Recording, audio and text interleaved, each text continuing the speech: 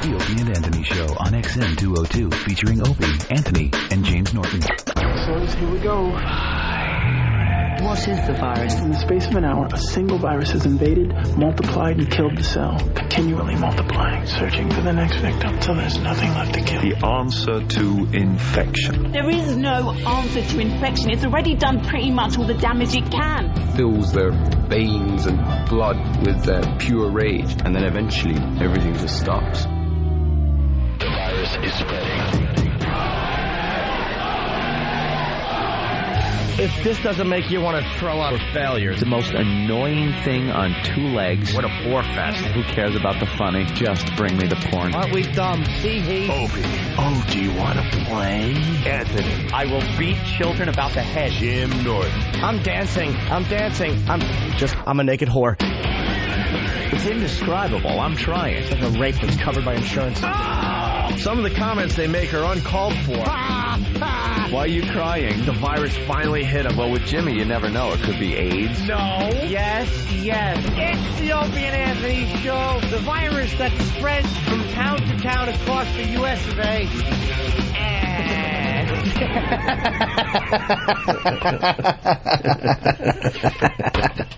I hate you. But enough of this palaver. Let's get the show on the road.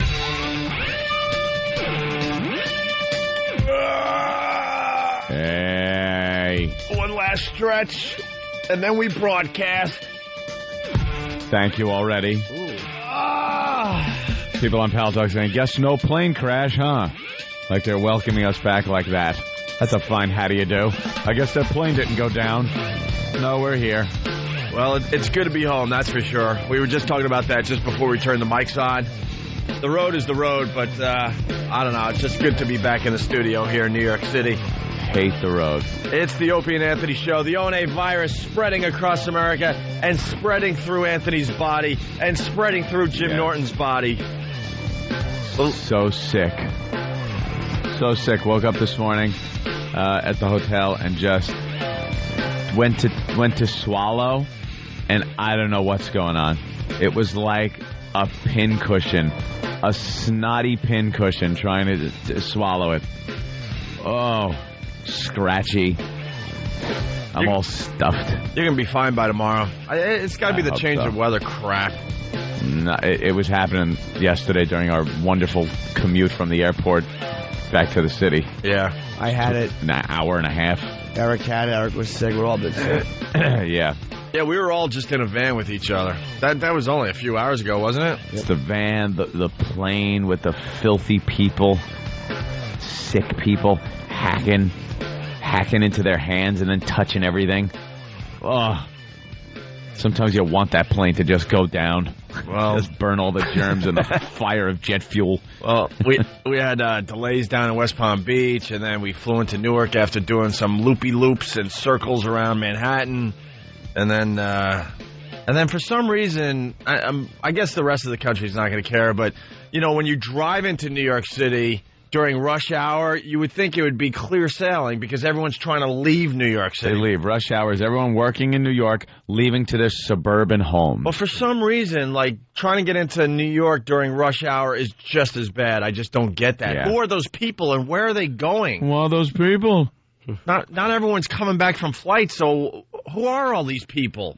Well, the tree is up now, so they're going to look at the Oh, you know what? Good point. I don't know if it's lit yet, but it's the holidays. Yeah, it's lit. I cursed that tree. That's why we had all that crazy traffic, you know, close to your hotel and such. Because, it's just bottleneckers all over the place. Stupid tree. It is a stupid tree. I'm going to try to commission 80 more tunnels coming into the city. That's all you need. You think they could do that? That's all you need is a couple more anyway. 80.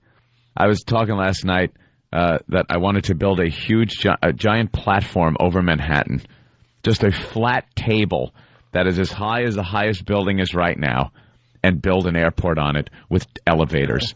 So you land, you hop in an elevator, and you go down to New York City. How great would that be? Why not? Why not? It's 2006. Look, I got $20 to get the whole thing rolling.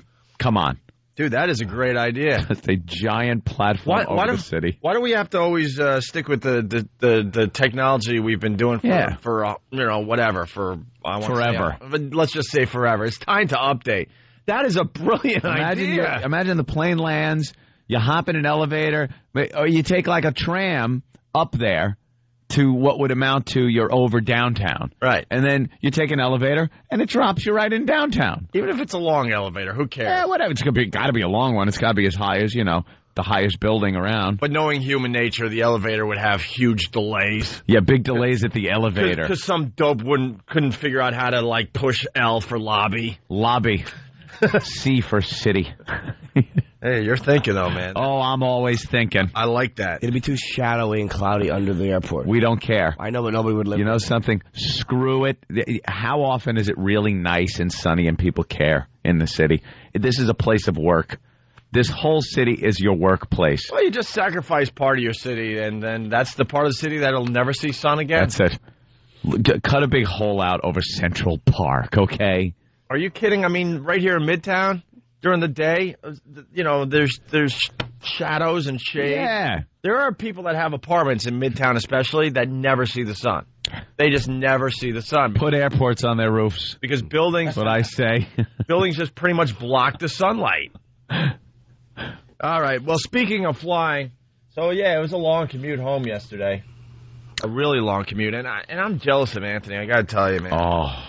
Man, all of a sudden we get to Newark after, I don't know, like a 3-hour flight. Yeah. And we get off the plane, and it's like, man, that's like a transporter. It was like a transporter for me. What are you talking about? Like Star Trek. You fell asleep before we took off. Yep. And you woke up when the plane hit the runway. Pretty much when the pilot said, flight crew, prepare for landing, that was it. So I was like, wow. So I shut my eyes, opened them, I was there. It was like I was beamed from Florida to New York. And you don't take anything to relax you for flying or anything, do you? Nah, I had a Bloody Mary before the plane even, was loaded. Yeah. I like sitting in first class with a Bloody Mary as people walk by me and go, how is he getting a drink? And I go, because I'm important. I just feel all guilty when I'm in first class. Oh, yeah. Forget about it. Yeah, absolutely. I'm not used to this crap. I look through the Sky Mall magazine and circle everything in front of people. I'm getting this and this and this. And I need this massager that could be used for other things. I love the people as they're walking by, they look at you and they give you that smile like, why are you in first class and I'm not? This old bag, this old bat walked by and she went to shove her luggage into the overhead bin over our seats. Uh-oh. Yes, but she was not in first class. She was a coach person? So the sexy Stu, came over and told her, excuse me, miss, you have to find a overhead bin in your cabin. They don't say, coach or anything. They just say in your cabin. And she goes, a space is a space. What's the difference? And I was thinking, a space is a space. You might as well say that about the luxurious seats. Yep. You're in first class. A space is a space. But you ain't sitting here, lady. Now move it. Take your bag of crap and get into coach. I actually think Kenny. They should put curtains up along the aisle where the people sit so we don't have to make eye contact and be forced to share smiling pleasantries with people in the back of the aircraft. Don't want to look at it. I don't want to look at them. Don't ruin my mood with your dirty coachness. And you know what gets me also? How quickly I can get my crap into that overhead bin without interrupting anyone behind me. You lift it up, it's in, you're done, I'm in my seat. Time. I'm like a rodeo guy. Time. Isn't that because you're actually aware of people around you? That there are people behind me trying to get on this aircraft. Well, that's the biggest problem in this world in general, that there are a bunch of dummies out there that aren't aware there are other people around them that they're affecting with their stupidity. Dude, there are Whether people... it's driving or getting on an airplane. In the middle of the aisle, unpacking their carry-on, getting their headphones out, getting whatever electronics they need, a book, anything. What they could have done outside before they got on the plane, taken all that crap out and held onto it in one hand, wheel their bag on in the other, so the bag can go right into overhead and they can sit the F down and get out of everybody's way. But no, they got to sit there and not even look behind them. That everyone's standing there going, and that's why it takes so long for these idiots to get on the planes. They're unaware, or they just don't care. They just think they're the most important person in the world or in the country, whatever. And have you ever had to answer your cell phone like, yeah, we're on the plane, still on the runway.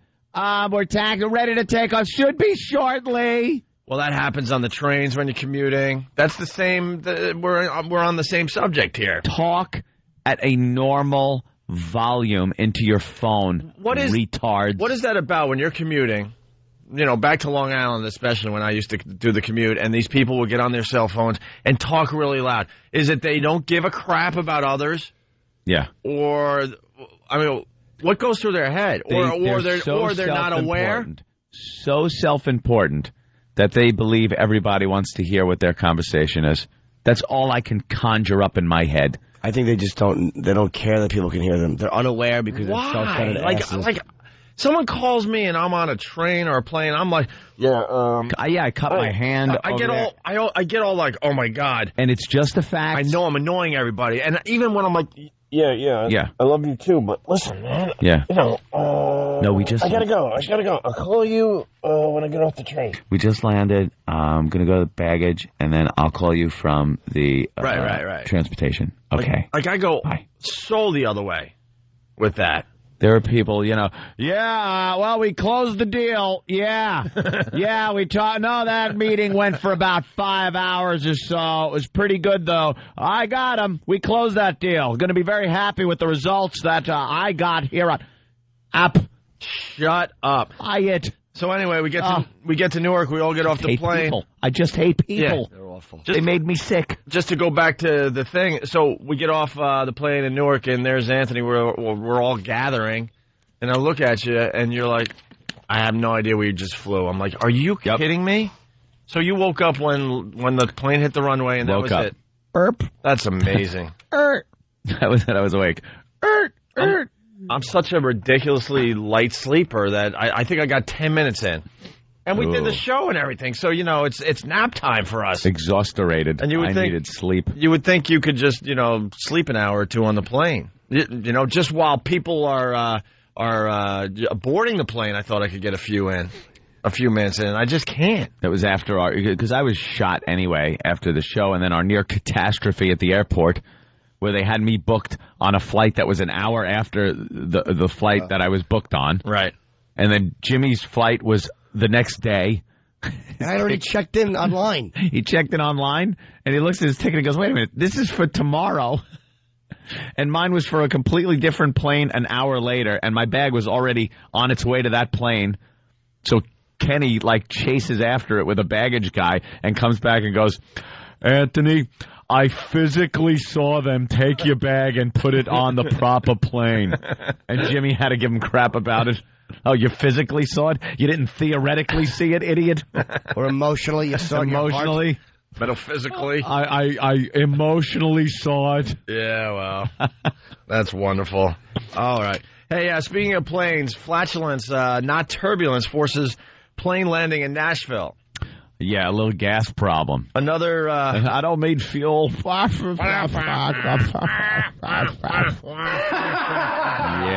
whatever. Left riot. All right, just another dummy on a flight. Flatulence brought 99 passengers on an American Airlines flight to an unscheduled visit to Nashville early Monday morning.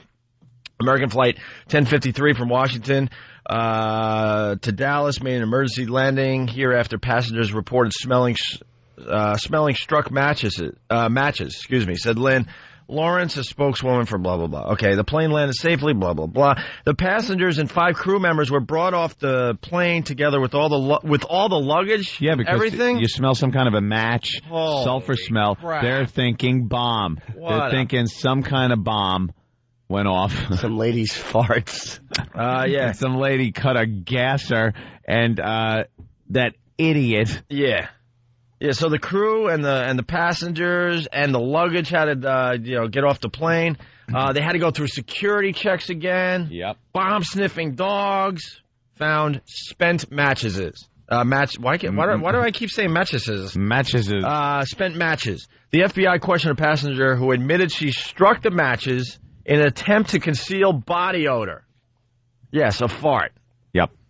The flight took off again, but the woman was not allowed back on the plane. Good, dummy. American has banned her for a long time. What? First of all, why not just fess up that you did that before they drag everyone off with their luggage? Again, self-important. Just say, yeah, I blasted one out. Look, I had to light a match. Look, I just agreed with the self-importance thing. Yeah. Who's going to admit that? People would want to kill one. People would want to kill you. Admit it to the like whisper to while you're still in the air. Say, yeah, I lit a match. Go. Oof. You know what it is? If you blast one on a plane, who's going to know it was you? All right, the cabin gets all ugh, but who's going to know it's you? You start lighting matches, now there's a problem. I think if the plane has to go somewhere else because of you, there's no way out of it. The passengers will literally want to kill you. Yeah, or at least do some serious harm to your body. Woof. Me and Florentino on a flight one time, we both get upgraded. This is we were coach, get upgraded to first, which is the best when you misbehave when you've been upgraded. And I can't tell you how much gas I had. It's embarrassing, and it was horrid. It was so bad that Jim had went to the restroom, and I'm in my seat, and it was me dropping bombs, but the lady thought it was him. So the flight attendant took a little spritzer, and it was like outside the men's room door.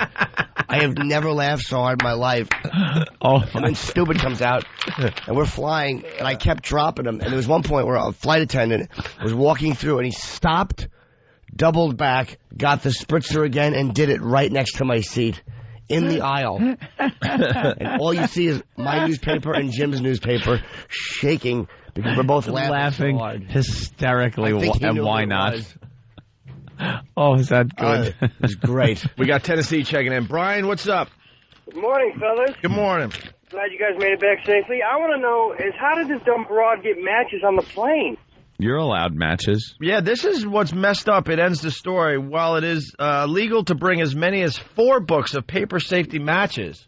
Yeah. Why is that legal? Little books of matches. You're allowed to bring them. For what reason? I don't know. So as soon as you land, light up your cigarette right when you get out of the plane. Dude, as soon as you land, you could go and get your stupid matches or lighter.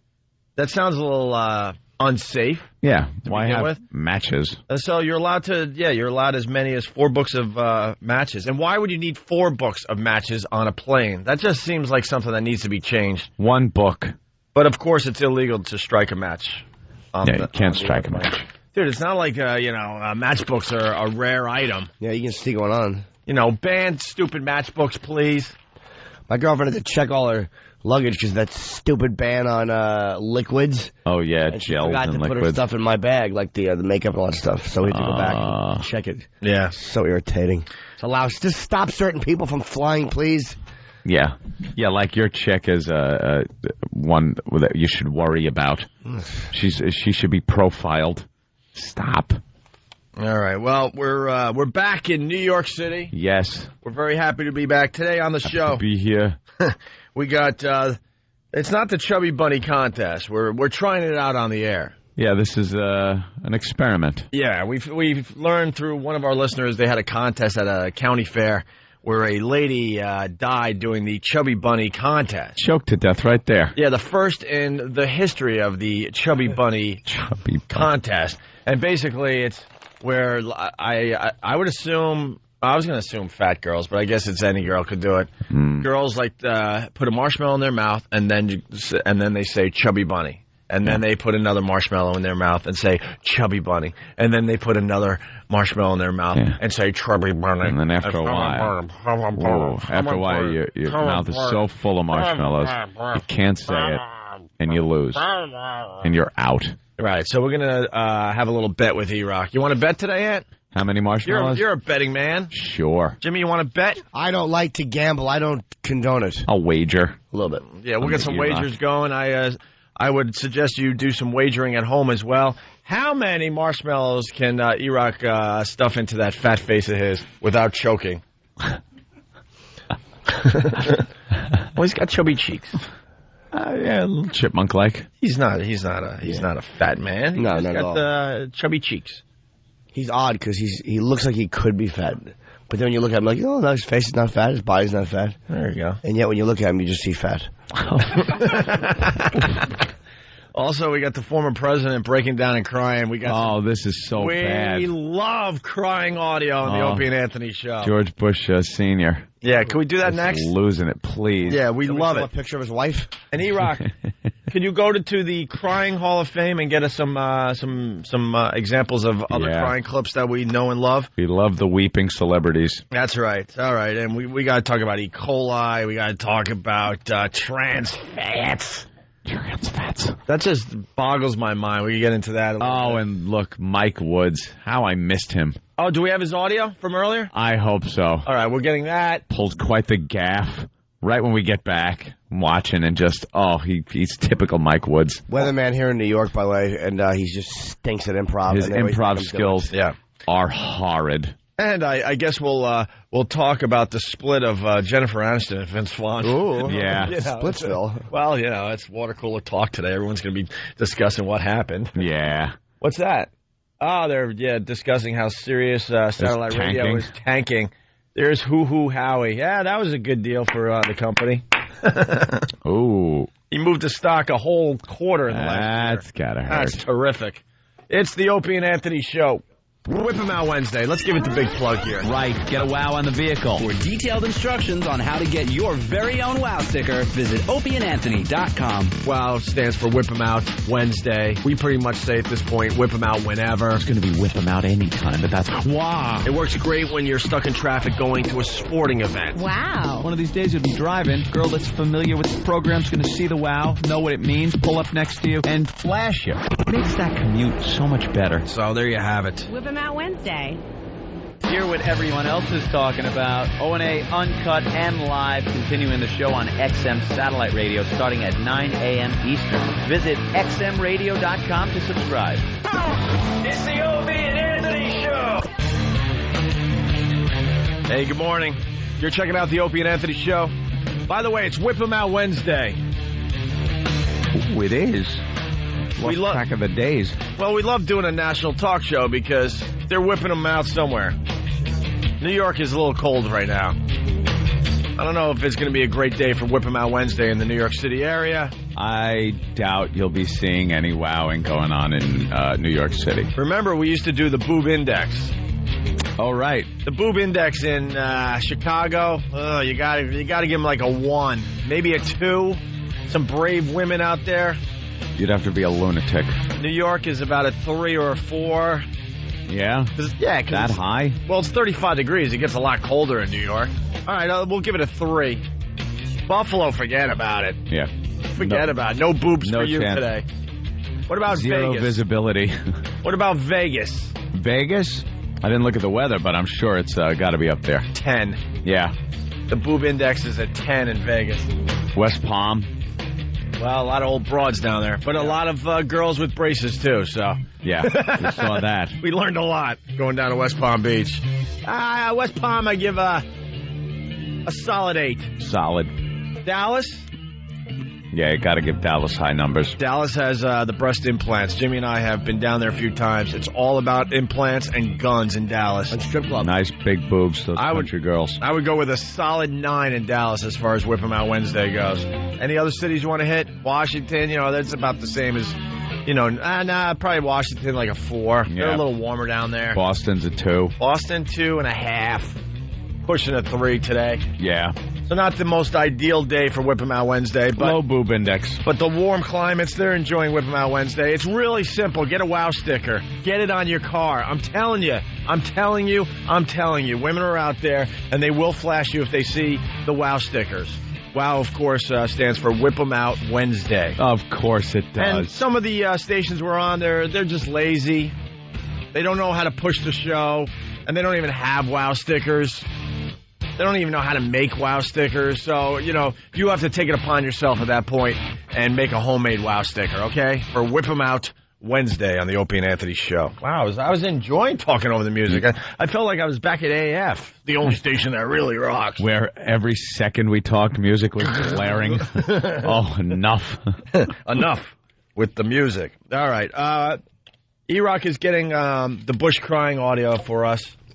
He wanted us to stall because he's getting the BB Gun Kid audio as well. BB Gun Kid. Yeah, where he cries after getting shot by a BB gun. Oh, yeah, that is a good one. Well, we like breaking out the... Little faggot. we like breaking out some of our favorite crying clips whenever a new one comes about. Celebrities, sports figures, always good. Retirement speeches, things like that. They'll break down, start crying. You got the Mike Schmidt. Yeah. Just famous. Unbelievable audio. And then politicians. They tend to tear up every so often. Who was that woman politician that just lost her mind? McGreevey.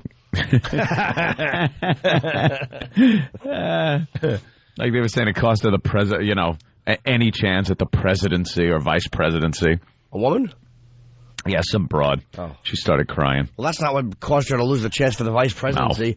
So it's the fact that there's a mess that is replacing what makes a man a man. Right. Yes, it's called the irrational hole. You need something that looks like an intercontinental ballistic missile. I need to know who this woman is now. I don't know who you're talking about. I can't remember her damn name. They'll pop it up on instant feedback. Some smarty out there will help us. Did you ever cry watching someone cry? I know this sounds like a bit we set up back in the back. Like, it's funny. Let me throw this out. But I got choked up. I got choked up. The only time I'll get choked up is watching someone getting choked up. Is perfect example. Watch the last episode of the Band of Brothers.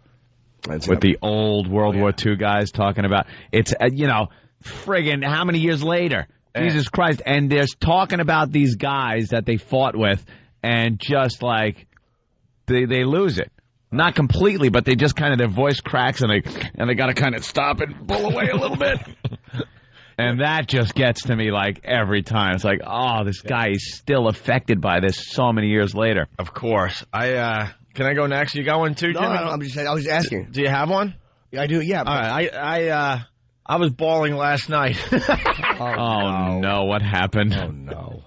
I hate that we're starting to show this side of our personalities. Yes. Wonderful. Oh. I was watching Little People, Big World. Oh no! Stop! Get me some, the midget show. Get me something hot. Get me something hot. A hot beverage.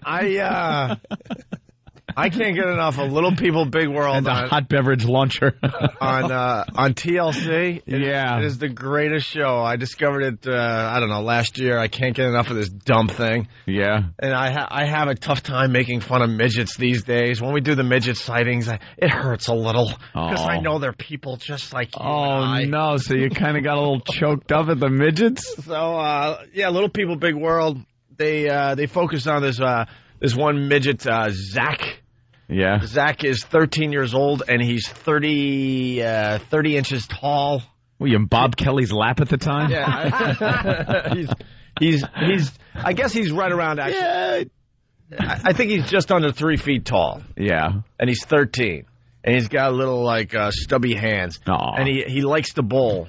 And does he? His bowling ball is 10 pounds, and he weighs 30 pounds. And, wow.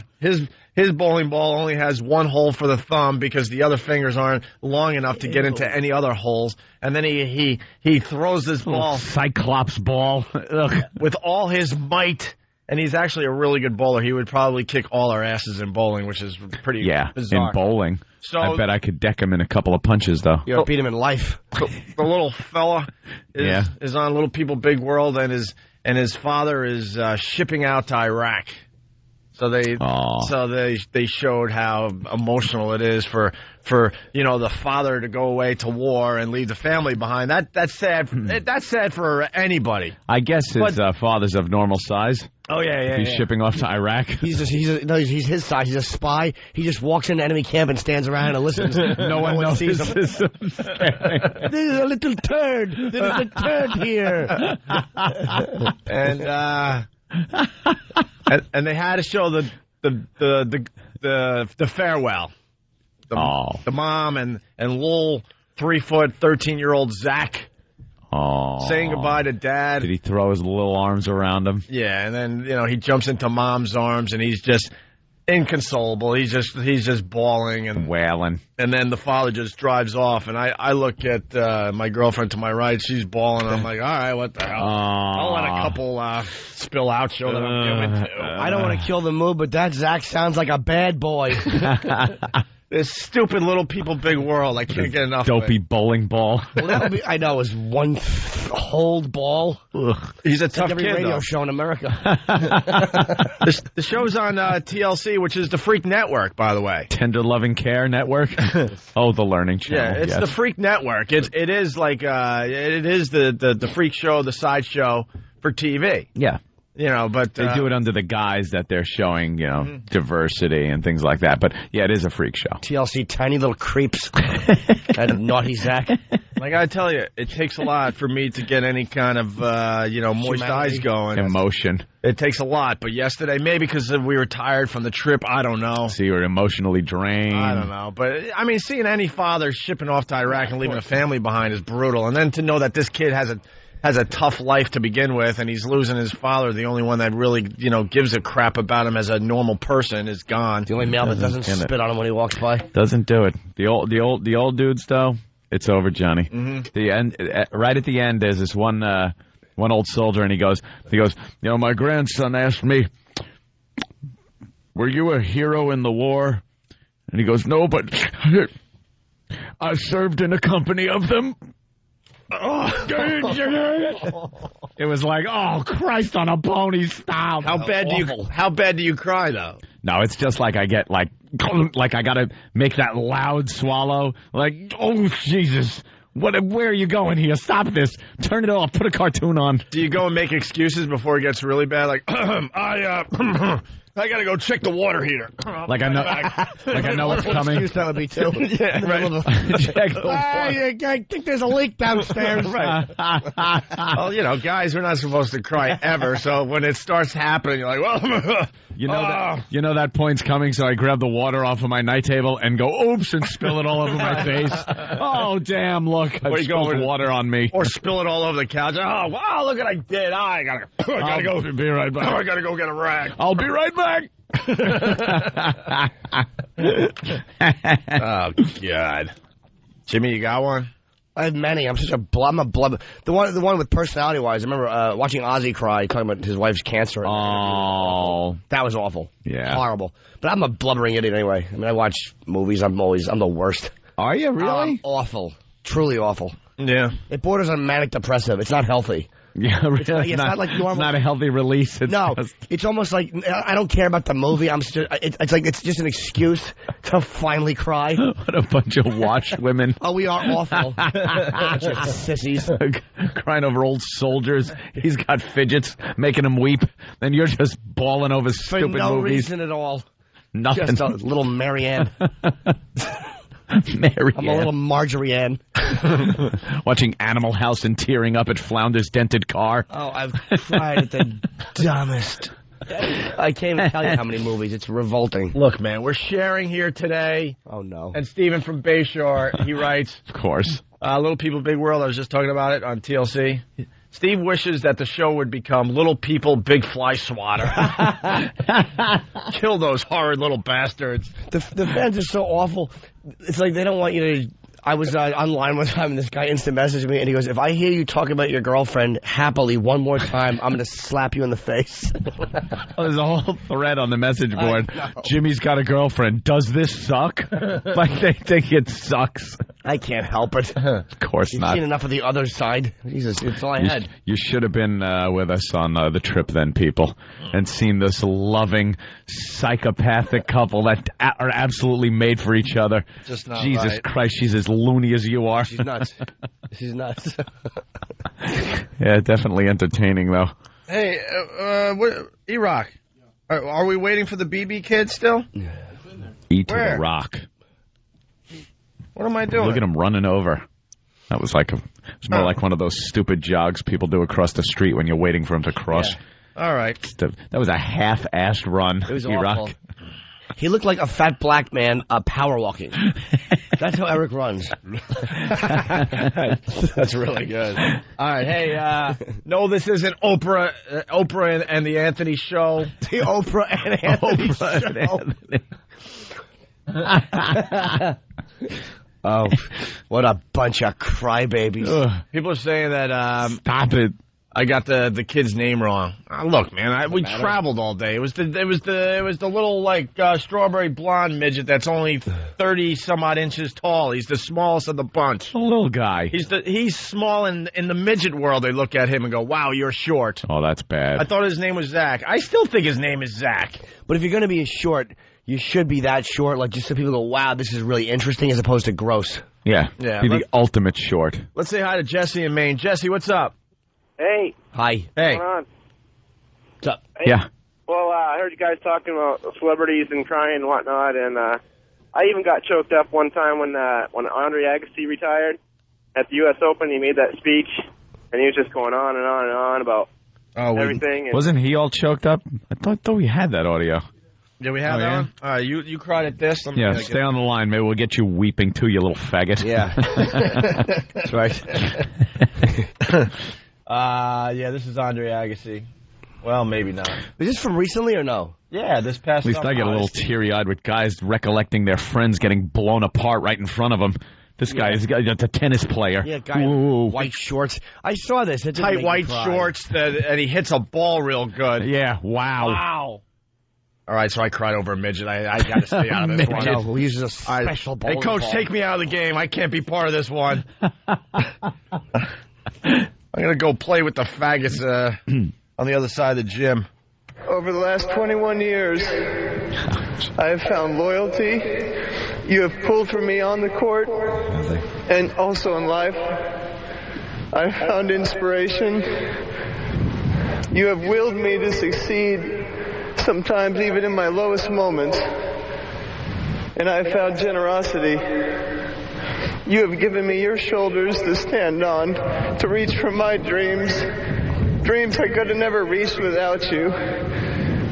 Over the last 21 years, he's whining. He certainly is whinging. And I will take you and the memory of you with me for the rest of my life. Yeah, right. Thank you. As I go back to my gated community, I will take you with me. It's just, Godfather, I need that movie. You can act like a man. What's the matter with you? That Andre Agassi clip wouldn't make me cry if I was standing in a barrel of onions. No. All right, well, that's what makes you cry there, huh, Jesse? Well, no, I thought he was one of the great. Chris in Florida, what's up? I just keep riding side saddle. It's always those movies that have animals in them that die, or like 8 Below or What? Old Yeller. Like horse gag? That one makes me cry with laughter every time she tries to say something right at the end of it. And I'm so jealous of the horse. Lucky devil, you. He said he would warn me. Oh, they never do. I know. You just didn't understand it. 2 taps for get out of the way, sweetie. All right, what animal movie makes you cry there, Chris?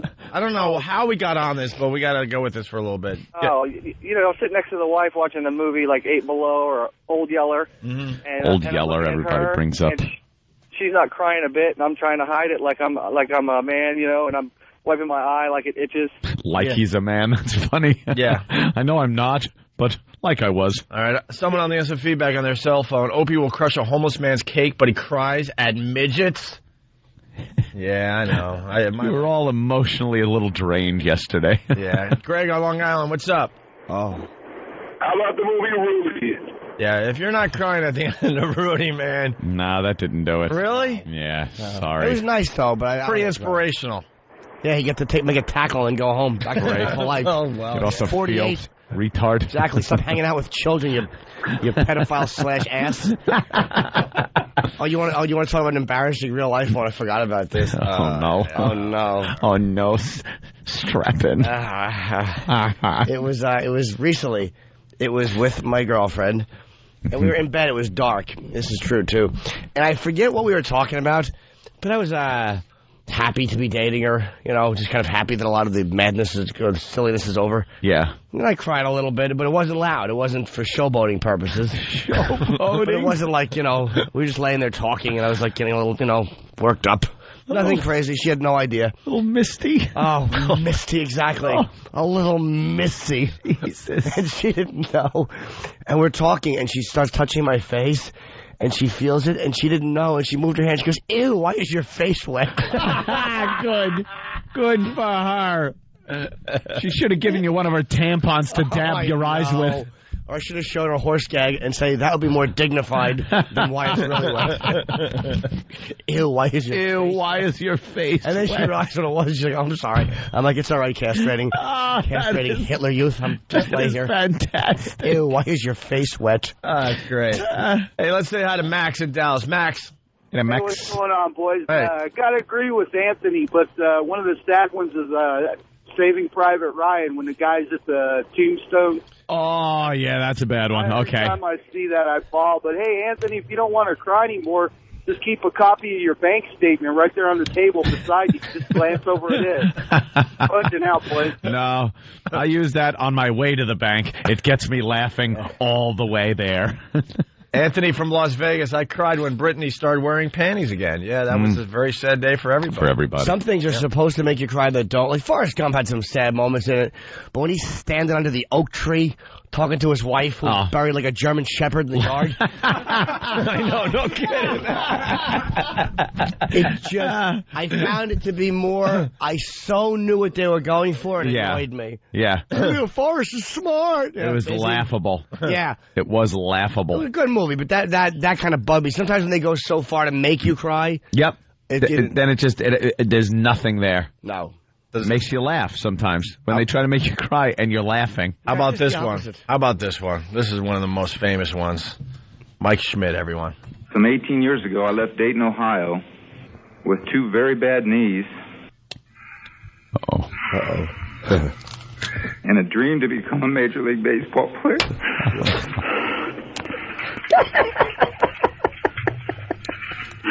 I thank God this dream came true.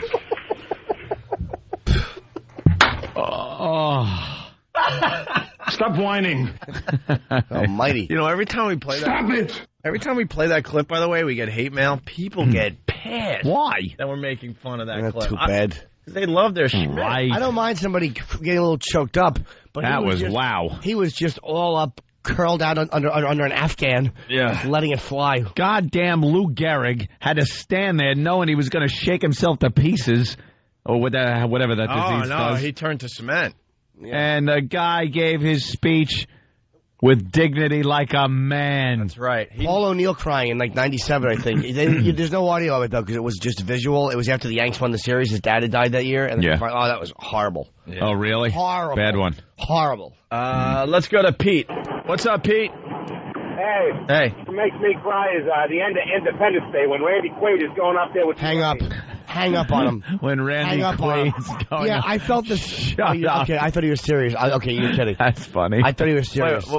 When Randy Quaid dies because he's, got to fly up into the ship with the missile. And I cried after Will Smith made his first bad joke. It was a good movie up till that point. I was really enjoying it. No, and then he has to turn all the urban. Y'all upsetting black folks? Oh, shut up. Yeah. You don't need that. Well, here's a good one. Shucking and jiving. Exactly. Well, that I liked. Bruce in Massachusetts. Bruce. Yeah, how you doing? Hi, sweetie. How you guys doing today? Hey. Good. Thing makes me cry is that every week, Sunday night, Extreme Makeover Home Edition. Stop it. Why? I love that show because they usually build those palaces in the middle of the ghetto. Yeah, the horrible neighborhoods. And then the cameras and the crews leave, and these people have to fend for themselves within the neighborhood. I think it's the greatest show ever. That's when they really should start rolling hidden cameras. Yeah. Because they saw what night vision. They know they got the flat screens in there and the great stereo systems and the nice water beds and what have you. And then they go home like, well, our job is done here. Bye-bye. And you look around the neighborhood, they do these makeovers, and like, oh, boy, the locals are going to just have a field day with this house. Oh, we got a bunch of stuff worth a lot of money in here. The first time that family leaves to go to Grandma's house for a little baked apple pie, their house is going to be taken apart like I don't know, cockroaches. What? No, what's the... Ants taking apart a cricket. Thank you, Anthony. Yeah. That's right. Here's another one that we love. Wrestling fan crying. Oh, this guy. This guy could be the most killable person I've ever heard. What was the setup for this? There's a guy, and he's at... they brought a few wrestlers to a high school gym, I believe, right? Was that it? E-Rock would know, because this is, in fact, E-Rock. E-Rock? This old guy starts crying about a wrestler announcing he's retiring. Yeah. Thanks for answering my question. How old is this guy? In a high school gym. Trying to find out. I'm so glad that you were listening. E-Rock, the boss wants an answer. Isn't it just in a high school gym somewhere? Yeah, it's right here. Holy crap. Oh, my God. I'm going to start crying at how stupid E-Rock is. Opie wants to know if it was did this take place in a high school gym? Yes. Okay. Oh, now, yes. Yes, Jimmy. But I was only saying the boss wanted to know. He knew that right away, by the way, but he didn't know that I asked that question. What was that's the big problem. What was it's right here. Yeah, answering it was in a gym, and then right here, it's the visuals right in front of him so he can see. Oh, so it's right here, and then you transfer it over to the... It's not showing. E-Rock, do yourself a favor. Mm-hmm. Listen to the replay of the show today so you could hear how stupid you really were and that you weren't listening whatsoever. I can't see it. All right? He's trying to defend himself. And Sam's loving it. Ducking behind equipment laughing. Of course, because he relishes. He's crying with joy. All right, here's... what a scumbag. Here's wrestling fan crying. Or maybe not. What is wrong with this disc? I don't know. That one's always having trouble. No, it was queued up. I just want to thank each and every one of y'all for all you've done to your bodies. It's still real to me, damn it. I mean, thank you. Easy, man. Thank y'all, guys. You're awesome. Thank you so much, Mr. Funk, for saying what needed to be said. Oh. I don't want to see another one of these. Well, thank you. Oh, my God. Why don't we have more audio of this guy? Calm down, man. Calm down, man. He is the biggest fool I've ever seen. What an ass. That video is up on a website I'm really not happy with, YouTube. Look at him. And the YouTube video is a little longer. Maybe we could get a longer version of that. And you can see him. He's a fat ass real to me. with those bad glasses. He is exactly what you think he looks like. He's just a dolt. Yeah. All right, this is leading up to our latest crying clip. Everyone's going to be talking about this today. It's the former president just bawling about his son, Jeb. He's an older man now. George Bush Sr. talking about Jeb Bush. Yeah. Governor of Florida. But first, Jared. Jared, what's up? Hey, fairies, move it along. I've been praying for a commercial for 10 minutes. Well, we are a bunch of queers. Then you get one. It's the Opie and Anthony Show. Oh, jingle bell, jingle bell, jingle all the way.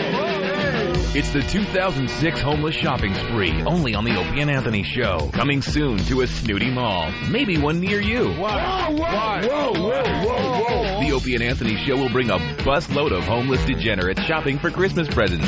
And you, of course, are invited to watch and shop along. Golden Buns is gonna get busy. Immerse yourself in a time-honored tradition. Enjoy the holiday spirit and the stench of booze and vomit as we partake in another homeless shopping spree on the Opie and Anthony Show. Bye!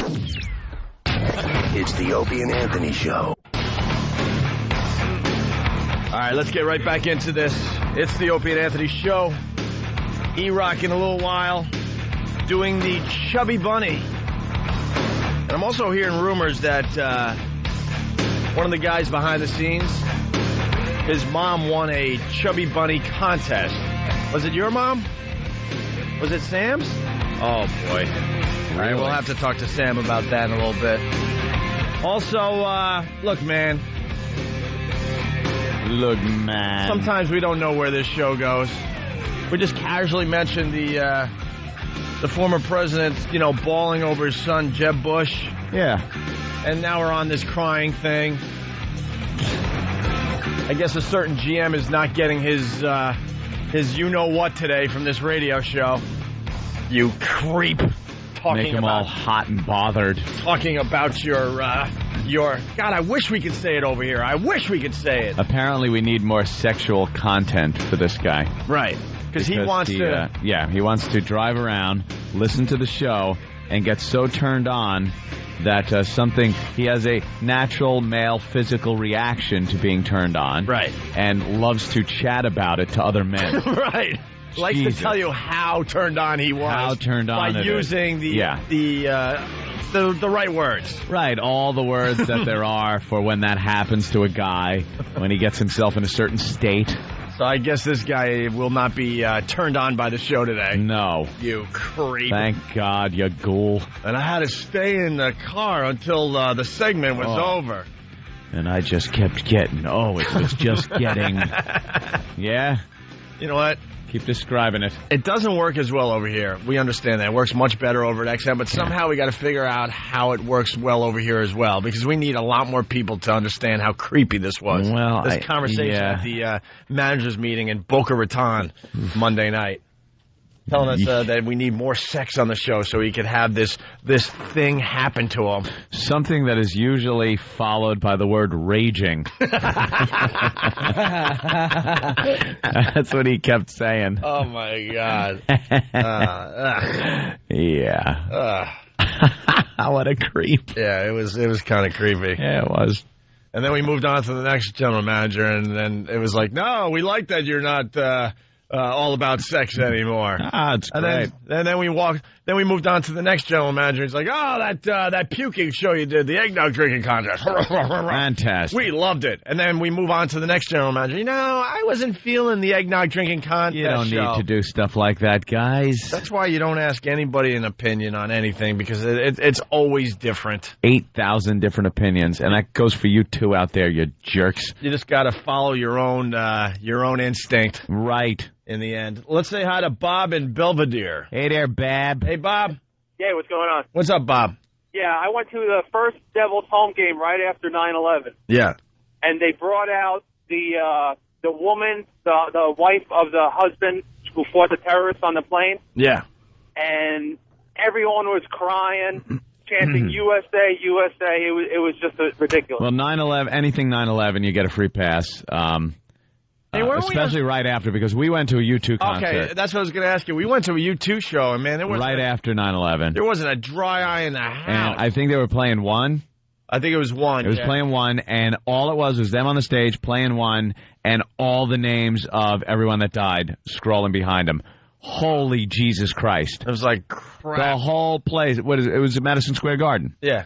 Everybody. I don't care who the hell was in there. Everyone was losing it. And I want to raise my hand. Excuse me, Bono. Yeah. Bono, we're here to forget for 2 hours. Could have a little fun. We don't need this. We don't need this. Come on. You know?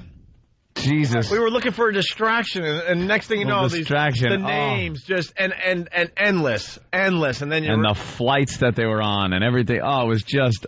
Oh, they even listed heart-wrenching. They even listed all the pets that died. Everything. Fluffy and Snookums and they really, really got to everybody. Mm-hmm. Oof. All right, thanks, guys. All right, yeah, 9/11 stuff. I mean, forget about it. All right, we should move on here. One more clip from the Crying Hall of Fame, and then we'll play the latest one. Okay, this is the fat kid getting shot with a BB gun. Yeah, what was the setup for this? Was this the kid that was stuck on the rock in the river? Yeah. He's on a rock in the middle of this river, and he's stuck, and instead of his friends helping him, they start shooting him with a BB gun.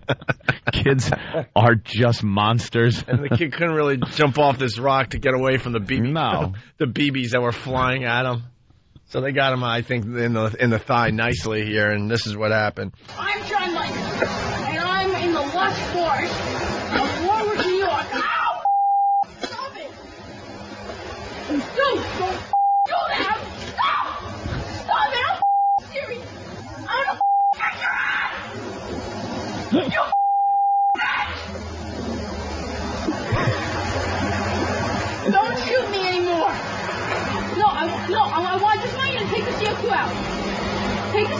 and leave it out. Stop it!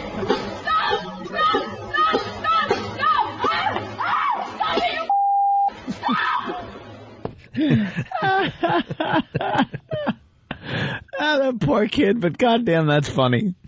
Oh, is that funny? We do have one more. I mean, Richard Simmons. I mean, but it's Richard Simmons. You expect him to cry. He cries at everything. He's crying over Michael Habranko. Oh, yeah? When Michael Habranko was up to 900 pounds. 10 years ago this week, a 940-pound Michael had to be hoisted out of his home through the picture window for a trip to the hospital. Today, like he is at Brookhaven, hoping that Richard can help him shed the weight once again. I tried. I just need to try a little harder. I can't lose you, Michael. It's tearing me up. And I can't lose you. First time he said, it's tearing me up. Please. He's crying. Take yourself away from me. Please, don't take me. Someone get him a tissue. I'm okay. Someone get him a tissue. All right, well. Get this fruit out of here, please. Yeah. We literally have like 50 of these. We should find some of the other ones we've never played before and see how good they are. There you go. All right, moving on. So what's the story with the former president and this clip we're about to hear? Well, he was, where was he? On the floor? And, of the Senate, I guess? Oh, no. The House? Yeah, I don't know which floor he was on. Those floors look alike to me. They sure do. And he was up at the podium, and he's talking about Jeb, his son Jeb, and he got a little emotional. And when this former president, for God's sake. He's head of the CIA? Yeah, he was head of the CIA, right. George, he was Reagan's vice president for 8 years. Yep. You ever see your dad cry when he was alive? Yeah, once. Yeah, my dad once, too. Yeah, burnt his hands on his Le Mans engine. And he was crying? It was more of a pain thing, yeah. So he's like soaking his hands under cold water. And I remember walking in and being, what's the matter? And he just turned around and go, get the hell out of here. But I could see he was like, not in a good way. I went to see Passion of the Christ with my dad. Oh, my God. I'm like, just looking to the right and he's just bawling. Oh, boy. I'm like, it is just tough to see your dad cry. Yeah, you don't want to see that. That's a tough one. Me too. Me and my dad one time watched Beaches. All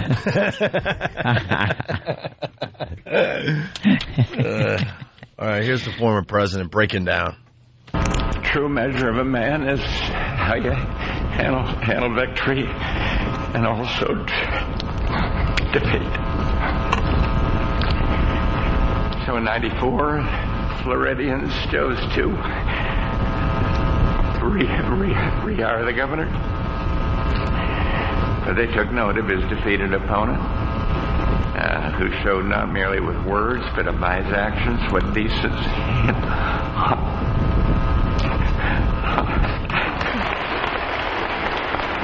They couldn't take it. The people watching couldn't take it and just started clapping. What else are you going to do? He's an older man. And then Jeb steps up and gives him like a little bottle of water to, kind of calm him down a little bit. Give him a pat on the back. Say, Dad, knock it off. Did he hug him? Like an ass. Yeah, I gave him a little, it was like a little pat on the back and gave him some water. But boy, did he, wow. Wow, was he having his period.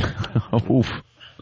That goes in the Hall of Fame. Yeah, we got bad one. We got to add that one. Guy invaded Kuwait to kick Iraq out. Yeah, 1990. There it is. Meanwhile, Saddam is like an animal in that courtroom. Right. No, I won't even tell you my name. What are you doing? I'm the president of Iraq. Yeah, he's still all, Even when they execute him and just pull, body limbs off, not a tear is going to be shed. Yeah, he won't be weeping. Not at all. And there's George W. or George Bush Sr. Jeb. Give him some water. Doddering old buffoon. I know it helps our image in the Middle East. I know. Bill's wife is running for president, and our ex-president's weeping like a woman. It's just good. Castrated country. We are just a nation of sissies. Me included. We all Me included. It's horrible. E-Rock, you ready for the Chubby Bunny contest? Oh, yeah. Or experiment. It's not really a contest. Yes. Although we'll be your fat stomach. We'll be waging here in the studio, and people will be waging at home. Or wagering.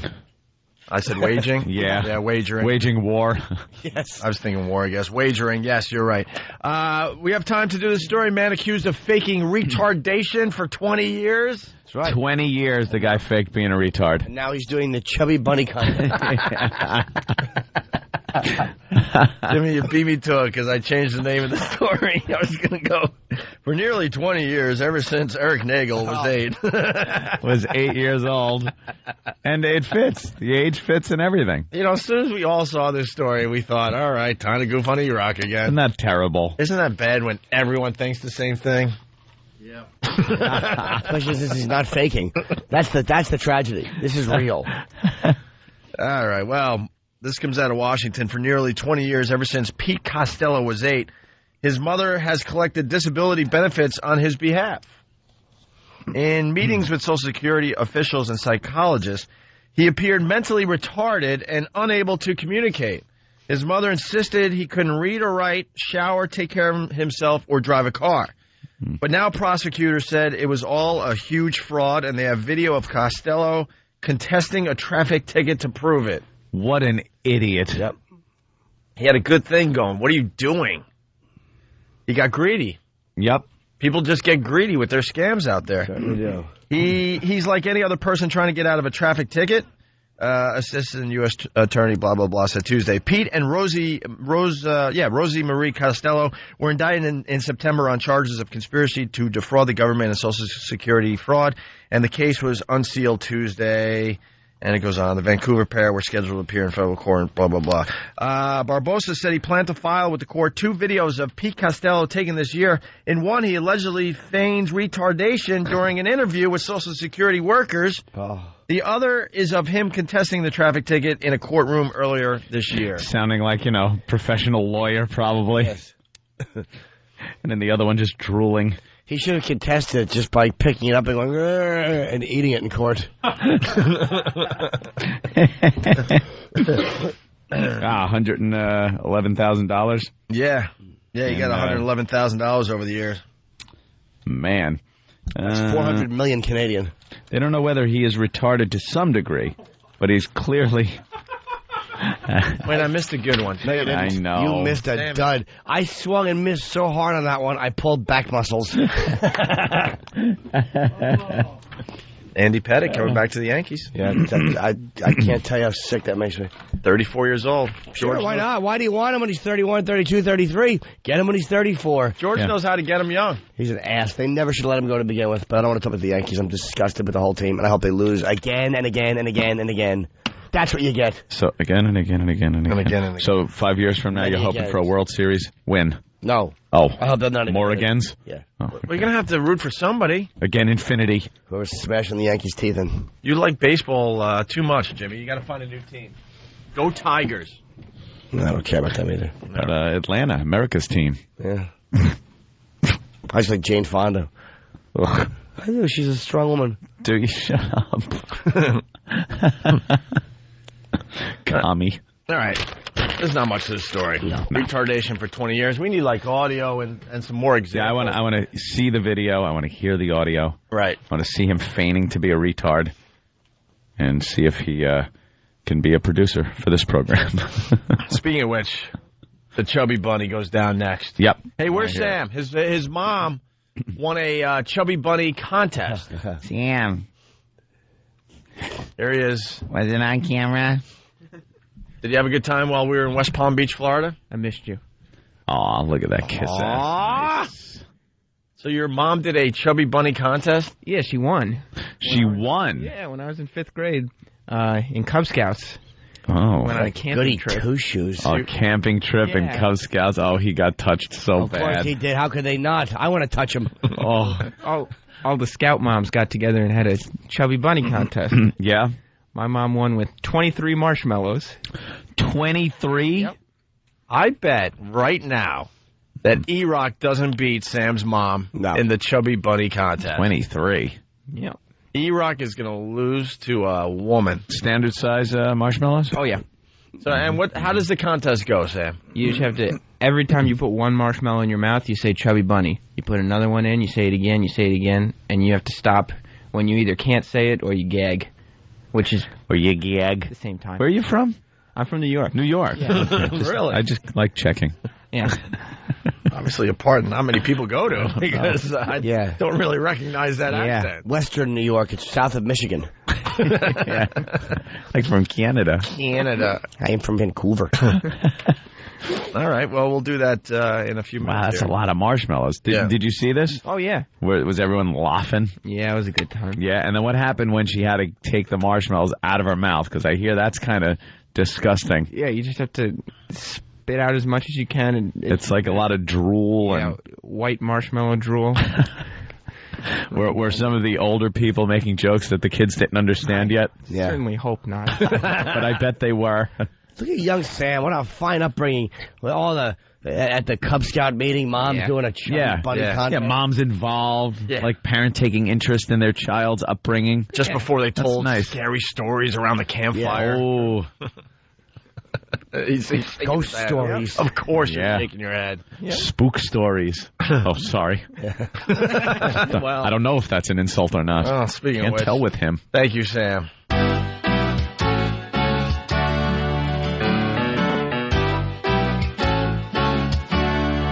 Sam's not black. His ancestors, Thomas Jefferson. He's not black. He doesn't have big lips, just a real big thumb. Well, his skin's kinda weird. It's not black or white. If he's white, then he's dark. If he's black, he's light.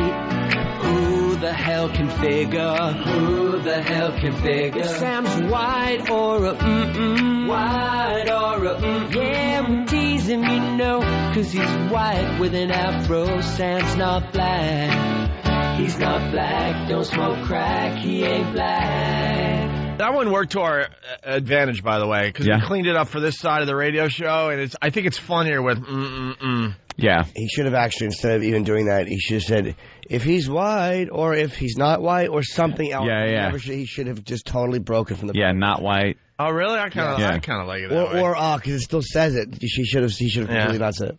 Hey, Mike Woods, we can't get enough of this guy. It might be subtle, I don't know, but we just can't get enough of Mike Woods. Mike Woods. Local weather guy in New York City. He works for Fox. We missed him when we were in West Palm. Yeah. We were wishing that we could see him on TV. It's something we do when we're preparing for the show. We watch Mike Woods attempt to improv before he does his weather report. Every anchor has to talk to the weather guy. And a lot of times in the morning, the weather people are not in the studio. They are outside. And they're, talking about how cold it is, and, it's firsthand because they're right out there. And then they give their 5-day forecast or whatever they do. And there's a little chit-chat between the anchor and the weather person. These guys are all just want to be real entertainers. Mm-hmm. Yeah. They're not journalists. Like Cronkite was a journalist, news guy, rather. These guys want to be entertainers, and the news is just the route they take. When they would talk to each other, like if Cronkite was hooked up and talking to someone in the field, it was only about the story. Yes. It was like, okay, could you clear up this? Or, what was the statement that was made? Something like that. It wasn't this little chit-chat that has nothing to do with anything. And Mike Woods is by far the worst I've ever seen at doing this. He is incapable of improvisation with this anchor woman. And she sets him up every day. Just sets him up for the big fall every day. Good old Lucy Nolan. And today, I believe they were discussing winter weather wear. Because it's cold here. It's the first couple of days it's been cold here in New York. We've had a pretty mild winter so far. So they were talking about certain winter weather gear. And Mike just trips over his own tongue again and brain. Here we go. Let's check in with Fox 5 Weather Authority Mike Woods. He's all bundled up in Times Square. I still think you probably need a muffler or something like that. Little scarf? A muffler? A scarf. Well, My grandma would have said a muffler. I don't know if I'm going that far. No? Yeah, I'm going to have to hold out a few more weeks for that. It's cold. A muffler. 33 muffler. degrees. Isn't that one of those things? Yeah. But a muffler makes There it is. Wow. There it is. Just let that sink in. Let that sink in. A muffler. Isn't that one of those things? Yeah. Like he couldn't even come up with a way to describe a muffler maybe being something that's under a car. I think. I don't want to try to think for Mike Woods here. But I think he was going for that. Like, isn't a muffler something that's under a car? Exhaust pipe, something, tailpipe, anything. And he just went, isn't a muffler? Yeah. Just lost his mind. Yeah, I'm going to have to hold out a few more weeks for that. It's called a muffler. 33 degrees. Isn't that one of those things? Yeah. But a muffler makes cars quiet, but it also keeps your neck warm. Yeah. They're different. Okay, that's what I was going to say. You're nuts. I don't understand this. But whatever you say. Right now, anything that keeps you a little bit warmer definitely can help, but I'm a tough guy, and that's why I'm not going for it, all right? Here's what we have going on around the tri-state Wow, this is the best. This is New York City. This is just the opposite of the other story. This is a guy who's faking not being retarded. Poorly. What a dope. The poor son of a bitch. Could you just let him do the way? Once he gets to the weather part of it, he's fine. I'll give him that. He can look at a map of New York and point to the cities and numbers. It's going to be 44 degrees here. It's going to be 42 here. He can do that. Yeah. But do not get him off track. Don't get him off the script. The problem is I just had a thought leave me. Wow, you pulled a Mike Wood. No, I'm not doing it to be funny. I really had a thought. I had like a very, very cohesive thought. It's your girlfriend, man. What? See? Just screwing Jimmy up. I'm just being a dopey listener. Oh, I didn't even read it. They don't count. They carry the way. What do they carry? No, it's not. Wear cute hats in West Palm. Shut up. Oh, yeah, we bought matching hats. They bought matching hats at the airport and just giggle as they walk down the aisles. And people are annoyed. Their planes are all delayed. They're sitting there miserable. And Jimmy and his girlfriend just bought brand new pink and blue West Palm Beach hats. That faggy it purple was color. like a purple color. That just said West Palm Beach on the with palm trees. And we were like doing that awful fake laugh. Walking through the terminal, just going, yeah, I know. All loud. Oh, it's just horrendous. Annoying people. What was I going to say about Mike Woods? I'm so stupid. Think about it for a second here. Dan from PA. He's actually a brilliant broadcaster. He was going to say, isn't a muffler under a car, you dumb C? And then he caught himself, so. No, I think he's just stupid. Yeah. That's it. I forgot what you forgot? Okay. There's a second part to this Mike Woods thing. Mike Woods in Times Square. By the way, I looked it up on dictionary.com. Number one definition for muffler, a scarf worn around one's neck for warmth. Just FYI. Really? Yeah. Oh, okay. Okay, so now you know. It has nothing to do with that thing on the back of the car. Oh, it does have something to do with that, too, but that's a different muffler. Okay. Well... One muffles your voice. Every day. The other muffles the sound. Was something you stick your hands in or something like that. No, what you're talking about sounds more like a scarf or something. I don't know. Call me crazy. Whatever it is, you need it today. Yes, you definitely do. You got to warm it up here today. Wow, I didn't notice that. He said, "Call me crazy." A lot of people do. He said, "Yeah." Oh, he's completely on to this. Absolutely. He knows we watch him every morning. He's not good, but she also stinks. Her phony laugh. Stop trying to make a moment. And they just talk over each other all the time. They think they're cute. They think it's endearing and friendship-like. And you know what it is? It's phony crap. Yeah, just they have they're not capable of carrying on a conversation. I don't need newscasters with personalities. No, all you are is you're a newspaper that I can listen to. Yeah. That's what you are. You're not supposed to entertain me. You're not entertaining people. You don't read the newspaper and all of a sudden in the middle of the story there's chit-chat going on. Yeah, the AP guy is talking to the chick and I don't know, muffler on your neck, and then in parentheses, phony laugh ensues. And then story continues. Did you know that the muffler is a scarf, by the way? No. No. And now that I know it, I forgot it already until you said it again. I had no idea. Let's muffler. I know they call that thing that Mike Woods thought that you put your hands in is called a muff. Yeah. It's called it's usually made of some kind of rabbit fur. Yeah. And girls wear them and they put their hands in that muff. Yeah. Too bad she wasn't asking what a muzzle is. Furry muff. Right. Yes. Hey, Chris on Long Island, what's up? Hey, what's the difference? He's hot. That's why he's there. He's good not looking. There for entertainment. So you think he's hot? Yeah, he's hot. That's Well, why he's built like a brick crap house. The guy is huge. He wears these suits that every day it looks like the buttons are going to pop off of him. You're going to see a big S on his chest. Yeah. The guy's giant. If we ever faced him, we'd be just scared. There's a giant S for stupid. Just another dumb jock. Dumb jock, stop trying to improv. God gave you that body and those looks. Be happy with it. Don't try to have personality. Hey, we're missing something here, though. Chris is a size queen. We love talking to the size queens, Chris. Yeah. Yeah, he is, and that's why he's there. What's the difference if the dumb blonde is there? She's hot. What's the difference? Are you a size queen, though? We got to get the hotness in. We got to get the hotness in this show so that GM can, get that raging. Talk about his raging one. Well, that's why I want to come in and see what Opie's packing. He said he was big, so. I do all right. Well. I do all right. All right, Chris, thank you. I take care. Yeah. You think he just, kind of walks down the hall and goes into the cubicles or in the middle of the sales meeting? He's in charge of all the suits. God, I was listening to Opie and Anthony this morning. I got to tell you about the raging one I had. Let me tell you about it. And as they continued, it just got graphic detail. I'm going to give you a minute-by-minute countdown of what happened. Turgid and pulsing. How it was. You're a creep. Don't talk to other men about your raging blank. Stop. Ugh. Don't dump out of that, Al. I think I kept it clean. Okay, Al. What do you say, Al? Did you let that one go through, Al? Hey, Chubby Bunny, why don't we do that next, huh? Right. All right, it's the Opie and Anthony Show. Now we all know that Opie and Anthony Wow stickers are your tickets to a successful Whip 'em Out Wednesday. Well, yeah. Did you know that Wow stickers have many other uses? I built my entire house out of Wow stickers and 2x4s. Solid as a rock. Oh, crap. I'm not insured. It's the Opie and Anthony Show. Coming this weekend to the Saturday Night Virus, Brother Weeze, Opie's mentor, will be broadcasting live from XM in New York City from 9 p.m. to midnight this Saturday, December 9th. That's Brother Weeze, this Saturday, December 9th at 9 p.m.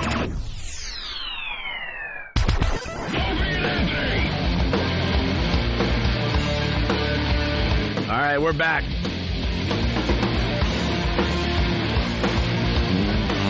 It's the Opie and Anthony Show. Our phone number, 1-866-313-FREE. And also, let's remind people that it's Whip 'em Out Wednesday today. Yeah. It's cold in a lot of the cities we broadcast to, but it's happening somewhere. We're in Vegas. We're in Dallas. We're in West Palm Beach, Florida. Is this going to be the coldest walkover so far? It's not that bad, Ant. Yeah. It's going to get a lot colder. It's going to be in the 40s today in New York. Yeah. It's probably right up there. Yeah, make sure you get your Wow stickers. Throw them on your cars and your trucks and your bicycles and your motorcycles. Bicycles. When you're doing those wheelies down the Long Island Expressway. Jesus. I love that. Enough. See that in the rearview mirror of your car. Oh, my God. Motorcycle come roaring up behind you, doing a wheelie at about 80. It's just unbelievable what they're doing on the bikes these days. Because they got the fat tires now, Ant. It's a Long Island thing. It really is. Mm-mm. No? No way. They're doing it up in Boston. Yeah? Yeah, absolutely. See all over Long Island on the parkways and expressway. Mess. Just scraping kids up off the street. Just zigging and zagging. He was such a good boy. I've seen some movies. I can't believe it. Mm-hmm. Where they cut right in front of you and the car's in front of you, and it's like it barely has enough room for the bike itself, and they go for it. Yep. Unbelievable. But anyway, Wow stickers. Yeah, get them on your rides, and there are women out there that will flash you if they see the Wow stickers. Whip 'em Out Wednesday. All right. I just saw an ad, by the way, as we were talking before, for Rocky Balboa. Yeah. Stallone is officially an embarrassment. Not digging how bad do you need your ego satisfied, stupid? How much attention do you need? You're not digging on the Rocky Balboa? No, and I asked Eric to look the name up, and again, it's another faggoty Rocky boxer guy named Mason Dixon. That's who he's fighting? Yeah. Clubber Lang. Apollo Creed. Who's named this? George Foreman, Mike Tyson, Jerry Cooney, Muhammad Ali. Michael Spinks. They're just regular guy names, except Ali, and that's even regular. Clubber Lang. Clubber Lang. It's Hollywood, though. How about Douchey Bag? That's what he should change his own name to. It's going to just be an awful movie. Dude, he was great in Copland. He was kind of chubby. He was weak. He was half deaf. Is he going to die in the ring? Because enough. I hope die in the ring. And at the box office. Most people will laugh openly in the theaters when it happens. When you don't think there's going to be a bunch of tears shed for Rocky? Rocky Balboa. Rocky. And they'll show because they kill off Talia Shire. Good. At the movie. Like, not in the movie. Like, I think she's dead, like, right when the movie starts. Because she realized that she didn't want to be... they couldn't get her in this movie. Good. Hell no, so I'm not doing dead. this. So I picture the end of the movie, and I know nothing about this, pure speculation, that maybe Paulie or someone is as graveside, and it's Rocky's tombstone, and... No. No? I wish too. Nah. No? He's holding out hope for another one. Get out of here. Stop it. It's going to be... Then there'll be a prequel. No, it's going to be... he does what he does, and he has the big moment where he did what he said he was going to do, whatever that's going to be, whether it's going to be the fight itself or some other dumb thing. And then the movie's going to end with him looking at a gravestone and go, I did it, I did it, I did it. That's what it's going to be. You think he's going to hold out hope for that? Yeah. I don't know. And then maybe finally he'll kill himself in the next one. People are tired. He's not dying in this movie. There's no way. Of the Rocky character. We've had enough of the Rocky character. It's 30 years. Great movies. First two, I think the first one was obviously, I think an Oscar winner, right? First one, great. Yeah. Part two was good. Even part three, I kind of liked. Part three was kind of cool. The whole club. All garbage. Stop trying to be an action hero. You're an older man. Yeah. Yeah. You're an older gentleman. He's kind of frightening. Hey. It looks weird because he's got all these muscles, but the skin doesn't quite adhere to them anymore. No, he's an older man. Older gentleman. Why don't you just have some dignity? It's like that old piece of chicken. It's just not hanging just a little. Play an elder statesman. There you go. All right. Well, what else is he going to do? His movie career stinks, so he has to go back to the well. But that's why. It's like if he would stop. Nighthawks 2. Yes. He was...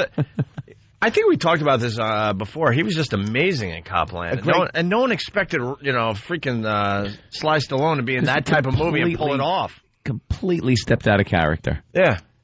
He just was, a weak guy. He was fat, a little dim-witted. Why not do that again? Why people? Your movie career is dying because everyone is tired of it. It's embarrassing. There's younger guys. Nobody wants to see at your age a Rambo character, some other tired rehashing. We're sick of it. Yeah. It'll do well at the box office. I hope it bombs. It's going to be miserably. The reviews are going to be beyond awful for it. But what? Oh, thank the Lord. Roland, make it fast because we got a hot story for that GM. Fighting, there's boxing. What do you know about Sweet Potato? Just where he comes out of retirement because they do like a generated game that he wins. What?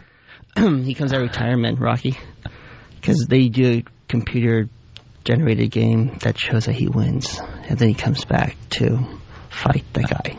Holy Jesus. Oh, there's like a computer-generated game that shows who would win the fight. Yeah. Well, who wins this fight in the movie? Please ruin it if you know the answer. Ruin it. And then the guy in the video game that loses to Rocky probably, has a press conference like, it's just a game. I'd kick his ass in real life. And then Rocky's like, oh, hell. You can do it. Huh? And then someone says, you can do it, Rock. Dad, don't do it. Yeah. And then he starts training. And Yeah. Someone will say, don't do it. And he'll be like, someone else used to tell me, just do it and go for it. That was Adrian. And I'm going to go for it.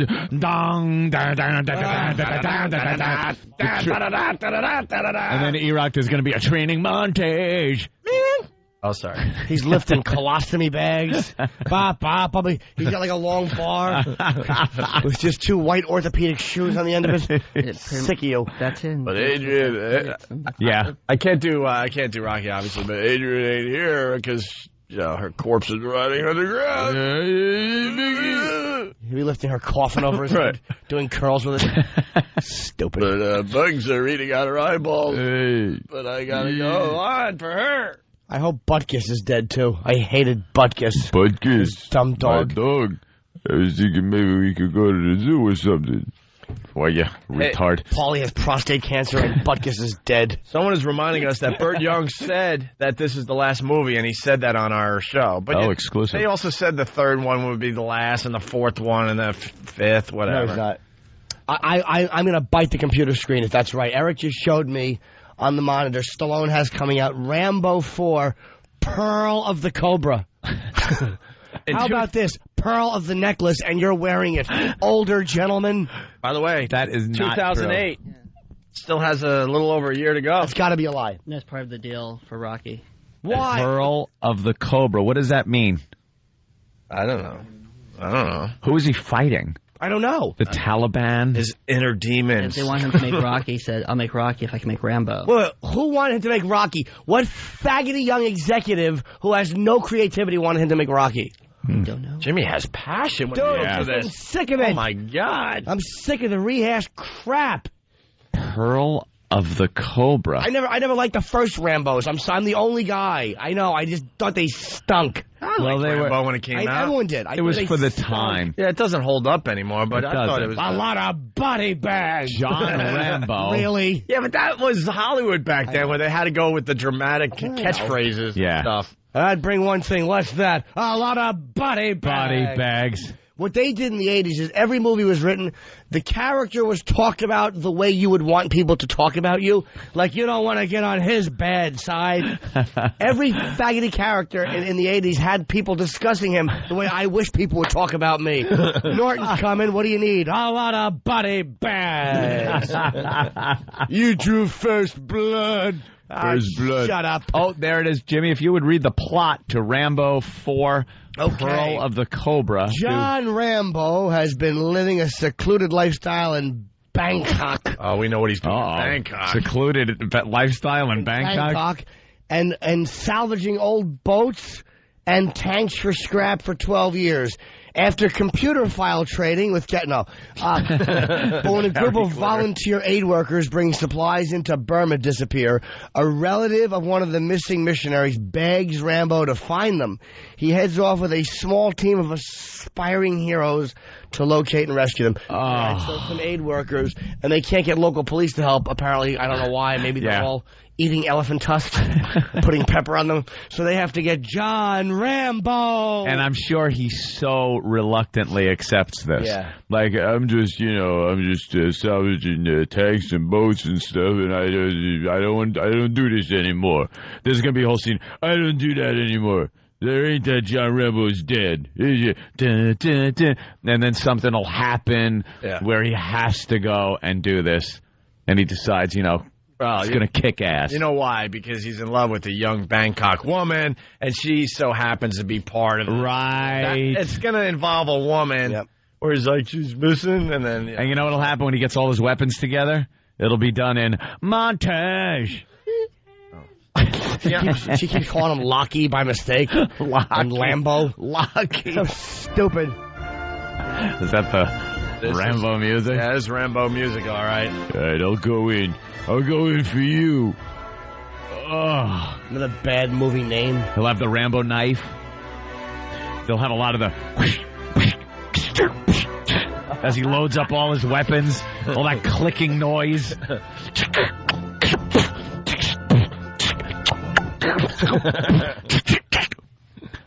Stop. It'll be filled with catchphrases, too. When have you ever put a knife in a sheath and it's gone...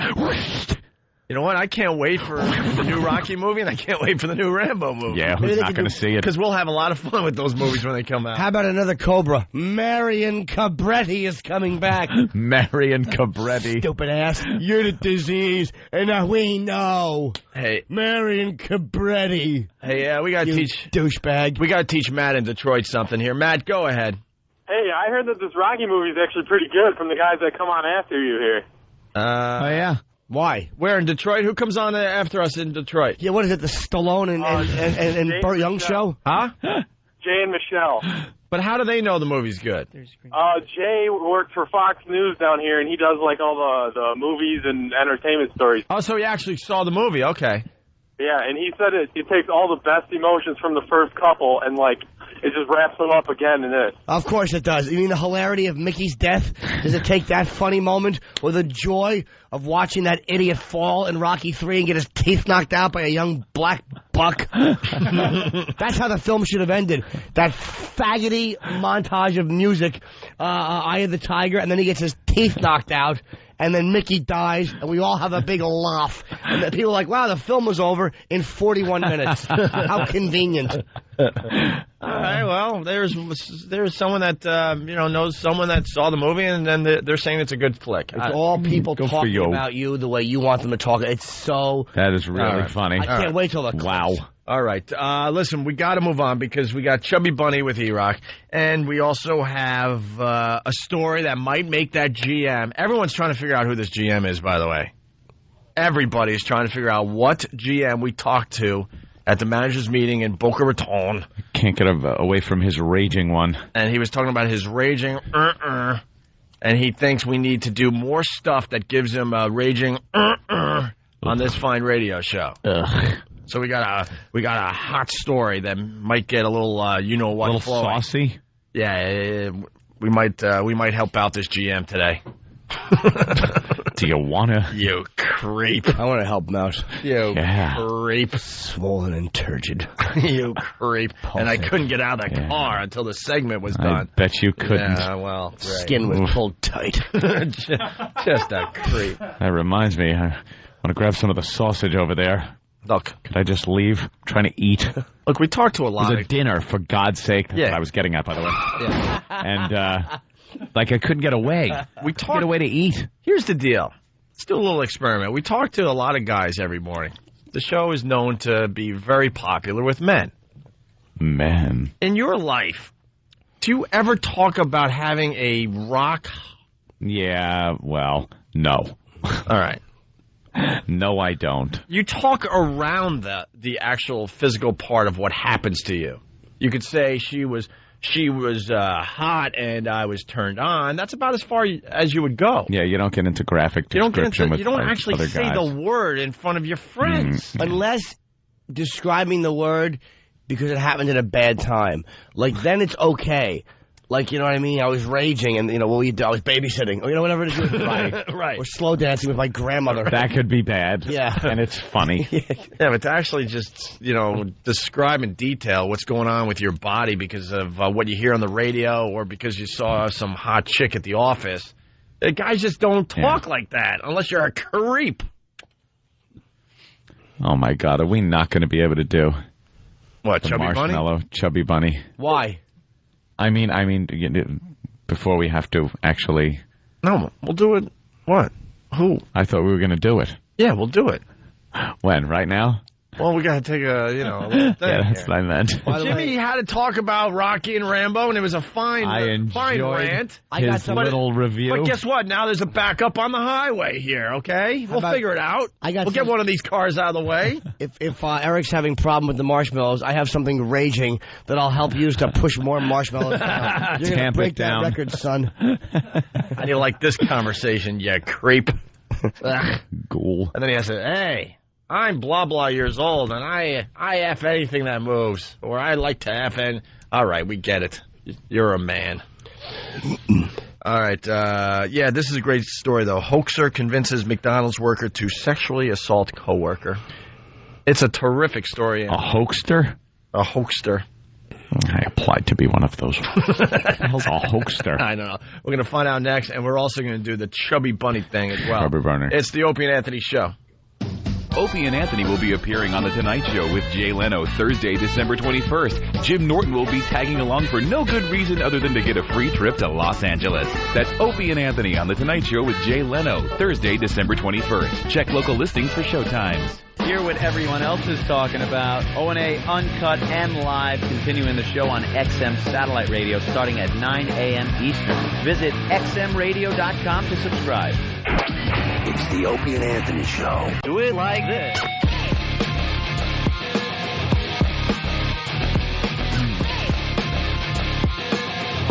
Chubby Bunny.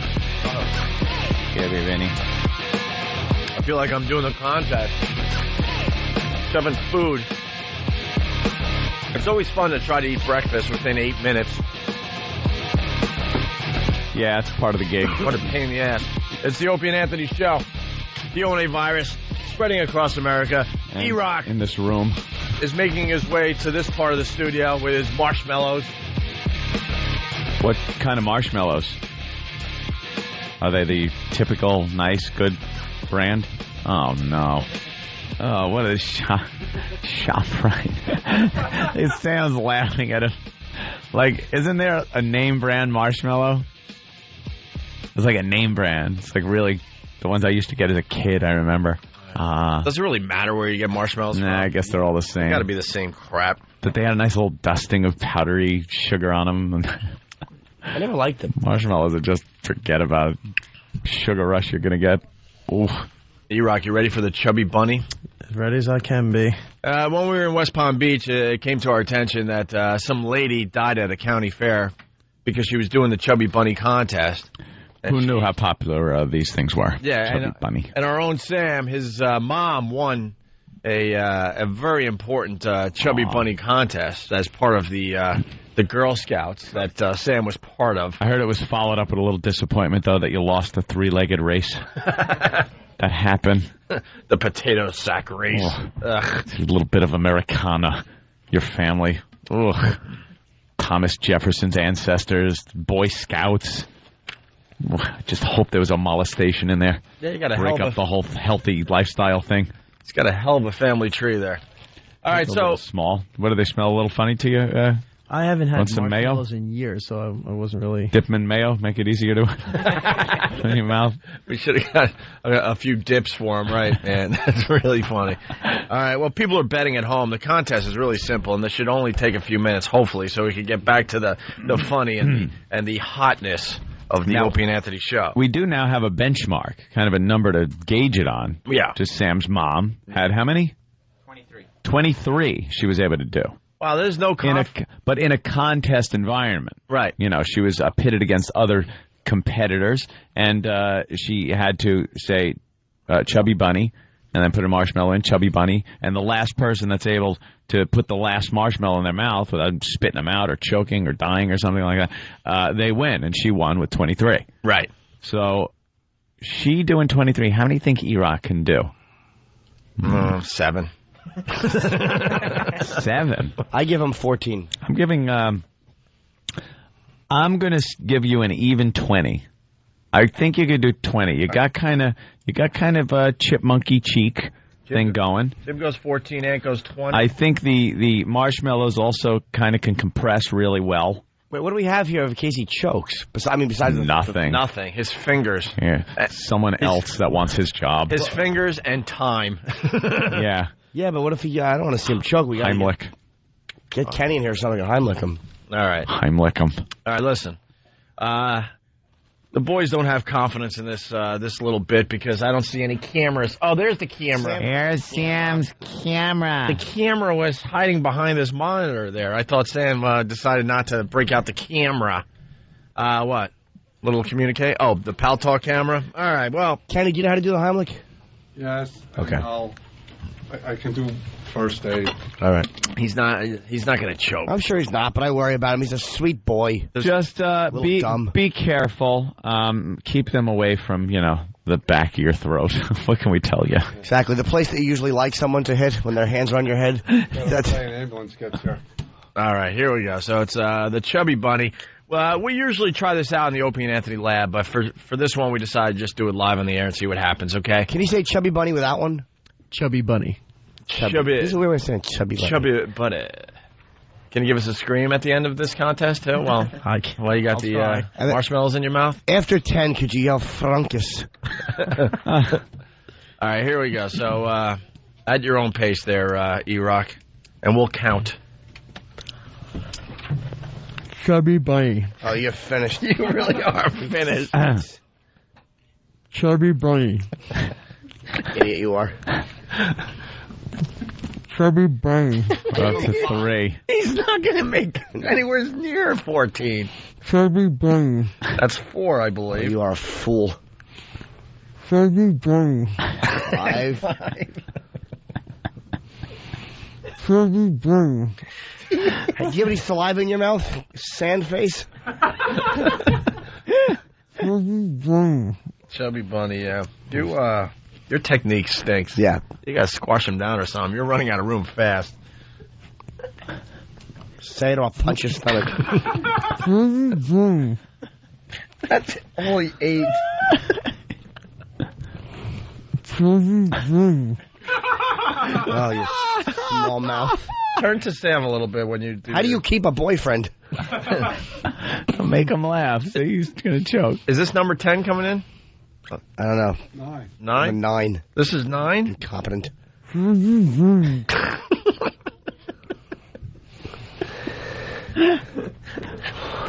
This is 10.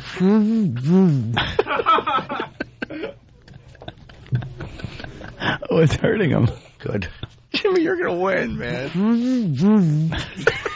How many? 11. We think it's 11, yeah. Is 11 going in? He's having a hard time breathing out of his nose. This is funnier than I thought it would be.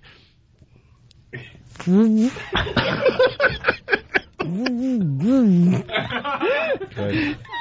What was that, 12? Yeah, I think so. I think it was lucky 13. Stupid sinuses. Oh, he's gagging. He's gagging. You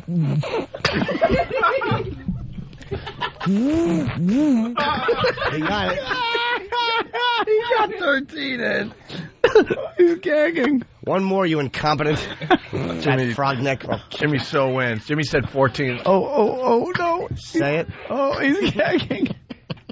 I don't think he's going to get this Yes, one. he will. Oh, there he goes. Now it's over. All right. It's over. He gagged. All right. 13. Wow. 13 and a half. 13? Jimmy wins. Jesus. Easily. Yeah, I can always sense how many marshmallows a young man is going to put in his mouth. Go. Yeah. We got to get one more person to do Chubby this. Bunny after 30. Chubby Bunny. Chubby Bunny. Bunny who's chubby. Steve would never flounder. We would love to have one more person do this. I mean, I would go for the obvious choices, either Steve or Club Soda Kenny, but I don't know if we're going to get either one to do No, it. who's going to Heimlich Kenny? Yeah, I'm scared. Are you scared? You're not doing that? I'm Why? not doing that. Microphone. Your mic's on. So something dangerous. I'd rather get punched in the face than. Well, we can accommodate you. Yeah? Nah, it's No. like about how'd he die? He choked on marshmallows. Yeah. Rolling? Go out like a hero. Rolling? That's it, Chubby Bunny. Rolling. How about this? If you do Chubby Bunny, or I'll treat you like Chloe, whatever her name is, in Brown Bunny. Chubby, bunny, chubby. What are you talking to thin air for? Well, there's a mic. Chubby, bunny, chubby. I guess I'll do it. Yeah? All right, listen. I guess so. Hey, people liking the contest. Marion in New York City, yes. Yes. That is so funny. You've got to hold an official contest. I mean, the guys, you could put them in a ring. You could have them wearing bunny ears. Oh, bunnies. It's so funny. How about this? People are saying Roland can't talk without marshmallows in his mouth. All right. They like it. How about... Chubby, a bunny. Should we have girls show up tomorrow? Maybe if you think you could be 13? That'd be nice. Your mom did 23? That's amazing. Were they the mini marshmallows that you put in full size? A cup of hot cocoa? Your mom's a good egg. Hey, Jesus. She certainly is. I got to handle this phone call, unfortunately. I'm sorry, Anthony. Chad in Green Bay, yes. Yes. Hey, Opie, I was wondering, since we've got marshmallows in the studio, want to try a round of Bomb the DK House? That's when Opie took marshmallows and had to put them in a certain part of his anatomy that would hold a marshmallow. Without using my hands. Without his hands, of course. Yes. And walk over a replica of another frat house and drop it like a bomber. Hey, man, I just wanted to drink the beer. What can I tell you? You know, keg parties. That's all I heard. I think for the Pal Talk camera, they're annoyed at the placement of the microphone. It's hard to see your mouth. Yeah. So if you could, maybe, All right. no, not down. It would have to be like twist it. Hey, how about we get a better camera angle too? No, the other way. Sam. Maybe behind There you Anthony go. a little bit, if Anthony will allow you to get close to him. All right. Of course I would. Sam has to get his camera in a better location. My camera. Roland, you I'm think from New York. you think you could beat E-Rock's new record? I don't know. I give Roland 9. 9? 9. I think this kid is going to be a good competitor. No, he's not. He has a face like somebody in a Blondie cartoon. He's absolutely not. All right, let's hear you say Chubby Bunny first of all. Chubby Bunny. Chubby Bunny. Chubby Bunny. Chubby Bunny. Chubby Bunny. It's a chubby bunny. Chubby Bunny is a bunny. It's a story about a bunny, and he ate too much and got chubby bunny. Sam, you know your mom's the size queen, right? Oh, I mean, God. everyone's Why saying did you say it, Opie? Everyone's saying Everyone thought it. Absolutely. But everyone's saying She was throwing him up and catching him. Oop, Chubby Bunny. Oop, Chubby Bunny. She did it with softballs. Oh. Hey, I just got to acknowledge what's coming in, Anthony. Is it true she wanted the marshmallows dyed black, though, before she would even participate? Yes, and the guy had to hold her hair by her pigtails. She wanted them toasted over a campfire first. And it wasn't Chubby, she said before Bunny. People are saying E-Rock did 14, not 13, that we lost count there somewhere. Really? I don't know. Go back to Listen the to the tape. replay. All right, here we go. It's Roland doing the Chubby Bunny. Chubby Bunny. Chubby Bunny. All right, very There's good. one. There's one. Chubby Bunny. Good Godfather. He's using the Vito Corleone technique. Cheeks first. Chubby Bunny. That's 3. By number 3, there's already one sticking out. Roland is awful at this. What a boob. Be careful. You know that tongue takes up too much room. That's why I can't talk right. There's no room in that mouth. Chubby Bunny. No, he has a small, Chubby stupid Bunny? mouth. He just asked the question. Yeah. Chubby Bunny? That's only 4, by the way. No, he's awful. No, it's almost 5. Have you ever eaten before? Oh, he spit them all out. Sorry. Hey, it was worth it, though. He didn't get the whole food in the mouth thing. He's shoving a marshmallow in, and it's just like filling back up with air and popping out. Will you take charge already? Did you see where he tried to shove one marshmallow? I swear, he tried to shove it between his teeth and his upper lip. I was looking at him shoving it in. I go, that's not going to fit. Exactly. Well, you have wisdom teeth out. It's not gauze, you moron. It's jaw. Roland did 5. No, you got 4, and the 5th one 4. fell out of his dumb mouth. Does anyone else want to try? Roland only dates Asian men. Danny's always good. Craig will do it. All right. Oh. Yeah. Hey, listen, really fast. Yes. Very good idea. I can't read his name on the instant feedback, but he's from FBA, which is also known as OAExperience.com. I think we need to do Chubby Vag tomorrow. I couldn't agree more. That's where this contest is going to end up. You know, might have to start you with know that. Chubby Baby or Chubby Bunny or anything else chubby, and then when their mouth gets full, they could switch to whatever they want. Right. And it would kind of almost be like a Kenny from South Park thing.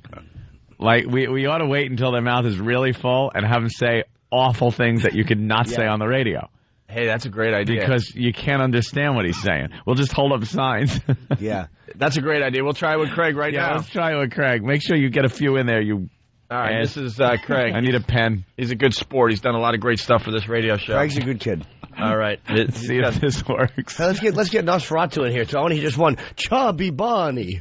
Chubby Bunny. Little fang marks in every marshmallow. No, he just hang his teeth out and then put them on the fangs like lifesavers. He sucks that marshmallowy goodness out of it, and it just leaves a dry, powdery thing in his mouth. By the way, 100. By the way, a lot of people are saying we should get Big A to do it. We tried. He couldn't get off work today, so maybe he'll come in tomorrow, Friday. All right. Events.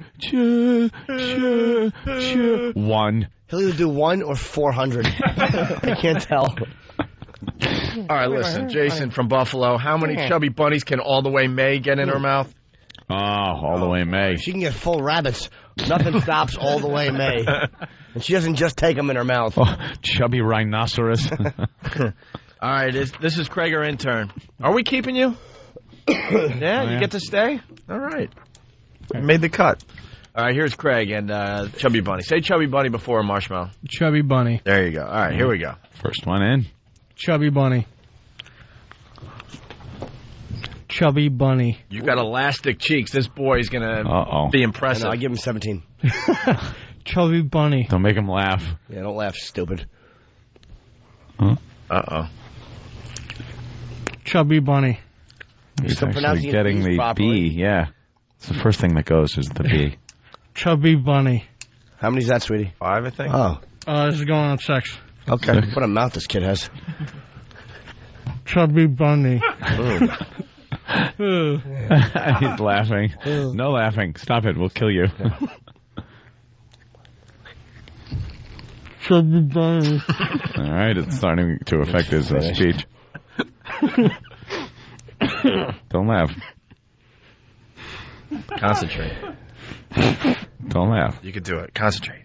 You started so strong, and now you're just nosediving. Don't. Just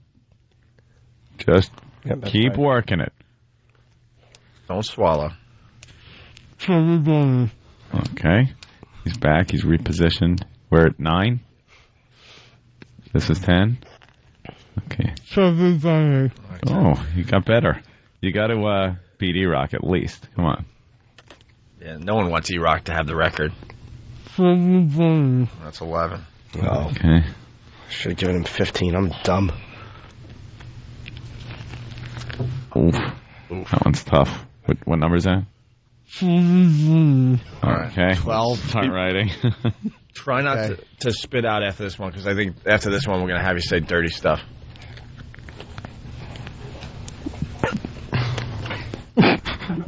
Concentrate. All right, perfect. Okay, hold it in. All right, hold it in. We got dirty things for you to say now. All right, ready? No, grab another. We're still playing. Yeah, we're still playing, son. Good, get it in there. Wait, this is 14? Yeah. Let's start with something easy. This is for the record. The Opie and Anthony record. Say Chubby Bunny first. Make sure. Oh, he's getting better. Oh, see? Okay, try this.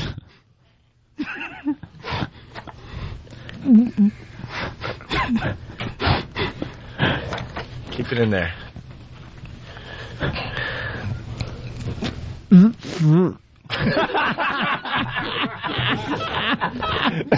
All right, let's see if that got through. Of course it did. Did it? Can't stand a word of it. We got to find out if Al dumped out of that. If you're just tuning in, we got Craig. He's got 14 or 15. Get another marshmallow. Yeah, marshmallows. Oh, he can't? Oh, how about this? We're holding up really dirty things for him to say. What? It didn't go through? Oh, it did. Okay. Oh, Very both good. went through. No, hold on. Here, do this one. Yeah, we are writing really dirty things. Point the balcony first. Don't laugh. Come on.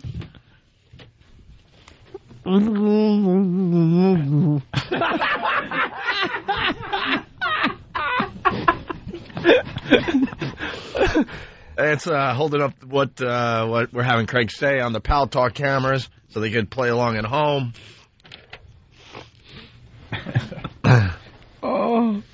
Oh, it's a little longer. Oh, screw it. Oh. Hold on. Come on, don't worry. I got one. Oh. Don't spit it out. All right, Craig is going to say something really dirty with 15 marshmallows in his mouth.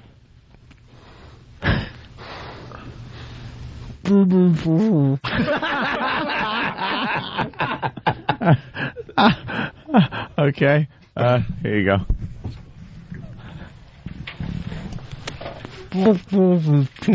Oh, well. Did that one get dumped out of? Did Al dump out of that one? Al. The last word was a little rough. I got one. Here, hold that up to the camera. Anthony. Yeah, there you go. All right, maybe give him a reprieve. He looks like he's really having a hard time here. You want to go? I got one. Hold on, I got one for you. Yeah, he's putting another marshmallow in. How many is that? 16? Just nod. 15? 16? 16? No, Jimmy's got just one. nod. 15? How about this, Craig? 15? 16? Craig, can you say this? Good job. Razzle dazzle. Razzle dazzle. Yeah, we should have put the dirty words on the pad data for the XMers, but but they don't know what's being said either because they're in another building right now. Plus, he'd spell it wrong anyway. One more. Look at you. Grand finale. Think up something really heinous. Look at you. Oh, he's just Don't act like you've spitting never out. had this happen before. Well, what a gentleman you are. All right. P, you are. We're going for one more. How many do you have so far? He'll tell us after he spits it out. He's keeping track. I think it's like 16 or 17, somewhere in there. 16? Yeah. You want to throw another one in there?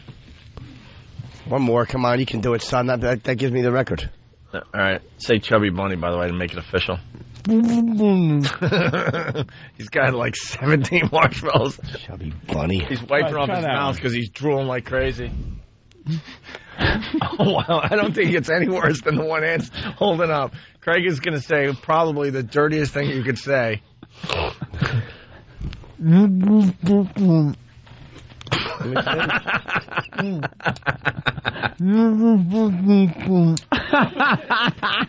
I caught that one. Was that a little too close, Al? Do we know if Al dumped out? I don't know. That's fun. All right. Are you going It's for a another fun one? game. He's going for another one.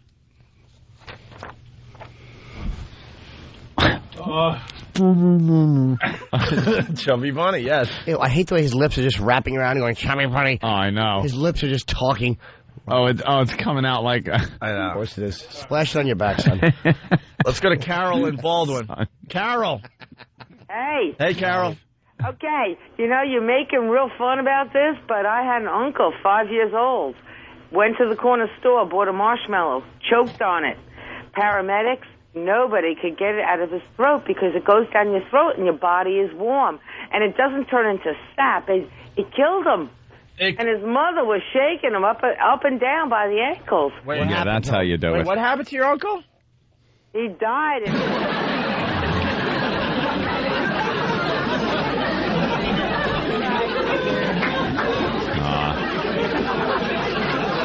She hung up. Why did you just take a breath? Yeah, she hung up. She didn't really. One appreciate marshmallow? it. What a stupid uncle. Yeah. What? I think he was just saying something to her. Oh, really? Yeah. It is like Kenny from South Park. Maybe we ought to let him get rid of that. He's easier to understand than Stephen Hawking, I'll say that. All right, are you done there, Craig? Yeah, let her rip. All right, you can spit. Go. Oh, God. That's a lot of marshmallows. It's just marshmallows. How many did you do? I fit 17. 17. There we go. And said a lot of really, really dirty. Yeah. Wow. That's how we get around the FCC. We'll do our whole show with marshmallows. With marshmallows shoved in our mouths. All right. It's the Opie and Anthony show. When we get back, the hoaxer convinces McDonald's worker to sexually assault a co-worker. It's the Opie and Anthony show. Brilliant. I love showing my to introverted fat guys. Whip 'em out Wednesday. Whip 'em out Wednesday. It's the Opie and Anthony show. All right. It's the Opie and Anthony show. We got to remind people that MacBook karaoke is happening. Yeah. Go to 923freefm.com. That's 923freefm.com for all the details. You can win the new MacBook, sleek and sexy, and it has everything you need to explore all your creative possibilities. Head to the Apple Store or apple.com to check it out. It's MacBook karaoke. I want to hear some of these. Absolutely. Go to 923freefm.com for all the details. Do we have enough time to get into this hoaxer? We've been talking about it off and on all morning. I want to hear how this guy hoaxed somebody. All right, let's get right into doing it, this. In a back office at McDonald's in Mount Washington, Kentucky, teenager Louise Ogborn is naked and in tears. Donna Summers, the assistant manager who had strip searched her, has to get back to work. The caller had suggested she bring in her fiancé, Walter Nix, who goes by the name Wes. This 43-year-old exterminator is about to continue the interrogation. You left this middle-aged man with a naked, frightened... She was covered. With an apron. She was completely covered. But as the video shows, Louise is tugging at the apron, which barely covers her top, and the sides of her legs are exposed up to her buttocks. As you can see, is there a video? Yeah, where's the video? Come on, share it, friends. Please share it. Danny, what's going on with this? Well, the video is up on, I think it's ABC's website here in New York. Yeah. Some prankster, and apparently he'd been doing this for like 10 years, was posing as a police officer, saying that someone, one of your workers had shoplifted a purse or something, and he would direct, like, management to discipline these employees. What dope. Strip search them. And because they thought it was actually a police officer, they were afraid not to do what the guy on the line said, so they would do it. This guy should get an award. Yeah. Genius. How does he get off? He stays on the phone? Yeah. Through the whole process? Okay. Yeah, he gets off. Because he doesn't get to see the video, but I guess he uses his imagination. He gets to hear some sounds, too. He had them. This chick plays over a couple of hours. The girl's in the office. He had a manager, Donna Summer, her name is. Donna Summer. Yes. And Could you slow down a little bit, Jimmy? There's a GM out there that's really, really, really enjoying this. Worked up. He's worked up. To a into froth. A Frothy frenzy. He got her to tell the girl to take off her clothes and, I guess, put on the apron and bend over. And the woman had to go back to work. So he made her go get somebody else to bring them in to watch the girl. So they bring in one other employee who won't do it. He said no. So then the guy says, call your fiance. So she calls her fiance. That's the guy who they said was whatever his name was. Shows up. He watches it, and then the guy directs him to search the girl and then perform a sex act on her. And the guy did it. How would the sex act fit into this investigation? Made her do jumping jacks in case anything was up there to fall, like anything was in her mouth or whatever, to fall out her nose. Well, let's get into it. We got some more audio here. More to the story. It's the height of the dinner rush. Donna Summers leaves the 90-pound teenager alone and vulnerable in the office with the 230-pound Nix. Why couldn't you run out? I was naked. I was scared. I mean, any normal person in the situation, they wouldn't have ran out. You're convinced there's no way you could have done it? There's no way. Did you think about it? I wanted to so bad. I wanted to run. Dummy. Yeah. You would have had to run through the restaurant. I couldn't have done that. I couldn't have ran out the back door. I couldn't have done anything. I couldn't bring myself to humiliate myself worse than I already was. The fact that you got naked in an office in McDonald's, you are as dumb as they come. She really is. By the way, this girl is of age. Smart. She's 18. Yeah, she's not a kid. She was 18, so. Yeah. She's just stupid.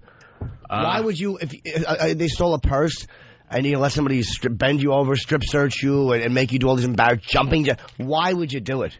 How ignorant are people of the law? Well, this just in from Internet Stalker from Roxbury, Massachusetts. The GM has a chubby bunny as he drives his car to work. I can't find the video. It's really hot, I'm sure. Let's say hi to Carl in Jersey as you look for that video. And Carl, what's up? Hey, I saw this video, and this girl is as dumb as the day is long, my friend. Is she pretty? She is a retard. But is she pretty? Daughter, I swear, I told my daughter, if anybody ever asks you, you tell them, call my father. This girl's retarded. How could you get undressed because somebody said there's a cop on the phone? How dumb is the manager, Donna Summer, for believing it? Oh, my goodness. It's. And how far has Donna Summer fallen over the years? Jesus. Pop diva to the... Manager of a McDonald's. Yeah. Well, you know what it was? That they said that she worked hard for the money. Here's the clip about the jumping jacks. Humiliation, as it turns out, would be the least of her worries. Now it's Walter Nix who's following the caller's commands, having Louise drop her apron, bend over, and stand on a chair. Then, as ridiculous as it sounds, he tells Louise to jog and do jumping jacks, to shake loose anything, the caller says, that she might be hiding. Yeah. Incredibly, Nix complies with the caller's outlandish demands, and it's only the beginning of 2 more hours of torment. Why did you follow their instructions? My parents taught me when an adult tells you to do something, that's what you do. That's good You parenting. don't argue. You know, if somebody smacks you on the hand, you listen. I doubt they meant that, though. Yeah. Jog in place in the McDonald's office. Yeah. To shake loose something you didn't steal. Right. When did you learn that lesson as a kid? And by the way, at 18, you're an adult, idiot. Yeah. Lawyer up. She is dumb. Oh, but I tell you one thing. I am being affected by this. Yeah. Yeah, it's hot. Mm-hmm. And the guy who You like did it, the guy who impersonated the police officer, you can't impersonate a cop, but why should he get in trouble because people are stupid enough to buy it? He's great. See, Jimmy was affected by this. Yes. See, that's all you have to say. You don't have to. Oh, I believe me. As soon as we get to describe XM, I'll it describe it in detail. Stories from like November 30th, though. Yeah, that's why the video isn't up. YouTube, perhaps? Probably. No, not YouTube. They don't do sexy stuff. Oh, right. They stay away from the sexy stuff. Let's move on with the audio here. According to Louise, when she fails to address Walter Nix as sir, the caller tells him to hit her violently on the buttocks over and over. Here, it goes on for almost 10 minutes. He told me that I was asking too many questions, so he was told to hit me. And I said, please don't do this. This is so ridiculous. This is stupid. Please don't. But that would only make him hit you harder. Oh, listen to the creeping. But that only made him hit you harder. Hit you harder, did it? Right? It hurt, but it kind of felt good, didn't it? Right, did it? You like that, don't you? Right. You are such a dirty girl. Listen to him. Girl you are. Listen again. Stupid. Please don't. But that would only make him hit you harder. Yes. That's the voice you do when you're trying not to show your excitement, but that would only hit you harder. Should bring your slacks to the dry cleaner. Please don't. But that would only make him hit you harder. Yes, and more times. By the end of the beating, painful red welts appear clearly on Louise's body. Nice. And during it all, Donna Summers keeps walking in and out of the office. Every time you hear her coming in, what happens? He throws the apron at me and tells me, shh, don't tell Donna. When you walked into the office, what would you see between her and Walter? She was sitting on one side, he was sitting on the other. They weren't saying a whole lot. And she was covered. And she was covered up all the time. But there's at least one occasion when Summers comes in before Nix throws the apron over Louise. When we try to show Donna Summers the videotape. You say you didn't see her without her clothes on, but there she is. And you walk Okay, we're not going to answer questions about right that. past her. She can't talk about this? No. Summers' attorney, who's off camera, won't allow her to respond. Ah, look at this. Hey, scumbag lawyer. This is coming in like crazy. Doug in Arkansas, go ahead.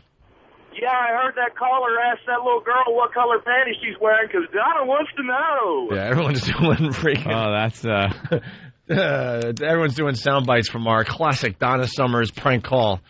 Very good. All right. By the way, someone is saying the video's up on break.com. Oh, is it? Cool. But I don't know how do you search for it, so maybe someone can help us out with the search part of that. I'm scared. All right, it goes on. Well, she went numb, Jimmy. Why didn't you tell Donna at that point? I begged her every time she came in the room, get me out of here. Please get me out of here. Donna, please, please. I didn't do anything wrong. Please believe me. And she puts her head on your shoulder. And she told us she was saying to you, please help me. No, she didn't. Please help That's not what she said. Couldn't you feel her head on your shoulder? I don't recall that particular incident. I She don't. says she's begging you to rescue her. She never said that to me. And every time Summers walks out of the office, Louise says Nix resumes and intensifies her torture, of course, following the caller's instructions. My soul just left my body. I just went numb to everything so that I could just survive. I got the video up. Yeah, First of all, she's very pretty. She's a little young thing. And she's got short, like, black hair. It's John Stossel. And she's trying to cover up her young body. See, I'm trying to make it hot for the GM. Yeah. Her young, hot body Sexy. with a black apron. Is that all they show, though? That's the best that's the furthest they'll go with this? You can tell she's completely naked in this chair, and she's just trying to cover up with a black apron. After more than 2.5 hours of dehumanizing treatment, Nix, again on the instructions of the caller, forces Louise to perform on him. You were a prisoner. I was. Tap dance? And a victim of sexual assault. Yes. She's not. Almost 3 hours into Louise's ordeal, the caller tells Nix to hand the phone back to Summers, and incredibly, Can you pause this for a second? bring in. I'm watching on the 22. Look at this right there. The goddamn ABC has to have their stupid logo on it, and I can't see what's happening because the logo is covering the girl. Yeah. By the way, now I'm looking at a part of the video where she's completely naked, but they're fuzzing it up, but she has her hands in the air because she's doing jumping jacks. You can see her doing the jumping jacks in the video. You don't get to see any of the naughty parts, but you can use your imagination. They're fuzzing that area out. Now she's turned around so he could see her backside. Oh, look at that. She is barely covered. This has to be. And he's sitting in a chair, just taking it all in. This has to be somewhere, this whole video. It's up on Break.com, supposedly. Somebody will get the whole video. Yeah, we'll find out where. The guy's sitting in the chair, and the big logo is in the way. You bunch of douches. Why is that logo in the way? Oh, yeah, she's kind of cute. She's cute, and now, what is this? Oh, my God, they're actually showing the spanking. Aww. Except, the area he's spanking is a big blur, but you see the rest of her body bent all the way over. Her head's touching the floor. And this guy's a creep. Boy, is she stupid. Yeah, You are dumb. And also, the fact that they have that 2020 In Touch food hoax. They're so obsessed with their own goddamn branding, they are ruining the video. That they're cutting out the most important part of the picture. What's happening to the girl. That's awful. The guy's got some horrendous balding going on. He's doing kind of a comb-over thing, and he's awkwardly spanking her. He's getting his arm way up in the air and going, boom, boom, straight down. We need this video unedited. Yeah, we need this on... Where will that end up without the blurring? Well, let's get Steve to link it to OpieandAnthony.com first of all, because he's got her doing jumping jacks naked. The video's amazing. In a McDonald's. The phone back to Summers and incredibly instructs her to bring in someone else. This time she ushers in Thomas Sims, a 58-year-old maintenance man who works at the restaurant. He gets on the phone with the caller, but Sims refuses to comply with his demands. Tom told me this man is asking for her to drop her apron so I can see her without that apron. And I said, do what? And it floored me. Only then, Summers says, does she realize she's been had. I couldn't believe it. Could not believe it. I had been had like no other person been had. Well, then why wouldn't the scumbag lawyer let her answer the question about when she walked in and the girl was naked? Why is should all just be shot? Why is she over this man's knee getting spanked? Because she's been bad. There is no excuse for that whatsoever. Yeah. She was raised right. What a dope this girl is. I'm sorry. She really is just stupid, but the video is terrific. Obviously, it's terrible that this girl is a victim of this and everything. But, Jesus, you got to draw the line somewhere where you go from being victim to complete idiot. I think by the naked jumping jacks, you got to be like, hey, wait a minute. I think something's up here. At least he's got some kind of an excuse. Yeah. You do the jumping jacks because we're afraid you're stashing stuff. So if you do the jumping jacks, things are going to fall on the floor. But get over my knee, I'm going to spank your bare bottom. For what? Isolate that. Yeah. Not like I don't say it all the time. Unfortunately, we got to leave this part of the show. Damn it. But there's a quick clip that wraps some of this up. Buddy Stump is a detective with the Mount Washington Buddy Stump. He arrests Donna Summers' fiancé, Walter Nix, and he begins to try and find the caller. I said, this has got to be somebody on a payphone, maybe over to Winn-Dixie, and they're getting their jollies off of watching all the action and the police roll in. You think watching he's getting the his action? jollies? How are they watching the action? Rumor has it he might have tapped into the security cameras. And nice. There's all sorts of stuff. We'll find the video. We'll have it linked to OpieandAnthony.com. It's really amazing because it's a little tiny little storage room in the back. She's sitting there really just uncomfortable, naked. I thought she was gonna be like a mess or something. Right. But no, she's a cute girl. Yeah, she's what a cute dummy. girl. Absolutely a cute girl, and she needs guidance. They show as much as they can because it's ABC News, but you see her completely naked going over the guy's knee, and then that part of her body's blurred out but you can see him still spanking the blurred out part. Yeah. Did we make it hot enough for you? Some guy waiting for his Big Mac out front. Guy spanking it with his own Big Mac. Special sauce all over the place. All right, well. It sucks we had to rush through that last story because that's a good one, and the phones are going nuts, but we unfortunately have to leave right now. Maybe we'll talk about that tomorrow a little more, okay? Yeah. But we will have the video linked up on opieandanthony.com very shortly, so you can check it out yourself. Hey, guys, thanks a lot. We greatly appreciated, you listening to the show today. If you liked what you heard today, why don't you tell a friend? That's how the virus spreads. It's the O&A virus spreading across America. If you're not joining us over at XM, have a great day.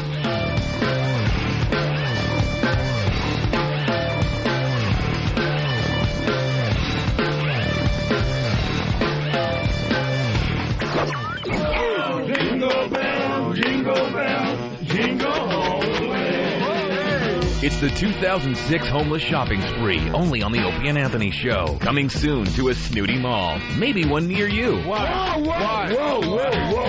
The Opie and Anthony Show will bring a busload of homeless degenerates shopping for Christmas presents. And you, of course, are invited to watch and shop along. Golden Buns is gonna get busy. Immerse yourself in a time-honored tradition. Enjoy the holiday spirit and the stench of booze and vomit as we partake in another homeless shopping spree on the Opie and Anthony Show. It's the Opie and Anthony Show. The Opie and Anthony XM walkover begins now. No, it already began. Yep. It began right when we left the building. Going well so far. It's really cold. Here's a lady. The coldest walkover to date. Yeah, fuck this shit. Rest the of the week, walkover's done. It's going to warm up about 10 degrees. I didn't see that. Not today. I mean, like, for the rest of the week, it's going to be a little warmer than today. I didn't see that. This is a brisk walk. Yeah, you know. Oh, it's awful. We're going to start walking a little faster with the walkover unless something really good is happening. Yeah. The XM jog over. No reason to take our time when it's this cold. It's going to be the XM drive over in a heated limo. Hoo-hoo. All right, well, we're almost here. Oh, well, I have to stop and look at the Taylor Hicks poster. Yeah, I love him. We're trying to get him in to perform. Are we? After that interview we had with him, I don't see that happening. Well, Roland wrote us, and I said, look, no more interviews with Taylor Hicks. We want to have him perform. So this is all we give the people today. Oh, yeah. That's it. More than they deserve. They get shit on the walk. Yeah, but we'll bring a bunch of them upstairs to check out the show. Yeah. We're going right in. Thank you, guys. Look at that tractor trailer guy. 2 out of 3. Thanks, everybody. That was fun. 2 out of 3 are sick, so yeah, there's no reason to stay out there and out in the cold and get more Catch sick. our death. All right, we'll be upstairs to continue. Just Yes. XM 202. They are the most vile, despicable human beings in the country. Creeps, ankle biters. Obviously, the strength is their ability to turn mistruth into something people would believe. Wow, how long is this guy going to continue to babble and say nothing? All day long. Shut up! All right, here we go.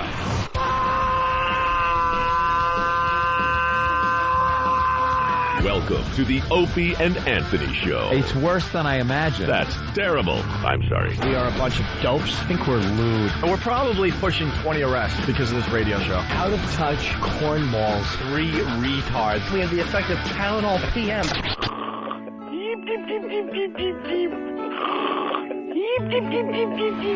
Opie. You know I could have been a model. Anthony. I'm gay. James Norton. I like yogurt. Robert Reed.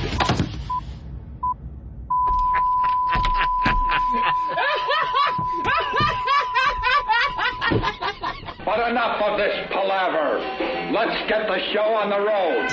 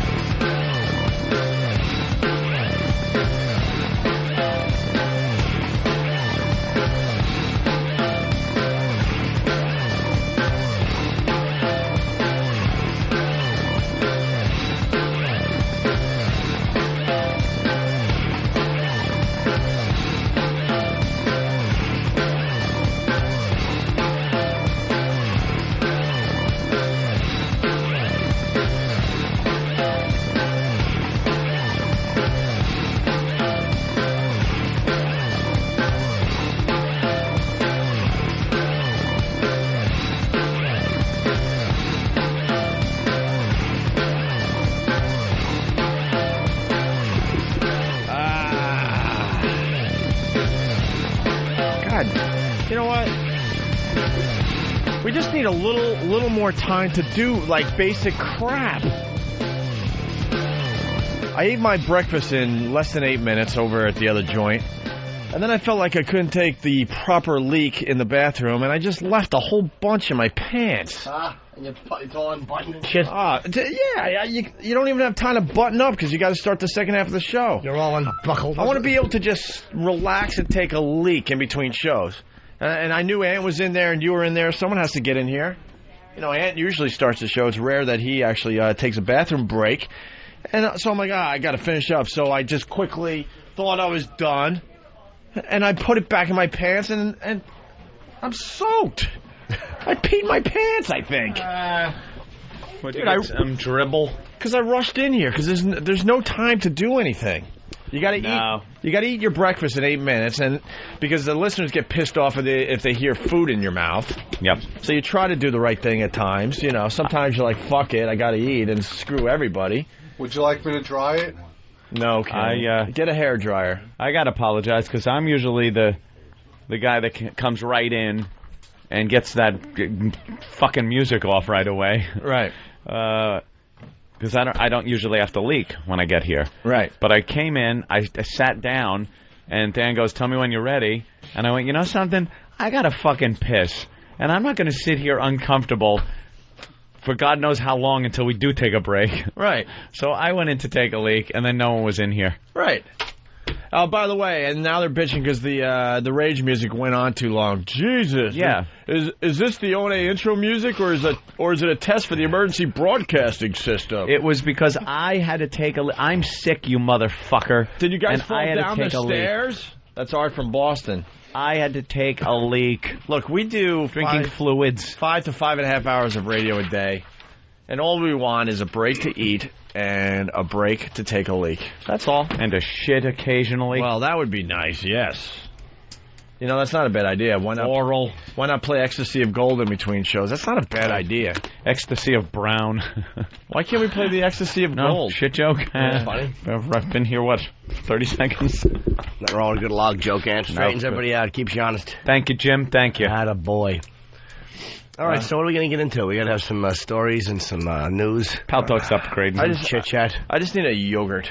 Do you have any of that granola laying around, Jimmy? Whatever's around, you can have. Granola. I'm back to eating healthy. No, I fucked around a little bit on the road. A couple. That road will desserts. Fuck you up.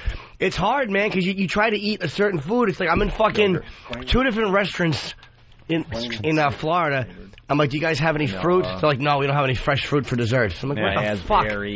My girlfriend has good abs, so she can order whatever she wants. It's just a smoothie. Oh, she doesn't have to work at it? Nah, well, she does Pilates and shit. It really bugs me. So I'm fucking eating. What did she get the other night? It was like one of those, it was just ice cream with caramel and nougat. Nougat. It was lovely. What is nougat? And she's like, yeah, come on, we'll share it. But she's 10 years younger than me. Yeah. So I'm fucking eating garbage. I'm just trying to eat better now. It's really hard. Having a chick, man, I'm so rarely in relationships that we eat out a lot. It's you kind of do stuff you normally don't do, and I'm eating decent, but it's like I was eating at the Comedy Cellar every night, having 2 veggie burgers with no bread and 2 veggie skewers. I'm eating better, and now I'm fucking hanging out with her, and she wants a dessert. I'm eating a dessert. I'm eating her pussy. We're fucking. She's sucking my dick. I mean, you know, you know how it is. You shoot a load in the mouth. You fucking giggle at each other because you know what you just gave her.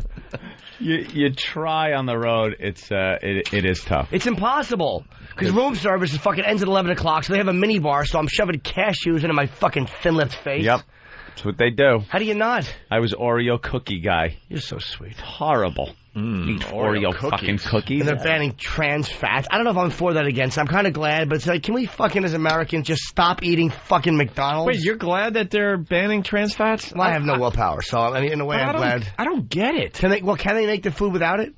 Like, can they make it just as good without it? And supposedly it tastes better, but so I don't know why they haven't done this before. Maybe because the other oils are I don't know, cost more. Probably cheaper, yeah. But I don't get. Yeah. But it's the whole government involvement thing. I know. I don't get why are they that worried about our health? Of course they're going to go, well, health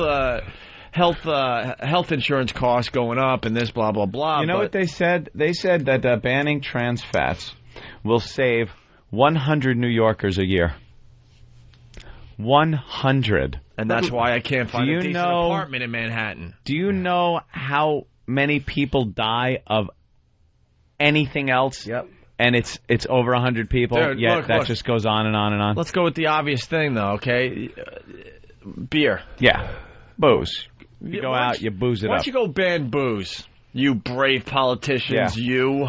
Or it's only going to save 100 fat New Yorkers, too. Because if they were going to die because like, they have no fucking ability to not eat trans fats, then they're going to fucking die of something else. And by the way, I believe you should be able to drink your face off. But the point is, why they always go after the safe shit. I think, and then they brag, like Ann said, 100 New Yorkers a year will their lives will be saved. Jesus. Yeah. 100 is nothing. How many people are in the city? It's got to be 10, 20,000. Perhaps more than that, Anthony. But barely. But barely more than that. I wish someone asked Bloomberg that. Why don't you just ban alcohol then? If you want to save lives, because nobody ever ate trans fats and then fucking barreled into a limo and beheaded a little girl. He'd probably love to ban booze. Of course I think the thing about the trans fats, here's the thing about the trans fats. No one knows what the fuck they are or what they're in. They really don't.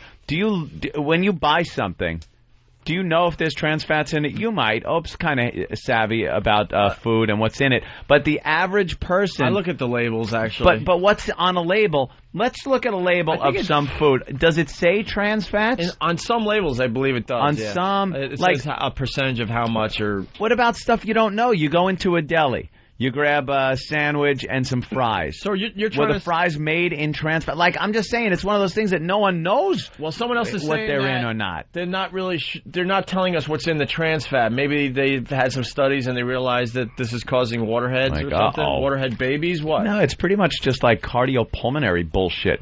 It clogs you up. It goops you up. I'll say, all right, so get that info out there, and then you as a human being walking this fine earth of ours, you can decide if you want trans fats or not. But that's what I'm saying. Sometimes you can't. You just go into a place and you get something, and you don't know if it's been cooked in trans fats at a restaurant or something like that. I don't know. You get some vegetables. Let's say you get some vegetables, a little stir fry. Are they using trans fats in there as they're stir frying it? It's kind of they're vague with it. I don't know. Believe me, I'm not for any laws. I love anarchy. I'd love to just be out with guns, shooting people, grabbing their goods. If I get knocked off, hey, what the fuck? Someone was better than me. It was part of the game. I love anarchy. The whole thing is this. I mean, I'm against government intrusion, too. Believe me, I fucking hate them. But we do elect them to do a certain amount of things for us, and every time they make a decision, it doesn't mean that they're big brothering us. There are times when they there are times they make a health decision that makes sense. I like the seatbelt law. I like the seatbelt law. I like that, the motorcycle helmet law. Yeah, me too. Things like that. Because in a way, even though I've decided to use seatbelts, this protects me. Because if some idiot runs into me and I'm fine and he's launched through the fucking windshield because he decided he's not going to fucking wear a seatbelt, I'm fucked. Yeah. My fucking, I'm getting sued by his family because this idiot didn't wear a seatbelt. And the government has nothing to gain by passing that law. There's no devious reason. It's extra tickets, man. Yeah, that's what they say. And they are using it to make more money, believe me. Of course. They'll use it.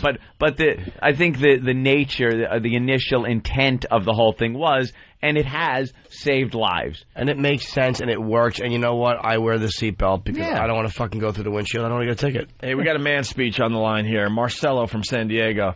The more people that stay alive, man, the more taxes come in, man. Yeah, that's what it is. They see long-term implications, man. Same reason they keep people doped on antidepressants so they can keep working. It's a conspiracy, man. I love conspiracy guys. By the way, Marcelo from San Diego was using the sarcasm because he wrote sarcasm in a little parentheses, so I just added the man for him. Yeah. Fights the man. That's a good idea. John from Chicago, or a good comment. John from Chicago, line 8. Hey there, Gianni. How you doing? Hey, sweeties. How you doing? Good. Hey, so I want to know, these savage deli owners and these fucking Koreans, are they going to, they're using cat in their product. You know what I mean? Like, how are they going to know what has trans fat and what doesn't? Yeah, how are they going to enforce this whole trans fat law when, you can do it with stuff that comes in a bag or something, or it's got a label on it. But what are you going to inspect every restaurant and make sure they don't have any trans fats on premises? How often are you going to, inspect these places? It just seems like a lot of work is going into this. A lot of money. And people are like, good luck. Dan from Queensbury, trans fats are horrible for you. The only reason restaurants use them is they keep longer. Basically, the government is making restaurants cook safely rather than save a few pennies. This is a good thing, not a Big Brother thing. Good. I agree. That is a good thing then. It's fine. All right, whatever. Yeah, we need the FDA to a certain degree. I mean, these fucking scumbag... Because you can't trust... we don't trust the government, but you can't trust the companies to do right by you either. Are you going to trust McDonald's or any other place or a drug company to fucking to take a product that makes them a lot of money off the shelf because it's bad for you? No. You know what, though? It's going to hit Joe Consumer in the pocketbook. Well, you know what? You have to pull somebody's purse strings if you want things changed. And you're right. You hit somebody in the pocketbook. Pocketbook. They'll be out at the next election. Andrew in Jersey, what's up? Hey, what's going on? I was just curious. Could I come upstairs to watch a show? Oh, you did the walkover with us today? Yeah. You sure can, John Q. Citizen. Yeah. Andrew. Come on up, Andrew. All right, thanks, man. All right, Andykins. All right, we got an update on the Baby Bird and Pat from Menaki. You want to get into this? Yeah, a little closure. Do we have closure? Yeah, we'll do closure. And you guys listen to the pop songs or what? What? You get into a good pop song every once in a while? Pop songs? I love a pop song. We got the list of the top 10 most annoying pop songs of 2006. Annoying are usually the most catchy. There's a couple on here I actually enjoyed. Which ones? I don't have that list. I'm not going to say yet. I don't think I have that list either. I grabbed the surprise list. Yeah. Sometimes there's surprise lists. Does somebody have, does Bill have the list so he knows? I play game show host, and you guys guess at what's coming next. I love guessing games. I do, too. I like when we play guess what number one is. All right, well, Baby Bird incident, yes, the Baby Bird video, which we're finally not promoting as much, but we had to kind of ride that bit for a while. But I guess it's up to 1.2 million views on Break.com alone. Someone told me it's on uselessjunk.com on their front page. It's just everywhere. I haven't seen it. It's kind of buried in on Google. I was hoping to see it make its way up the charts on Google.com, but to no avail. But it's okay. Millions of people have seen this video. It was part of the eggnog drinking contest. You guys know that by now. Yes. Pat from Menaki won the contest, set a new record, and then Joe Rogan came up with this idea, and then Than nicknamed it the Baby Bird, and now it caused so much controversy that Pat from Menaki was kicked out of the IFOCE, which is a competitive eating organization that Pat was proud to be a part of. They do the Nathan's hot dog eating contest every 4th of July in Coney Island and all that. And if you've been listening to the show the last couple of days, we've been discussing this. We got, what's his name, George Shea? George Shea on the phone yesterday. He is in charge of the IFOCE. I don't know his exact title. And he banned Pat. But he was going to ban him. He was going to consider reinstating him, right? After the outpouring of support that Pat got. So support from people, not the floor of his trailer, which tends to fall through every so often. Certainly not God either. So we got 2 pages in front of us. Not that father of his either. We got 2 pages in front of us. Or his pancreas. Well, that girl he loves. Pat gets no support where it counts. Or Pat. Not even in his arches. So we got the 2 pages in front of us, and it's titled Baby Bird Incident Panel. Analysis and recommendations issued December 6th, 2006. Wow. Do you have a copy of this, Ed? Oh, who wouldn't? Okay, good. Who wants to start this? Baby Bird Incident Panel, Incident Panel. The Baby Bird Incident Panel, a group of professional competitive eaters, was convened by the International Federation of Competitive Eating to address the so-called Baby Bird video and participation of Patrick Philbin in this video. The BBIP, Baby Bird Incident Panel, for those of you who don't know what the BBIP is, has been mandated to analyze the actions of Mr. Philbin and determine if they contradict the IFOCE Code of Conduct. Further, the BBIP has been instructed to consider mitigating factors, including Mr. Philbin's history as a lawyer member of the IFOCE and its extensive fan following and manner in which he was expelled from the IFOCE. The BBIP will weigh these factors to determine if the IFOCE acted precipitously in its expulsion of Mr. Philbin, failing to fully examine the situation and consider alternative remedies.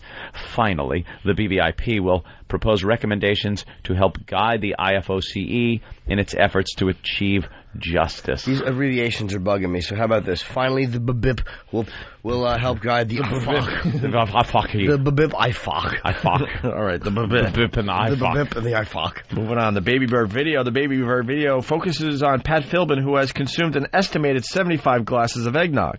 An aspiring Opie and Anthony intern, in a test of loyalty and commitment to the show, lies prostrate and open mouth under Mr. Philbin as Mr. Philbin evacuates the contents of his stomach, predominantly eggnog, based on a casual visual inspection, onto the intern. Mm-hmm. This is written like a legal document. And now here is what I guess is the IFOCE, Code of Conduct. I love that. The IFOCE Code of Conduct covers a variety of issues relating to the public behavior of eaters. The Code of Conduct touches on one issue in particular that is relevant to the Baby Bird video, in which it states the eater shall not act in a way that purposefully diverges from common decency, offending public morals, and debasing either the eater or the sport of competitive eating. The Code of Conduct allows for disciplinary action if eaters fail to follow these guidelines. Code of Conduct is COC,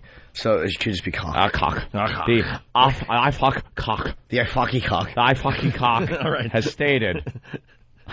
Jimmy, why don't you do the next IFOCE expulsion of Patrick? The IFOCE, after viewing the Baby Bird video, took immediate action by expelling Mr. Philbin from his membership and delisting him from its international rankings. Mr. Philbin was notified of this action via email. The IFOCE justified the expulsion by citing a breach of the cock. Of course, Code of Conduct. Of course, but will be now known as cock. Public response. The IFOCE received hundreds of emails, most citing the qualities of Mr. Philbin and asking for immediate reinstatement. Other directing IFOCE officials to perform a sexual act. That's really funny. Others directing IFOCE officials to perform a sexual act commonly acknowledged as taboo among all cultures that proscribe incestuous contact between a mother and a son. These emails also asked for Mr. Philbin's immediate reinstatement. Fans noted that they were not offended by the video or the actions in it, and that Mr. Philbin should not be penalized for actions away from the competitive eating table. I like the description of "go fuck your mother." Yeah. BBIP analysis. After lengthy review, the BBIP concurs that the actions of Mr. Philbin can be viewed as a blatant affront to the cock and to the gentlemanly spirit of the sport of competitive eating. However, it is also clear that the IFOCE decision was made too quickly and did not include a full review. Let's go to the BBIP recommendations. The BBIP feels that while the actions of the Baby Bird video are likely to offend the vast majority of Americans, the IFOCE acted with undue haste in its expulsion of Mr. Philbin, failing to conduct an administrative review of the incident and failing to provide Mr. Philbin with an opportunity to present a defense of his actions. What's more, the BBIP believes that the IFOCE had other courses of action, expresses its distaste for the video without expelling Mr. Philbin. The BBIP recommends that the IFOCE reinstate Mr. Philbin after delivering to him a strongly worded censure condemning his actions. So what this means is Pat is back in. He will be censured. Hi, guys. Hi, guys. I'm back in tomorrow. I'm back in the IFOCE. IFOCE you. Of course. Well, where is They almost Pat? IFOCE'd me.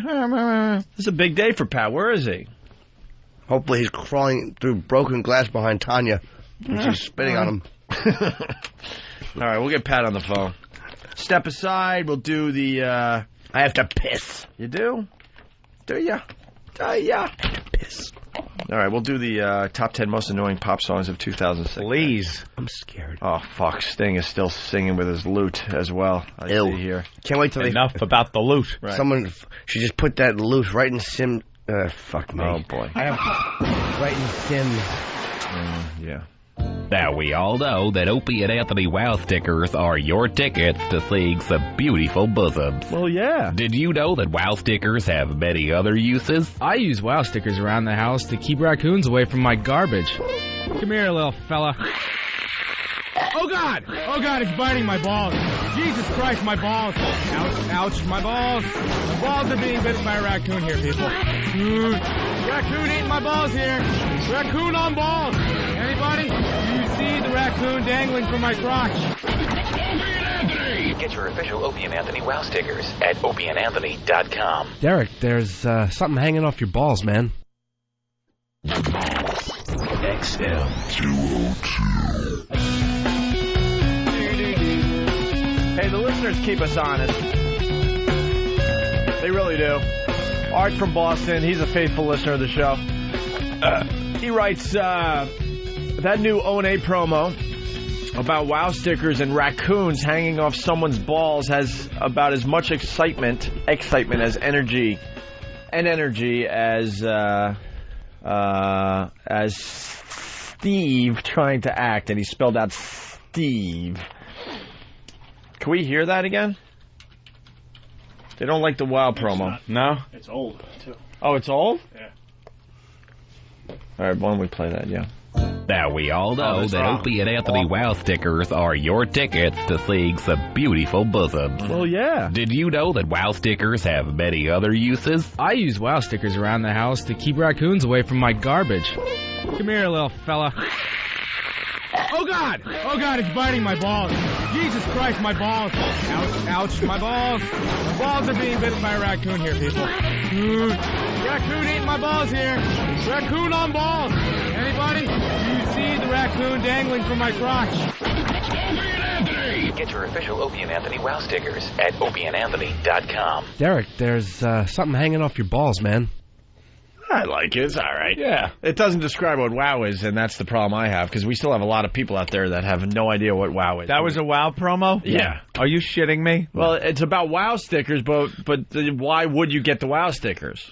I was this person got the Wow fixated stickers on the balls. This person got the Wow stickers for something that has nothing to do with Whip 'em Out Wednesdays. I get the premise of the promo, but you then have to explain what they're really used for. That promo is abominable. All right. And the acting in it is bad. By the way, everything is bad about it. How funny was it to have Craig saying really dirty shit over there, man? What if a kid heard? Oh, yeah. And everyone wants to know what was some of the stuff he was saying. Oh, God, we can't even repeat it. No, it was it's a horrible, sexually explicit and racist. Just put it that way. Yeah. I think you could figure it out. Yeah. All right, let's go to Nick in Pennsylvania. Nick. Yo, what's up, guys? Hey, Nick. Yo. Hey, what was the bit that got that general manager so hard? The Uncle Paul bit? Oh, no, we said it the other day. We said it when we brought it up. It was a lesbian story. The reason that he had a rock hard raging hard on, a rock hard on, or a raging hard on was, it was justified. But you just don't tell your friends how hard your cock is getting. Yeah, don't tell it to people. That's fucked up. All right. All right, buddy. Thank you, sir. You guys want to look at the top 10 most annoying pop songs of 2006? I bet they're fun songs. I know. I hope Paris Hilton's isn't one. That was really catchy. Catchy. Yeah, these are the songs that were played at nauseum and on those pop stations. Bill, we're going with number 10 first. You know that, right? See, we count backwards. Because if you did number 1 first, be silly. Yeah. Who's going to wait around for number 10? No one exactly. All right. Here is number 10. Top 10 most annoying pop songs of 2006. K-Fed? It better be Popazao. Ooh, no K-Fed. K-Fed. No K-Fed. These are pop songs that got a lot of attention and a lot of play. Here we go. Here's number 10.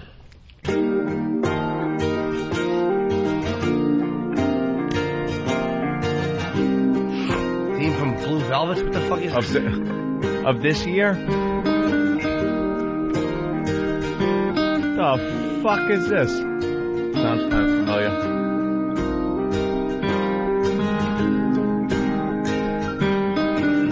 My life is brilliant. Yeah, this guy.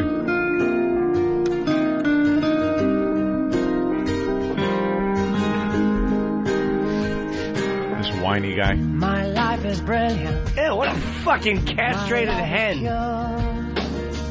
I saw an angel. Take the right song. An angel. Of that I'm sure. She smiled at me on the subway. Ew. She was with another man. But I won't lose no sleep. I saw this guy on SNL. He's fucking awful. Live. You're beautiful. He actually, isn't bad. You're beautiful. Listen to that voice. You're beautiful. He sounds like a tranny. It's unique. Yeah, it's horrid. I saw you. Here's a unique voice, too. You're beautiful. You're beautiful. That's unique. I don't know. Jimmy, you're very annoyed today. No, I'm not. No? He's not that bad. He's awful.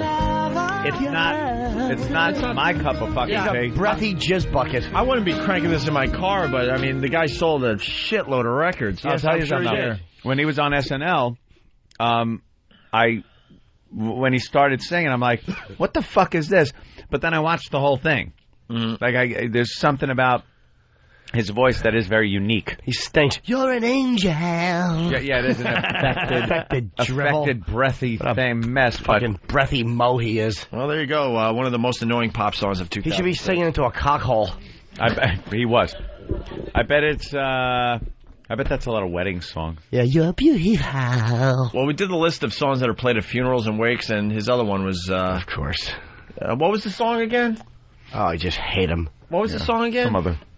It's just some Goodbye, fucking... my lover. Oh, right. Goodbye, my friend. His other hit. Who is he? He's just atrocious. That's what the name of the band is. My lover. My lover. He sounds like Katharine Hepburn. Yeah. You're beautiful like the loons. The loons. I got lost picking blueberries. Did you? Fucking ass. I can't even watch that movie anymore. I was like, I was lost. That was on. He's lost in like a 2 foot by 2 foot square of bushes. He's awful. It's like spinning in circles. It's a garden that's kept in by string around it. Yeah. Where you going, stupid? Same fucking intro as the last song. All right. We know this song. Let's move on with the pop sad. songs. You got the next one ready to go there, Bill? Thumbs up from Bill. Top 10 most annoying pop songs of 2006. This came in number 9.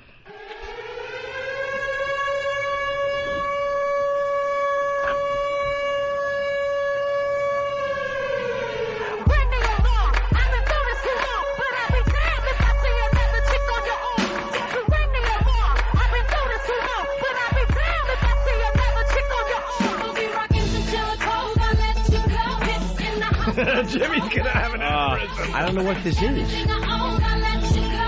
mean, it's pop, but...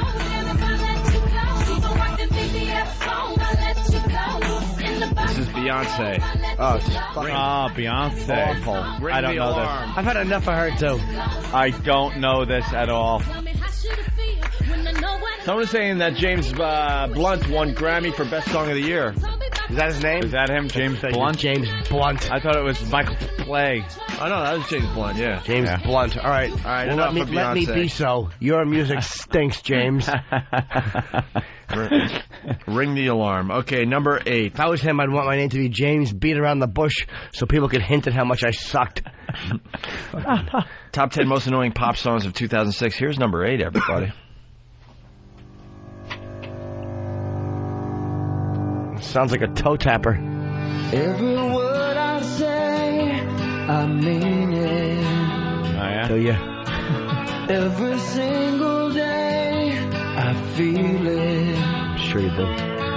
What is But this? sometimes when you talk, Bo Bice. it's obvious. Fucking you little whiny rock asshole. So don't blow it.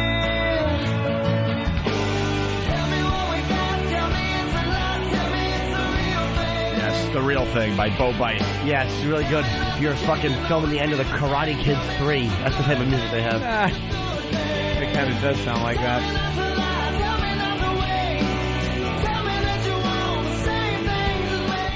Do you get into pop songs at all, Jimmy? Sure. I do. Like what? I don't know. Safety Dance. Safety Dance was a pop song? Safety Back in the Dance. day, sure. You can dance if you want to. No, really, do you? Unless you're Mabel King. Do you ever get into a catchy pop song? Yeah, I absolutely do. Yeah. Let's go to Will in Jersey. Yo. What's up? Yo, Jimmy. Yeah. Yeah, that guy, James Blunt. Yes. Dude, you can rag on him all you want. He's got one of the hottest chicks around, bro. Dude, I'm not... Girls, wow. I'm not saying he's ugly. I'm not saying I think he's fucking a whingy douche. Of course he's got a hot chick. They love that nonsense. You're beautiful. He probably met her on a train like he said. Too bad it wasn't a train in Japan. She would have had fucking 30 little yellow dicks rubbed all over her. You're beautiful. I love when Jimmy gets annoyed. It's just he's a fucking woman. I love when you get annoyed at something as simple as a James Blunt song. Oh, he's fucking... It's like who cares stuff, but it just hits you in a deep place really in your, just in makes your me, soul. Makes me ill. Can I have some water, please, from somebody? Hey, there's two things. Art from Boston. This song stole the intro sirens from War Pigs by Ozzy. You what? The real thing, Bo Bice with the sirens coming in. A little observation. And then David from Jersey taking music advice from Jimmy Norton. If one day he got out of the 70s, maybe James Blunt is good to chill too. Yeah, is he really? Always have to be Ozzy. I'm not saying always have to be Ozzy. Do you and your pal chill to him on the sofa downstairs when you're jerking each other off? Your fucking pants around your fucking thighs in case your wives walk down. You have to pull them up real quick. What is this? Mark in Jersey. Mark, what's up?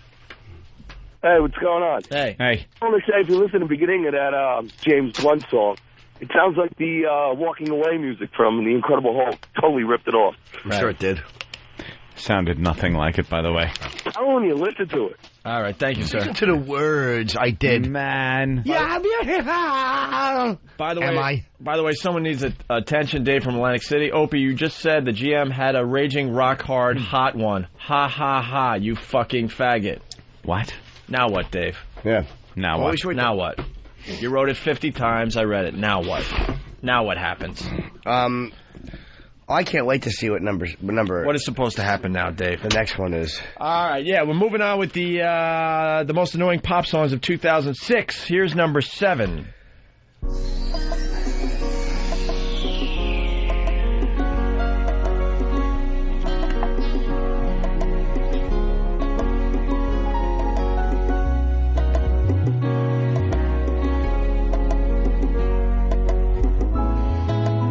Never heard this in my life. What the fuck? It's elevator music.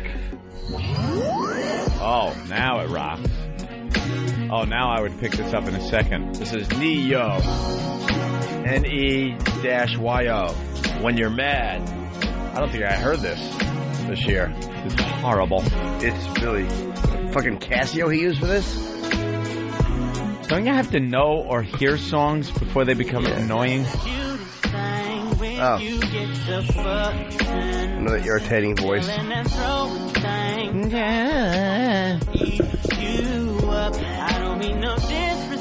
Oh, please. Yeah, disrespect. I never got into R&B. I just can't enjoy it. My girlfriend likes it. I want to like it, but I can't. She loves it. Not a big fan. It's terrible. All right, let's get rid of that one. Who gives a shit? Steve? Hey, by the way, someone is pointing out, Jimmy, you do like pop songs because you have Jenny from the Block on your iPod. I'm not saying I don't like pop songs. No, because I was trying to think of a pop song you actually like. Yeah, I Safety Dance, which is what I asked Danny See, for. these are the ones you're not supposed to like because they're annoying. You know what I mean? There are songs that hit that you kind of like. Sure, popular songs are called pop because they're popular. What? Very good. Oh, okay. All right, this next one is on the list as well. Number 6.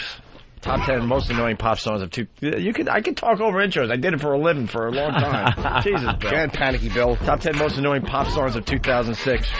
Fergie, London Bridge. On the only station that really fags it up. Fergie.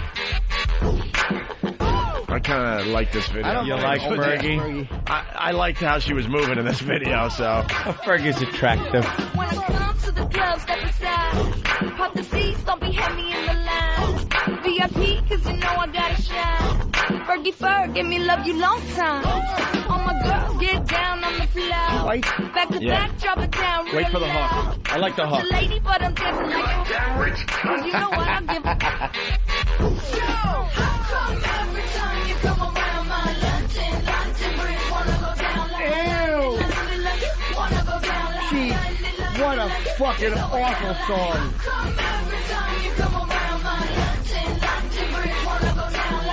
All right. You're not digging the Fergie? You know what bridge should come down? The one in San Francisco that fucking pancaked during the quake. It should fall right on her cunt lips. Why the anger? She's just trying to make a living. My London Bridge wants to come down? The fuck does that mean? Doing an old kid fairy tale thing. What does that mean? London Bridge is falling down? I don't know. I think she's giving head. No. Is that what you got out She's of that? not. Or someone's No. Someone's pants are coming down. I don't know. I got a raging hard on. My London Bridge wants to come down. The listeners appreciate that as much as we do. I just don't know. It was so creepy. Hey, there was something here I wanted to go to, and I don't. Oh, the Neo song. Yes, the Neo N-E-Y-O. That song, When You're Mad, is about angry sex. Is it? Didn't sound like it was. No, it didn't. It was so nice. More Sounded like a bucket of shit. Stupid, whiny, fucking BLS music. Crap. Girl, I need you. Yeah, beautiful. I saw you on a train, being robbed with a screwdriver by 4 Negroes. You're beautiful. Well, he really doesn't like that. I want to fucking cave his head in with a mic stand. So why is someone saying we're playing the censored versions of the? We don't know. Who cares? How do we know? What do they censor? Anything good out of them? Let's go to not Elo. Yes, not Elo. Good morning, boys. I just want to remind everyone that the most annoying pop songs can be found on XM20 or at eatabullet.com. Thank you. All right. Getting an overhaul, Eat a Bullets, by the way. Is it? Yeah. One of Steve's guys is working on it, yes. Oh, one of Steve's guys. Yeah, I've been busy. You gotta love Fergie, by the way. She was a meth head for a while. Right. Was she? I don't know if she's still doing that. Nice. And Chris, thanks for the idea from Boston. All right, number 5, top 10 most annoying pop songs of 2006. Five. I think I actually number like 5. I think I actually like this song. Uh-oh. I think I've heard this on Ethel a few times while working out. Let's hear. There's a couple songs by this band I really like. It's I'm just going to set it up here. It sounds very 80-ish. All right. They kind of update the 80s sound a little bit. Everything comes back. This is Blue October and Hate Me. I think this is the one I like by this band. Or maybe not. Does it kick in? Better. It's a pop song. All right. Blue October, Hate Me. You're beautiful. Oh, no, this is kind of the slower I like one. to fucking knock his teeth out with the heel of a boot. But holding it with my hand, not with my foot on it. I have to block out thoughts of you so I don't lose my head. They're crawling like a cockroach, leaving. I don't like this at all. I don't mind this. Dropping little reels of tape to remind me that I'm alone. Playing movies in my head that make a porno feel like home. There's a burning in my pride and a nervous bleeding. That's all right. I'm bored with it already. I'm bored with it, all right? I'm bored with it. We just got to play it to the hook. It's coming. Yeah, the hook that drags him off stage. A lot of people wishing Fergie overdosed so we didn't have to hear London, London. Oh, of course. Who doesn't know this song? It's all right. It's the only one I like so far. Look, we try to be honest on the show. This isn't the one I'm thinking of because Taffy Bag writes, "Oh, it figures you'd like this. It goes well with the Java log." That song isn't bad. I have heard that. It's not that bad. song's not bad. I don't turn off the radio when that's on, but there's another one that I really liked. Into the Ocean. Wait, they also have Into the Ocean. The other, let's. This might be the one I like. I'm just a normal boy that sank when I fell over. Simon and Garfunkel? No kidding, huh? But I'd rather This is Into the Ocean by Blue October. a life that's I'd be stuck again. Wish I was much more masculine. Not bad. Then I could learn to swim like JFK Jr. Now floating up and down, I spin colliding into sound like whales beneath me diving down. I'm sinking to the bottom of my everything. Singing it either. I like this. Who is this guy? It's Blue October. Scott Peterson. be. Goodbye, burden, my old friend. Sounds kind of like the other song. I know this one. Sounds a little bit like the Thompson Twins from back in the day. Yeah. Wow. Kind of has that 80s sound. It's not bad. It's all right. I like Blue October. I'm going to change my opinion. This is a song. Shout, let it all out. It's, whatever. You know the good thing about this show is... I'm getting bands mixed up, by the way. This show is... It's beautiful. Goodbye, my lover. Goodbye, my lover. Sure doesn't like that. Start pouring the bikini teeny. Yeah, I know. Listening to that fucking depressing nonsense as you're looking at a fucking carcass in a suit or a dress. I'm getting bands mixed up. There's a song that goes on the dance floor, and his voice is kind of like very different. Do you know what song I love? It's a pop song. It's the theme from the British version of The Office. Oh. Handbags and Glad Rags, or whatever the fuck it's called. Anyone know what it is? I know. You know what I mean? No, though. Yeah, we'll play it. Hey, can I just... I don't know it, Jimmy. It's a good tune. Can I share what just happened? What? I'm reaching for straws, obviously, and I'm thinking of this band that does a song, and somewhere in the lyrics it goes, on the dance floor, and his voice is kind of deep, like that guy from Typo Negative, sort of. Dummies. Typo Negative, sort of, that guy's voice. So I look at Bill, like, for help, and he just goes... Oh, he's gone. Just shaking his head really fast. He's in his tizzy. Like, I don't know. Don't worry, Bill. I didn't give you enough info for you to figure it out. Travis is over there helping him. Huh? Travis might... Oh, by the way, Blue October, Delbert Grady from Virginia. Hey, Peter Gabriel. Delbert Grady. I know. Peter Gabriel called. He wants his voice back. Okay. Yeah, there's some Peter Gabriel in there as well. What are you saying? Beard down to his toes? Jesus. What do we got, Travis? Yes, miss? I think you're either thinking of Arctic Monkeys, I bet she looks good on the dance floor, or I bet you look good on the dance floor, or She Wants Revenge. Yeah, Arctic Monkeys is a cool band. You into the Arctic Monkeys, Jimmy? No. I'm not. Want to be turned on to something? I'd rather not be. I'll listen to them. I'm pretty open-minded when it comes to music. Yeah, let's play a little bit of that real fast. Arctic Monkeys. He just gave me the one moment sign. I've heard some poppy songs that got like trapped in my fucking head. They would just stay there. You can't get them out. Can't remember their names or who did them or anything, but... Ugh. Hey, so Arctic Monkeys, I bet that you look good on the dance floor. Man, this guy King Taco, he knows everything. Oh, the one on the dance floor song is by She Wants Revenge. Oh, it's She Wants Revenge is the name of the band, right? Yeah, it's a band. Okay, and then, I didn't know that actually, the name of the band then. And then he writes, the Glad Rags and Handbag song is a theme to the British version of The Office. Right? That's what I said. Yeah. But Glad Rags, it's been redone by a few people, but the version that The Office plays at the beginning and the end is fucking great. Glad Bags and Hand Rags, I don't know why I can't remember the name of the song. I have it on my iPod, of course.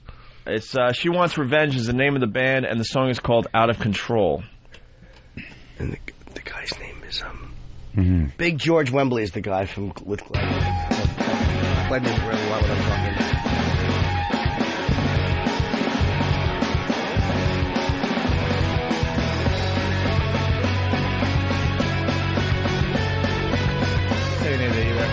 This is cool too. Damn it! No, but I like this song too. Can't figure out any of these songs, can we? Is this She Wants Revenge? Yeah. Stop making the eyes at me. It's a really cool song. Eyes at you. What it is that surprises me is that I don't really want you to. When your shoulders are frozen, oh, but you're an explosion. Your name isn't real, but I don't care for sound and lights in the fuse. My results in a bang, but a bang go. I bet that you look good on the dance floor. I don't know if you're looking for romance or Arctic Monkeys. I know that song. You like it? It's not bad. This is good.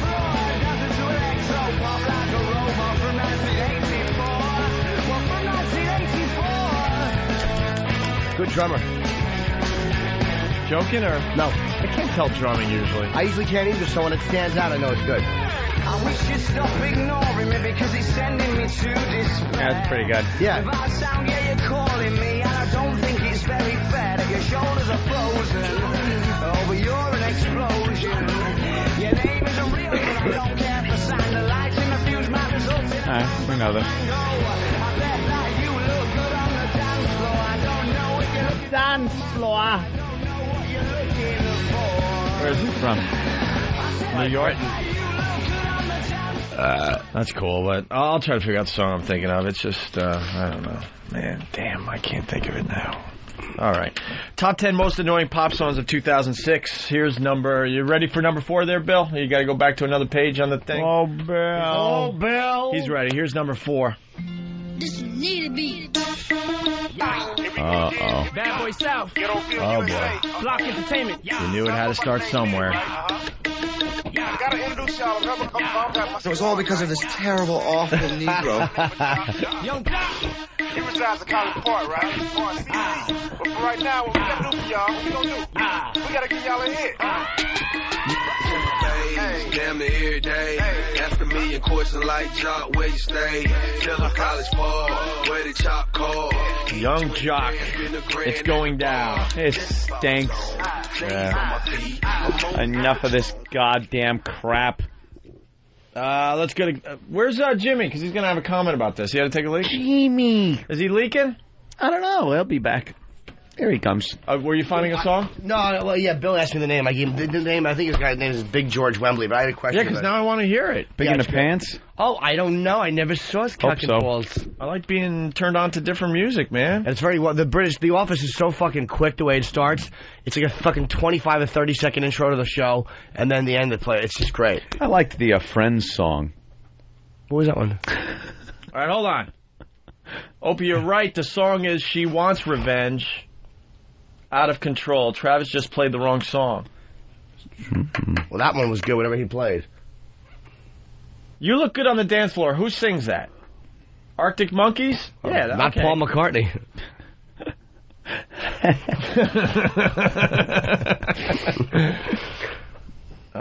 Opie, you're right. The song is She Wants Revenge.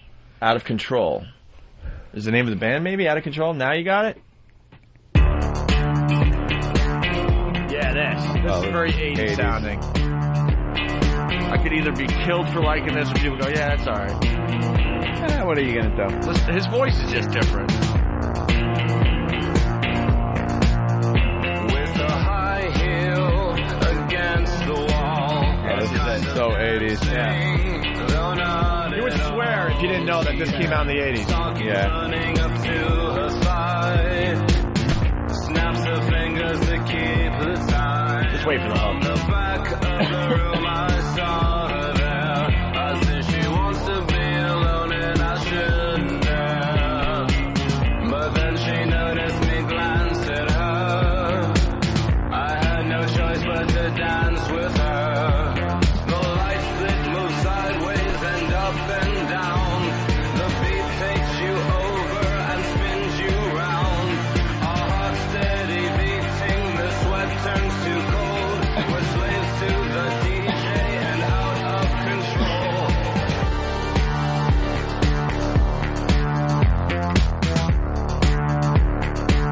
Oh, you get the idea. I watch her feet move. All right. That was my OCD taking over. I needed to know the answer before we could move on. That's fine.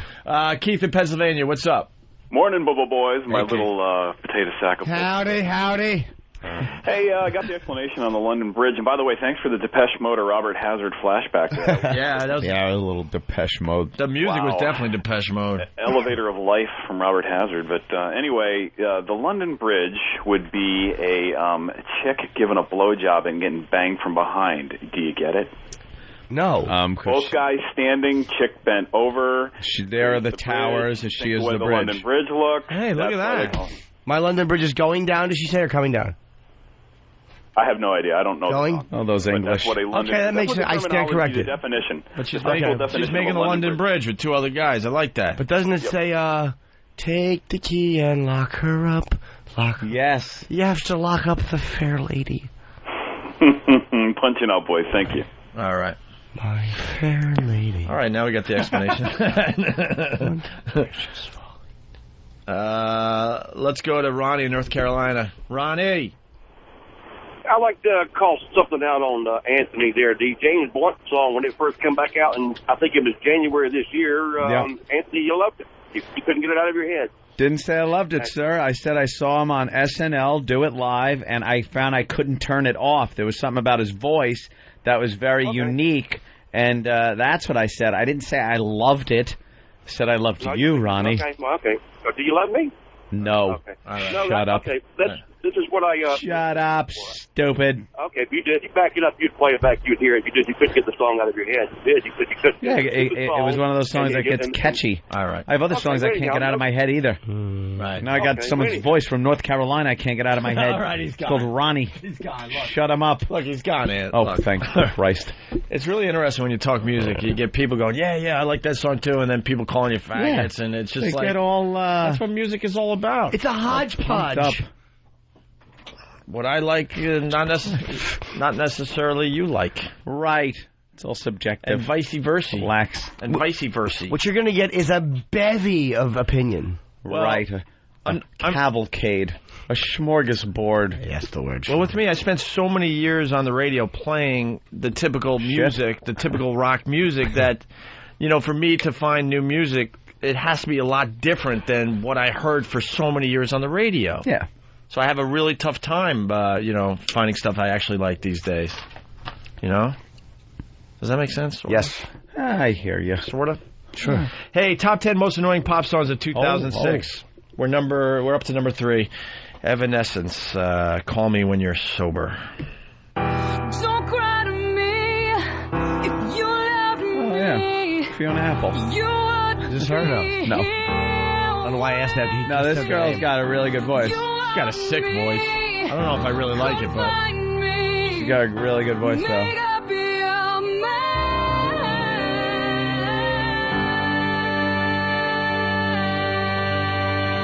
She can sing 2 parts at once.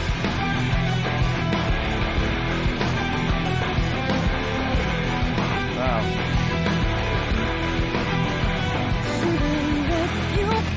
I believe chick singer, guy band. Am I right? Chick singer, guy band. good song. Well, good voice, annoying song. Wait for the hook. Oh, you're thinking the other one they did. No, this a few years ago. No, this one's pretty good too. Like, she got a really good voice.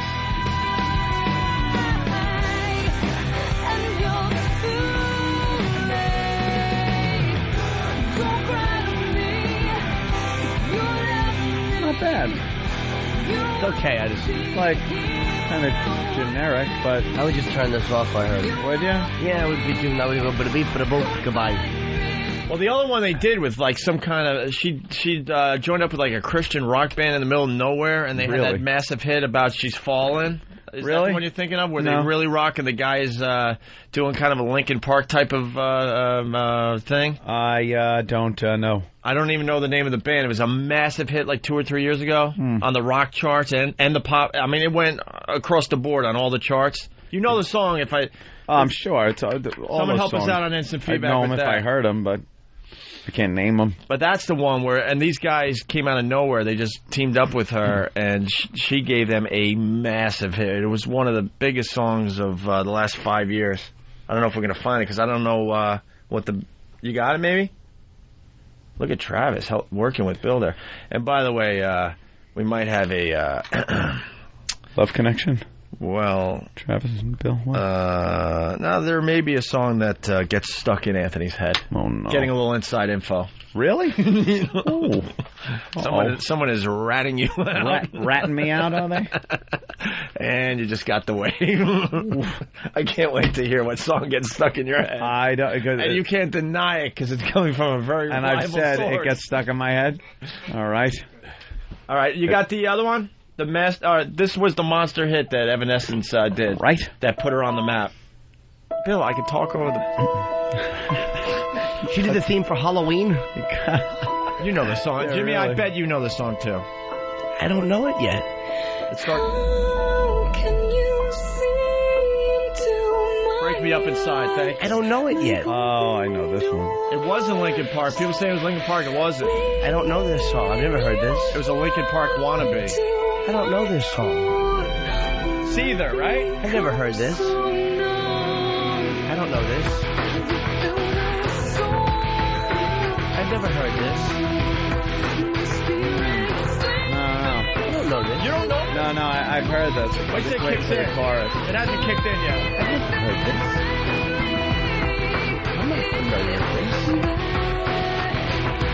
I don't know this. Now you know it.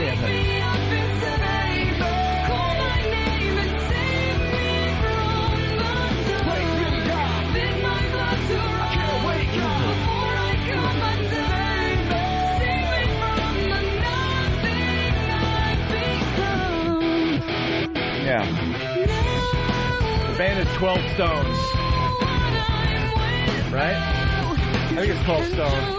That's coming in a lot. Enough or? Yeah. I think we know which one this is. Truckloads and boatloads, more than your share. It was a singer from 12 Stones, helped out after Evanescence recorded it, yeah. Yeah, Paul McCoy.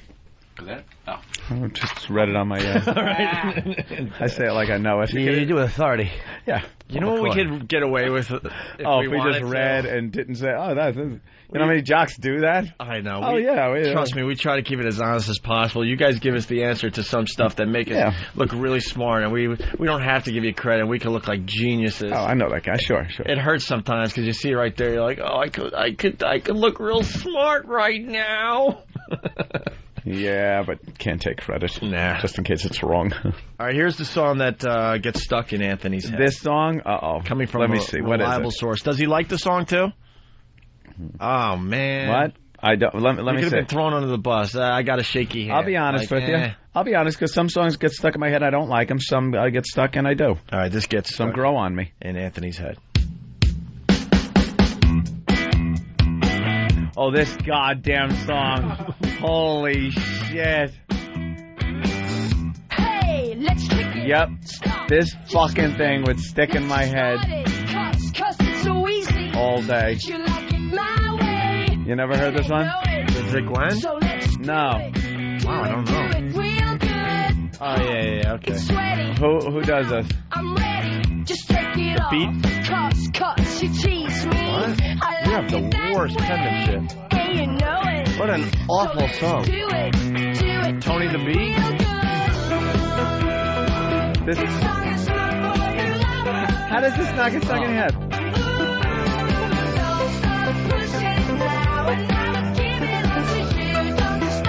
It gets stuck in my head all day. I'd be walking around the house going...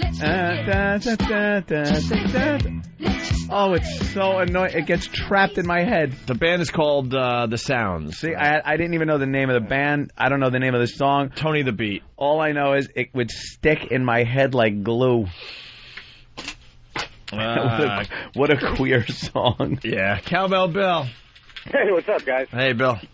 I see on the screen here annoying songs, but it looks like maybe we're checking out some songs that you like. There are a few, yeah. It started out annoying. Right. Well, I hope I gave open idea a couple of months ago. Carmine Appice, Guitar Zeus. Thumbs up, thumbs down, what? I didn't get to... Wow, now I gotta be... I know. Bill called me up and told me to check this band out, and I never did. I just saw him walking down the street the other day, Carmine. He's dating the radio chick, right? Apparently. Carmine Appice. Yeah, it's like 7 guitar gods that got together with Carmine Appice. I've called them all my life. And there's some pretty cool shit on there. There's one, I think it's called Killing Time. It's about Kurt Cobain, and it's kind of like a Nirvana song, flipped upside down and backwards. All right. Very heavy, but yeah, man, you guys could, check it out. All right, we'll go into the master computer and see if we even have Master computer. See if you can dig it up. They're computing. All right, Bill, thank you. All right, guys. All right, bye. I heard a little bit of that Sabbath with Dio. The new stuff? Yeah. Heard a piece of that. Called Heaven and Hell. Fuck, sounds great. Where'd you hear it? It was on a station last time we were out of town. I heard somebody got some kind of advanced illegal copy of some shit, and it really sounded good. They're called Heaven and Hell. Sounds amazing, and it's got like an updated sound, but it still sounds like, that genre. Real good job. I want to hear it. Do we not have any? I don't know. Do we?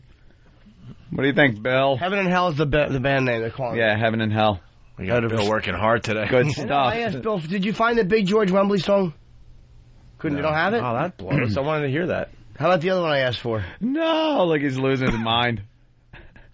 It's like Mission Control. He's like the first guy at Mission Control to get the Apollo 13. There's a problem. Yeah. That's the same face he's got on. Bill has a 1980s British rocker hairdo. They claim to have every song at XM, but time and time again, Jimmy suggests something. And we just they don't have 1916 by Motorhead. I got fucking Big George Wembley on my stupid iPod. They don't have it. All right. The runner-up. Most annoying pop song of 2006. Eminem featuring Nate Dogg. Wow, it's a great song. What's wrong with them? It's not annoying. You know the song? I like it. Yeah, Shake That. Yeah, it's great. You know Shake That? Yeah, it's fucking a really cool song. What's wrong with this? They're shaking that ass on the flow. This is a good one. I think I'm losing control. Get buzzed, get drunk, get crunk, get fucked up. Hit the strip club, don't forget one. Get your rub, get wasted, pasted, blasted. Puke, drink off, get a new drink. I'm too Caucasian. I love Eminem. I can't get into this shit. Why is there beef on this? Why were the edited versions? Gyrated them hips and licked them lips, and that was it. I had to get Nate Dogg, get his thing some kid. 2 to the 1, from the 1 to the 3. I like good and I like good trees. Smoke so much you wouldn't believe, and I get more ass than a toilet seat. Yeah, I like this. That's great. More ass than a toilet seat. That's still a good beat, though. Smoke pot, you get the chicks, we understand. Well, Smoke the trees. No one's really singing about anything original. I mean, love songs, you know. You're beautiful. You're beautiful. Why do we have edited versions here at XM? Can I ask that? Because there's extreme language channels. What are they called again? XL channels. Yeah, and then there's ones like, you know, so that could be on like, right. You know, one of those. Well, can we tap into the non-douche channel and get one? It's so stupid. Like I guess 20 on 20, they don't play like curses and stuff. Ugh, that's kind of dumb. Of course it is. Because it's satellite radio. Just let the fucks fly, please. Jesus. Well, I disagree with that one. I like that song a lot. Yeah. All right. Here's the most annoying pop song of 2006. I happen to have it in front of me. Do they not have it back there on Delette? Sorry. They don't happen to have it on Delette, so I have it in front of me, Bill. Which one? Now Bill is telling me he does have it, but see, Bill, I'm trying to do a bit. Oh. No, wait. Hold on. Poor Bill. We love you, Bill.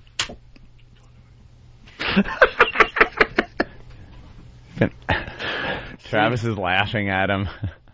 Danny's just laughing at him. All just shaking their heads. Bill, you're sure doing somewhere there's a half Negro laughing. Bill, you're doing a great job. Yeah, there he is. All right. He's got to get in there and join in the laughter. Him and his cricket body, Sam. Like a wingless cricket. He's just rubbing his legs together, making chirping sounds in the office. Yes, Dan. Bill just because he talked back in my ear. Nobody else could hear. He goes, "Which song is it?" Yeah, I know. I heard that too. Okay. Which song is it? Panicked. I'm at a loss. Oh, my God. I go, I have it in front of me. Wink, wink. Nudge, nudge. We've only done this a million times. Yeah, on come the on. show. Don't you know this old gag? Bill panics, hits the button that only we could hear, and you hear, which one? Which one? I have it right here. Well, did you have the one that I asked you for? There's no heaven in hell. Oh, my God. I forgot. See, I heard Eddie Trunk was playing it. Yeah, you might want to get in touch with. I want to meet Ace Frehley, and he's holding out on me. He's got an advance copy. See, the bit goes, here's the most annoying pop song of 2006, and then, you know. Right. You do that. But see, today's was going to be this. Here's the most, forget it. I want to hear it. All right. Here's the most annoying pop song of 2006. Hence, I have it, Bill, because, see, we were trying to do something here. He started his career as a frontman for the legendary Police, and he's had an unbelievable solo career now for over 2 decades. His latest CD is a departure of sorts for the rock legend. Good enough, however, to land at the top of the classical charts. Ladies and gentlemen, please welcome Sting! With the most annoying pop song of 2006. There's the loot. Here comes the fucking loot again. There's the loot.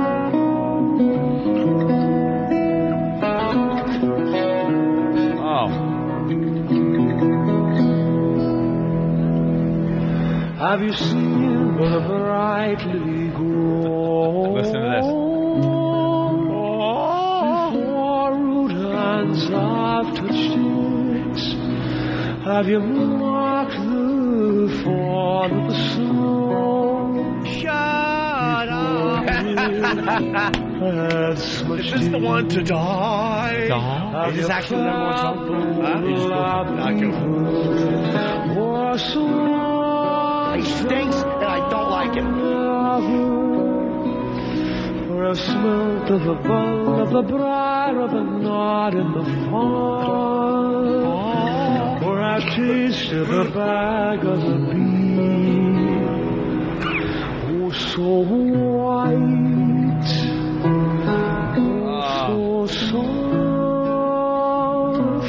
Oh, so sweet is she.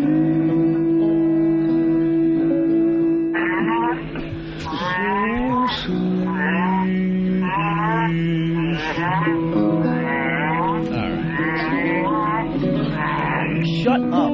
This ain't the one we like, Ann. See, but the ta-da. See, that was the one I was suggesting. And they can't find it. They would have been a good one. Right. All right. Enough about the loot. Can you dig that? I knew that you could. How touching, according to the LA Times. Yeah, well. Yeah. All right, enough about the loot. There you go. All right, yeah, why don't we play the number one most annoying pop song of 2006? Can't be it.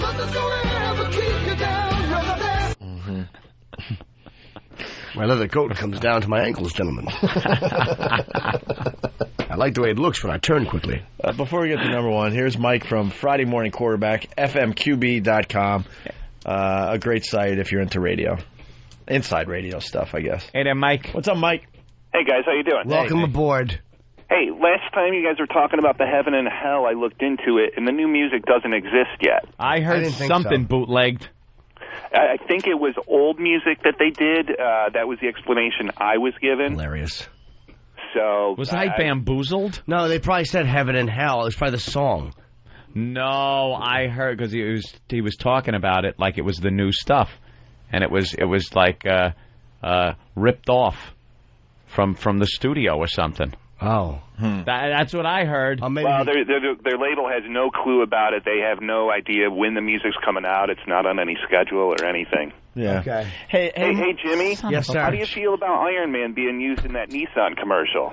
I haven't heard it, but I don't have a problem with it. Why not? I mean, so what? It's already it's a 35-year-old song or whatever. So it's like it's proven itself as a great heavy metal song. Why not? I mean, if they can make some more money with it, let them. I have no problem with that. That's to me, that's not selling out. Sabbath rocks Nissan. They're the same guys they've always been.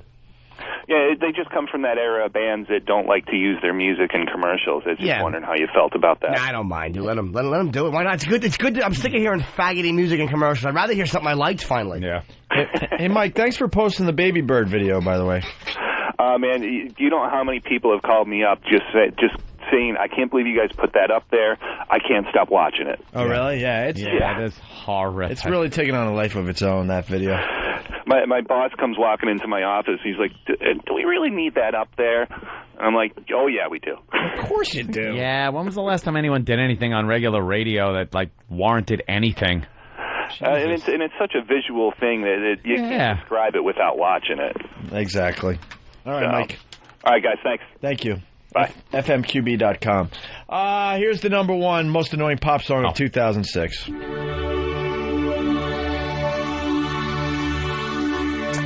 By the way, no way this is her voice. Oh, Paris? No way. There's no way she has this talent. Song. Yeah. This is called Stars Are Blind. Don't mind spending some time. La la. Just hanging here. La la. La la la la.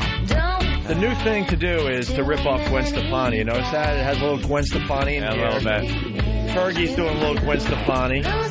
La la la la. And Gwen Stefani stopped doing Gwen Stefani. Right. La la la la. I don't mind this. You could really hear the machines that were cranking to keep that pitch right. The machines that work. Oh, my God. How'd her album do? All right. Better than they thought. Dan is saying thumbs down. It's They weren't expecting to, sell millions. Just goes to show you what they could do in the old studio. I wouldn't mind seeing her fat pussy get a finger in herself. This has nothing to do with her voice. Just some breathy shit. It's all effects.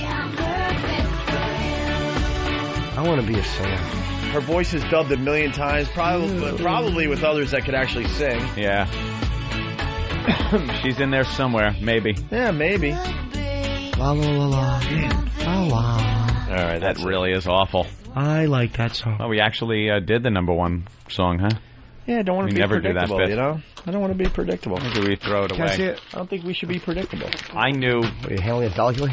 Huh? 2 songs on that list. Ooh, really? Jesus Christ. Yeah. I heard a bunch of them, I guess. Pop. Ugh. She's pretty, man. I wouldn't mind What? giving her the business. The business. Really going out on a limb there, Jim. Yeah. A little thigh high. Oh, she's wonderful. Comes with a little fold-out book and everything, Oh, huh? look, pictures of Paris. All right. What? Oh, yeah. Oh, let's see who this is that doesn't know. Jimmy about the Norton's fucking got radio. a call.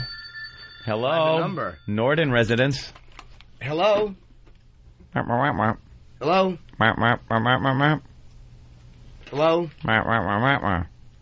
I cannot hear you. Ooh, I don't know who that was. I don't know what they want. I don't know what Merrill Pull that does. number back. No, it's private. I hate when they do that. Ooh. I just heard on sports radio an athlete was driving an Escalade drunk and that he got in an accident due to the fact he was watching porn and jerking off while driving. And? See That's if that old story news. exists. We've heard that already. We already talked about that. Oh, okay. Yeah. Yeah, isn't that old? Then we'll Yes. talk about the old lady's sex blog. We got an update. You know who the From athlete yesterday's was? show. It was Joe Pepitone. You know, I really didn't enjoy that airplane ride. First class is very overrated. What did you like about it, Uncle Paul? Love it. They didn't have any of the drinks I wanted. My favorite drink they didn't have. And what's that? I like warm papaya juice in a can. I don't think they would have that. Small, thin can of warm papaya juice. I thought you were a fan of the Shirley Temple. No. No? No. Why not? I don't like it. No? He's the creepiest guy ever in the airport. He's sitting there and looking at small children that are running by and giving them little names. Yeah. There was a blonde kid that I leaned over my girlfriend and I went, look at TJ. He loves to play. TJ. And what was the other one's name? Anthony. Anthony. He was heavy, a fat little tank. TJ and Anthony. And she said I was whispering to her on the plane as Uncle Paul. I forget what I said. And she said, you know, that makes me physically sick when you do that. Yeah. She was really getting disgusted with She you. couldn't even play along anymore. That fucking I'll flirt back with him shit went out the window as I knew it would. Yeah, that went out the window. Of course it would. You always got to find the one point. She hates when he laughs. Like when he says something like Racing laughs. Yeah, like we would play strip poker, but I would always fix the deck.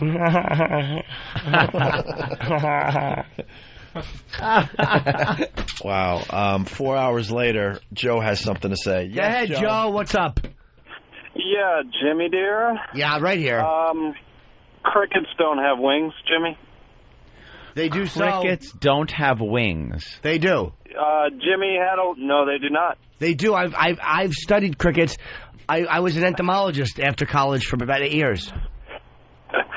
Jimmy, crickets don't have What wings. about the African cricket? Yes, the African cricket has wings and it flies. No. People think it's a bat, but it's a cricket. How does I wait? Now, let me think now. I gotta assume crickets have wings. They do, just to wave at people. Let's see. Dan, what are you looking at? Crickets are I friendly. saw you pointing at something. It's like a picture of a cricket wing. It's a picture of a cricket We're wing. looking at a cricket wing, sir. You ever see Now ants what? disassemble a cricket and like one of them is holding the big wing, bringing it down the hole? Yeah. Ant think, goes in the hole. I think Dan's wrong. Female. Hold on. I'm looking at the female and male wings of a grilless field cricket. Yes, they do have wings, The sir. cricket, dude, what the fuck are you talking about? Yeah. You are stupid. And you waited 4 hours to try You to correct call us. up with something that you I think waited you know about, and you're waited stupid. 5 minutes, and crickets do not have wings. Where are you getting your info? Weren't we talking about cricket wings earlier this morning? Or did you bring it up again? No, I said Sam has got his cricket legs rubbing them together. Guy's a dope. Okay, I'm sorry. That do have guy, wings. if you know that man, please smack him in the face. Right, but an open hand with a mouth smack. Just a bitch slap over his stupid mouth.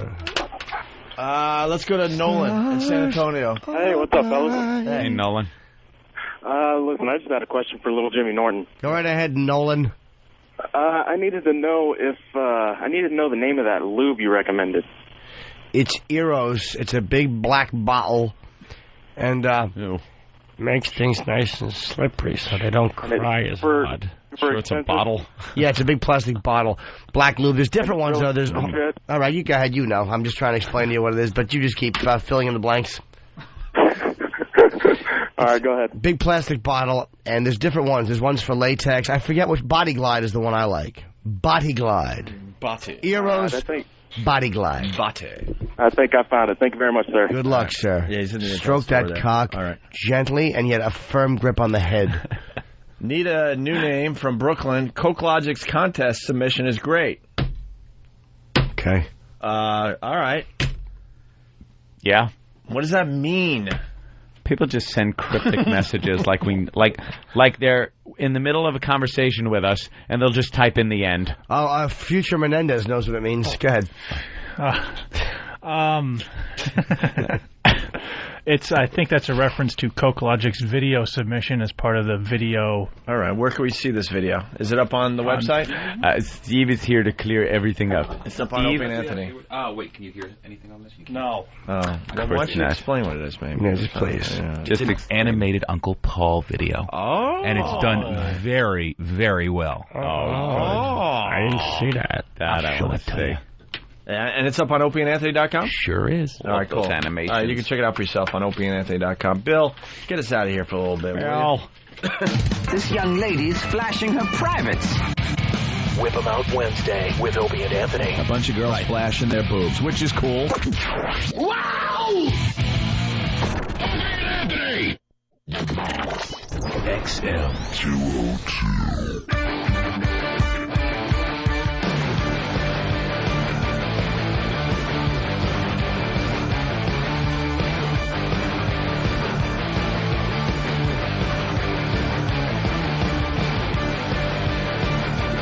This sounds like Andrew WK. Yeah, right? Wow. It's time to party. Fucking Party. Jimmy calls it out.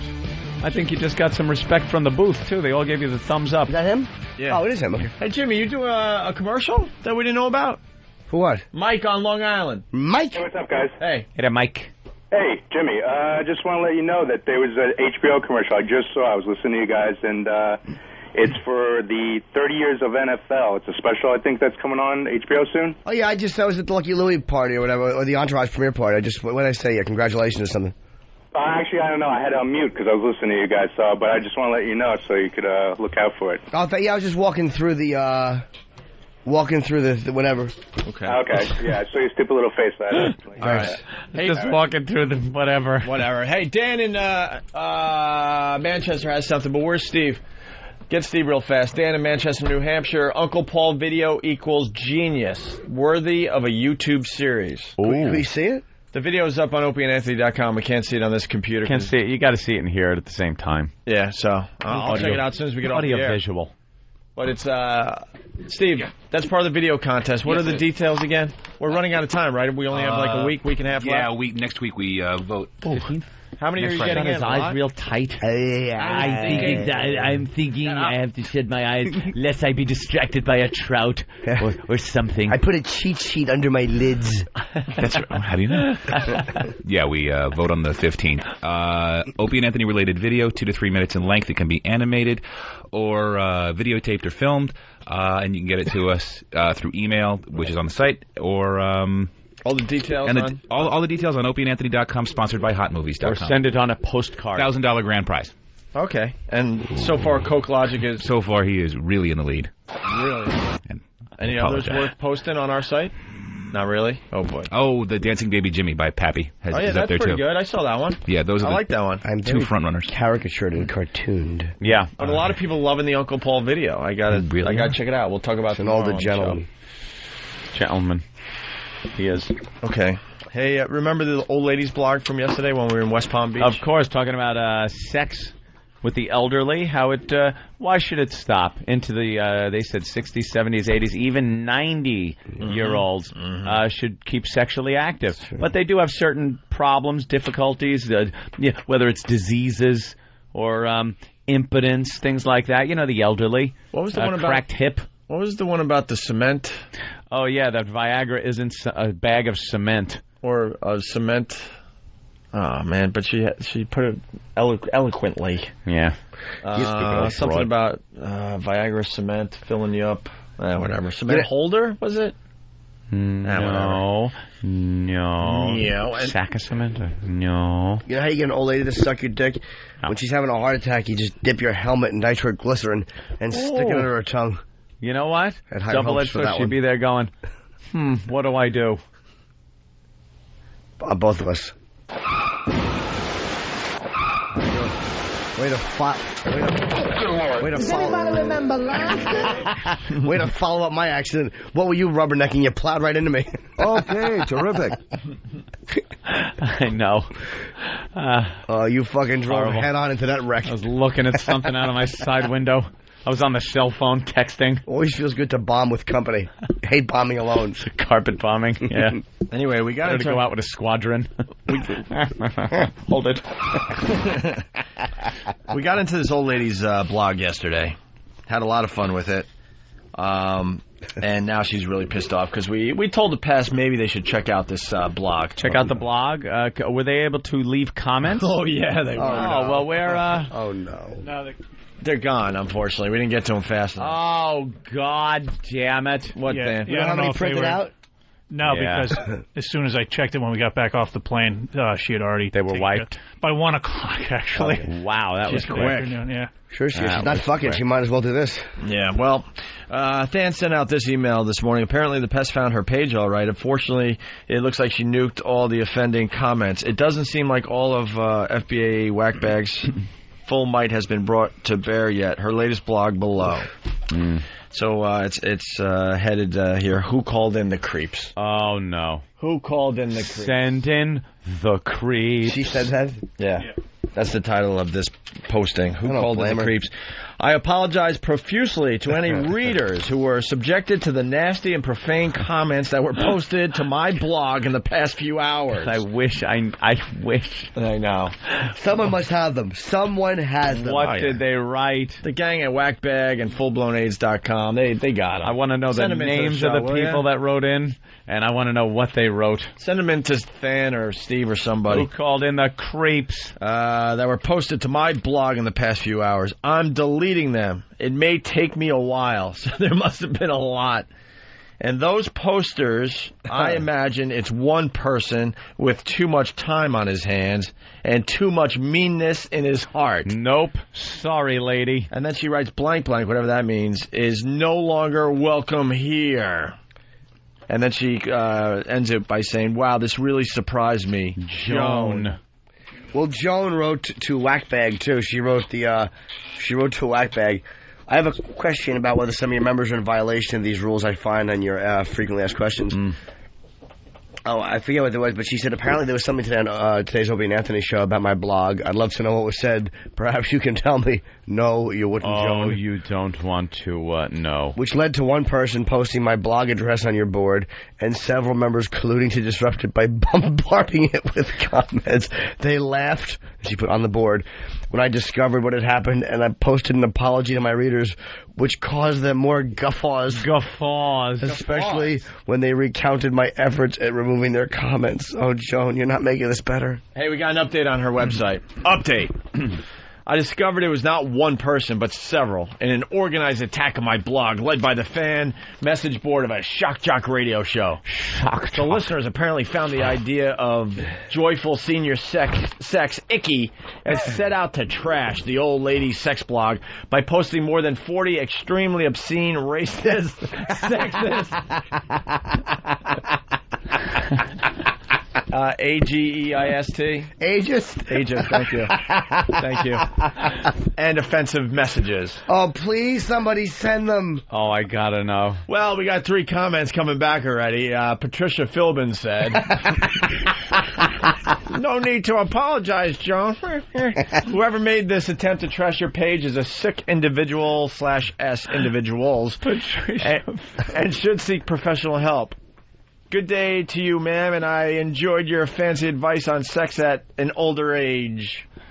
Patricia Philbin. Oh, is that good? She also unfortunately set it up so that she approves all all comments now. They'll still get through. Hence the Patricia Philbin. Yeah, as long as the names get through. Joan Price writes, "Thanks, Patricia. Chris Smith wrote a nice piece about me in his column in the Press Democrat today, and I had many new visitors. I hope they realize that I was sabotaged today and don't stay away because of what they and they don't stay away because of what they read before I got to it. I've changed my settings so that now I'll moderate all comments before they appear. Sorry it was necessary." Fuck. Joan writes again, "Personal note to the creeps. Okay, boys, hope you're done playing with yourselves and each other because we're done reading. This isn't my first time at the rodeo, boys."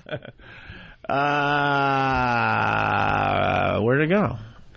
Okay. They have to make the jokes in the names now. Yeah. Did you think it would be difficult to find out what computers were posting the comments and which website was egging you on to visit the old lady's sex blog? How does this bitch know anything about computers? Took me about... Boy, does that annoy me.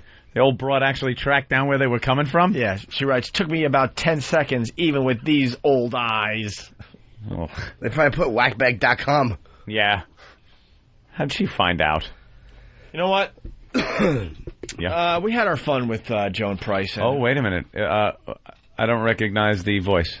What? I don't recognize your voice right here. No, at times you got to do the right thing. Who is this? At times you got to do the right thing. We had our fun with the old sex lady blog. Yeah. Joan Price. And I think we need to get her on the show tomorrow and apologize like gentlemen. I really do. I'll agree. You know, that would be the nice, gentlemanly thing to do. Can we get Joan Price on the phone? We'll sure as heck try. Yeah, let's try to get Joan. And here's what I think how this should be presented, because this is how I feel personally. We talk about a lot of subject matter on this program. Mm-hmm. Her blog came up. Mm-hmm. We spoke about it. Mm-hmm. And a few bad apples spoiled a whole bunch, because we had a great educational discussion on the whole thing. And a few people take it to that limit because they don't understand or whatever it is. But we would love to have her come on our show. Absolutely. We will apologize on behalf of those bad apples and maybe get a little bit of education. Look, we'll admit we were immature. Yeah. We were just trying to have fun. But now I think it would be interesting to find out what happened to her blog. Exactly. How much of a pain it was. And then find out maybe more about this old lady sex. Excuse me, as I burp. Old lady sex. We got to do the right thing on this one, guys. By the way, Jay Peterson writes on the instant feedback. Jay Peterson. He's from Whackbag. Yeah. He writes, all the way May made a few appearances referring to Joan as old dusty cunt. Old dusty cunt. All the way May wrote that. And she should talk. And Chester's Lever, you know him from Whackbag. He writes, I know Robert Reed sent a message saying I would fuck you. Hold on. But motherfucker, it's updating because now everyone wants to, I don't know. Oh, maybe, okay. Saying I would fuck you and help you lose weight at the same time. So chimed in. Let's see. Animals. Yeah. This guy from his cell phone writes, I posted as Ron B. and told her I want to throw a cowbell in her cunt. How about that, Fez? Chris from Oklahoma City writes, I think Patricia needs a good deep dicking in her bippy. Oh, they must have like, see her try to gape. Do a little gaping, and her asshole rips like rice paper. Hey, go to the smoking gun. Get this story for tomorrow. Oh, what do we got? Okay. That's a good one if that's true. Oh, we already...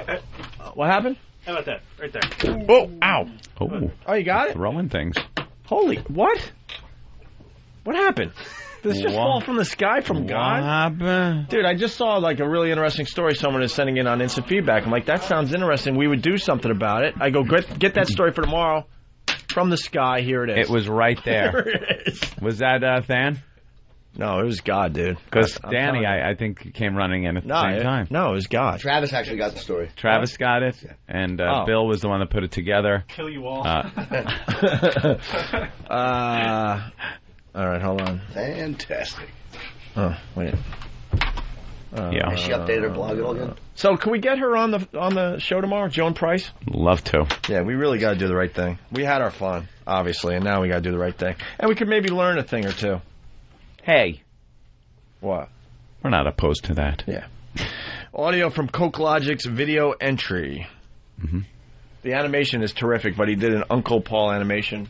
It's part of the video contest. All the rules and details are on opieandanthony.com. But here's the audio portion of the video that I can't wait to see right after the show ends. Such a good girl. Excuse me? I used to babysit you. Oh, Uncle Paul. I used to bounce you on my knee when you was a little kid. Your father got really mad at me. Bounce you on my knee, give you some potato chips, kiss you in the back of the neck. I had a niece who was a bit of a tattletale. She was 2 years old, and she made up allegations about what I would do when I was babysitting. How do you know my family again? I worked with your father, and I got fired. Oh. You know, your mother was always an attractive woman. Your father and I had an argument one time, because he said I was being inappropriate towards her and you. Do you have a family of your own? My wife was killed in a fire. I got an insurance settlement.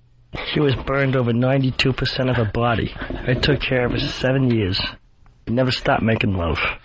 Oh, I'm sorry. It's okay. I'm an older gentleman.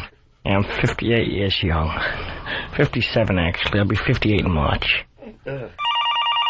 Oh, let me get this. Pull down your underpants and pick up the telephone. From a tickle to a diddle, he's right there in the middle. Watch out for Uncle Paul. When a bounce on a knee is a repressed memory, watch out for Uncle Paul. All right, listen, not only is this going to win the whole thing, this is going to take off on the internet as well. That's a good one. Coke Logic! I want to see the animation see it now. with Yes. that. Yeah. Nice. Yeah. You like that, Uncle Paul? No, I think a lot of it was taken out of context. A lot of it was made to look like it was rather salty language. Yeah. I don't like that. When I was a younger man, you didn't talk that way with a lady. No. You had her malted. Then you brought her home. Treat him with respect. Talk to her. Hey, can I get to some of the other comments that were left on the blog there? My God, please. Yeah, but I don't like that. The senior sex is very nice. Well, Dog Shit Sniffer writes from Woodside, I told Joan I would put one right in her rusty bullet hole.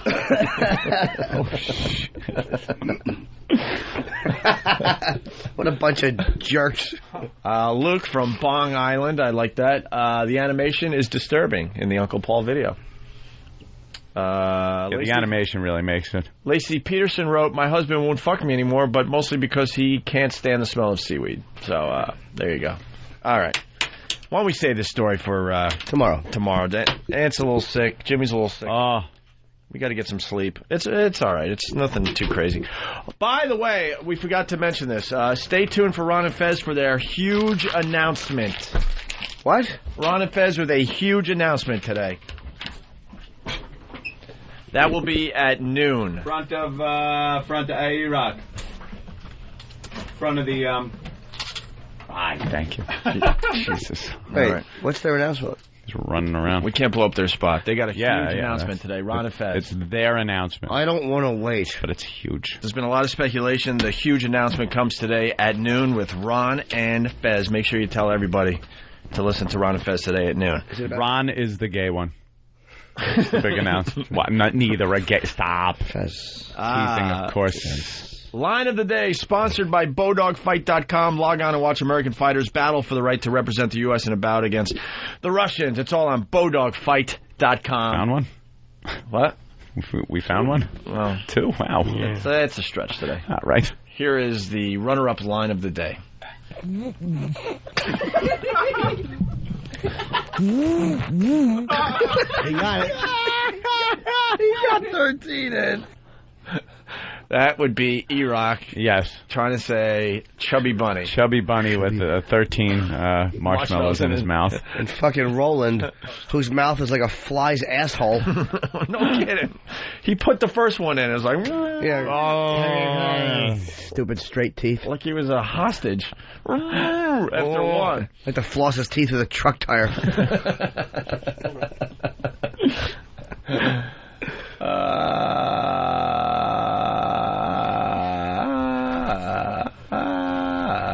All right. Here's the other runner-up line of the day. Some things are supposed to make you cry that don't. Like Forrest Gump had some sad moments in it, but when he's standing under the oak tree talking to his wife who's buried like a German shepherd in the yard. I know, no kidding. That was a great line, Jimmy. Yes. I forgot all about that because I'm Thank you, boys. sleepy. Very good. And here we are, finally. Today's line of the Line of the day. day. Yes. Here comes line of the day, line of the day,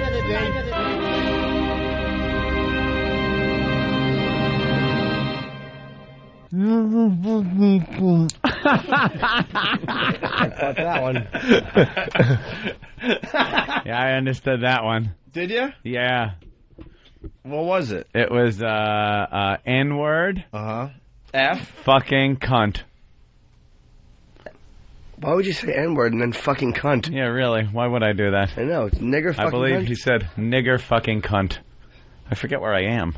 So often. Yeah. Well, Why would I say? You're on CBS and you said fucking cunt? Exactly. Like Al might not catch it. Thought I was in a meeting. All right, what are we promoting today? New Year's Eve at the Borgata for Jim Norton. Jim Norton, that's very good. I'll be there. Ant's gonna you be are there. going? I didn't know if you were going or not. Yeah, I'll be there. You've been very absolutely. You've been very mysterious. Well, you know. Opie, you've been very mysterious. I got a plug. I got a plug. I never have plugs. What do you plug? I got a plug. Yeah? Tomorrow. Pal Talk. 4 p.m. Celebrity Pal Talk. Celebrity Pal Talk. From 4 to 5, I will be on Pal Talk. They're launching their 9.0 software, and I'm going to be on there and going to chat for an hour. Oh. And it's in the room Pal Talk 9.0 free talk, I believe. Very cool. Have fun. Very cool. Yeah, I'm going to do it from my house. So you get to, peer in on I'm setting up in the great room. The great room is I'm setting up in the great room by the fireplace. It's like going to be a fireside chat like the president. I'm an ass. I'm thinking the Pal Talk people called it the great room. That's where they do their celebrity chats. I forgot you have a mansion. No, it's just As the I'm great still living room. in one fucking room with all my stuff piled up. I'm going to have to get a log and Holy put it in the fire shit. and actually have a fireside chat. I'm going to dress like it's 1940s and I might not be American. By the way, they started the speculation. Wouldn't that get... Do you think Pal Talk would mind if I dressed like Hitler on the camera? Oh, God, you got to do that. Just a big Nazi flag behind me. Or we're like a Girl Scout. Like, holy No, shit. I put like that'd all be Rainbow funny. Coalition shit around behind you. Like a big pink circle flag. I got to do something. The painting from that little movie that you guys quote all the time. Oh, what? Goodfellas. No. Painting? That movie we quote all the time. The Shining. It's- What The Afro painting. You have yes. it? No, I don't have that love one. The that. velvet Afro Two painting. black feeties looking over. Big toes. Couple other things. They're already speculating on Whackbag about the huge Ron and Fez announcement that goes down today during their show. So you got about an hour to get in on that and speculate all you want. Are they all, or some of them? Excuse me. Are some of them? I need a new bell. Your bell has no ringy to it. I need a new bell. Your bell has no ringy to it. Your bell has no ringy to it. Look at that, you fixed it. Thanks, Dan. Or are they? There you go. Oh, there you are. Also, Than and Sam are doing a show Saturday night at what, midnight? Correct. All right. Excellent. And my mentor, yes, Brother Weeze is flying in from Rochester to do Saturday Night Virus this weekend. Very excited. The same night they're doing their show? He's doing 9 to midnight, Brother Weeze, and then Than and Sam follow Brother Weeze Saturday night. Okay. So check out Nice Brother lead Weeze. in. He's the man. Here you go. He's the man. I guess that's it, right? That is it. Yeah, Out of here. I gotta go and I'm going to bed immediately. No, I gotta All right, big announcement. From Ron and Fez. So they say. We don't know how true that is. We'll see. Uncle Paul animation on opieandanthony.com. And I guess. Can you dig that? I bet you could. Oh, I loved that thing he did. That was very moving. I watched it with my nephew, Danny. And? My niece, Daphne. Daphne. Yeah, Daphne's 4. She don't act it, though. Hey, how hard would it be to do line of the year? People are suggesting that.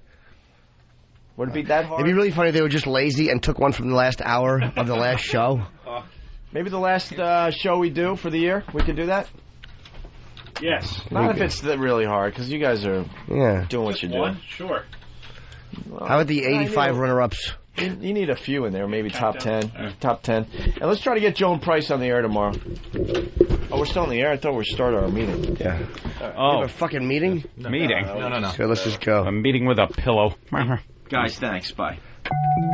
I was walking down the street, and some construction guy was shouting at me, "Hey, show me your cans!" So I did. And he plummeted 17 floors and was impaled on a forklift. But my tits looked great. Please, wow responsibly. A public service announcement of the Opie and Anthony Show. Line of the Day is brought to you by Bodog. If you'd like to vote on any of the weekly show polls, go to iliketolisten.com. Coming this weekend to the Saturday Night Virus, Brother Weeze, Opie's mentor, will be broadcasting live from XM in New York City from 9 p.m. to midnight this Saturday, December 9th. That's Brother Weeze, this Saturday, December 9th at 9 p.m.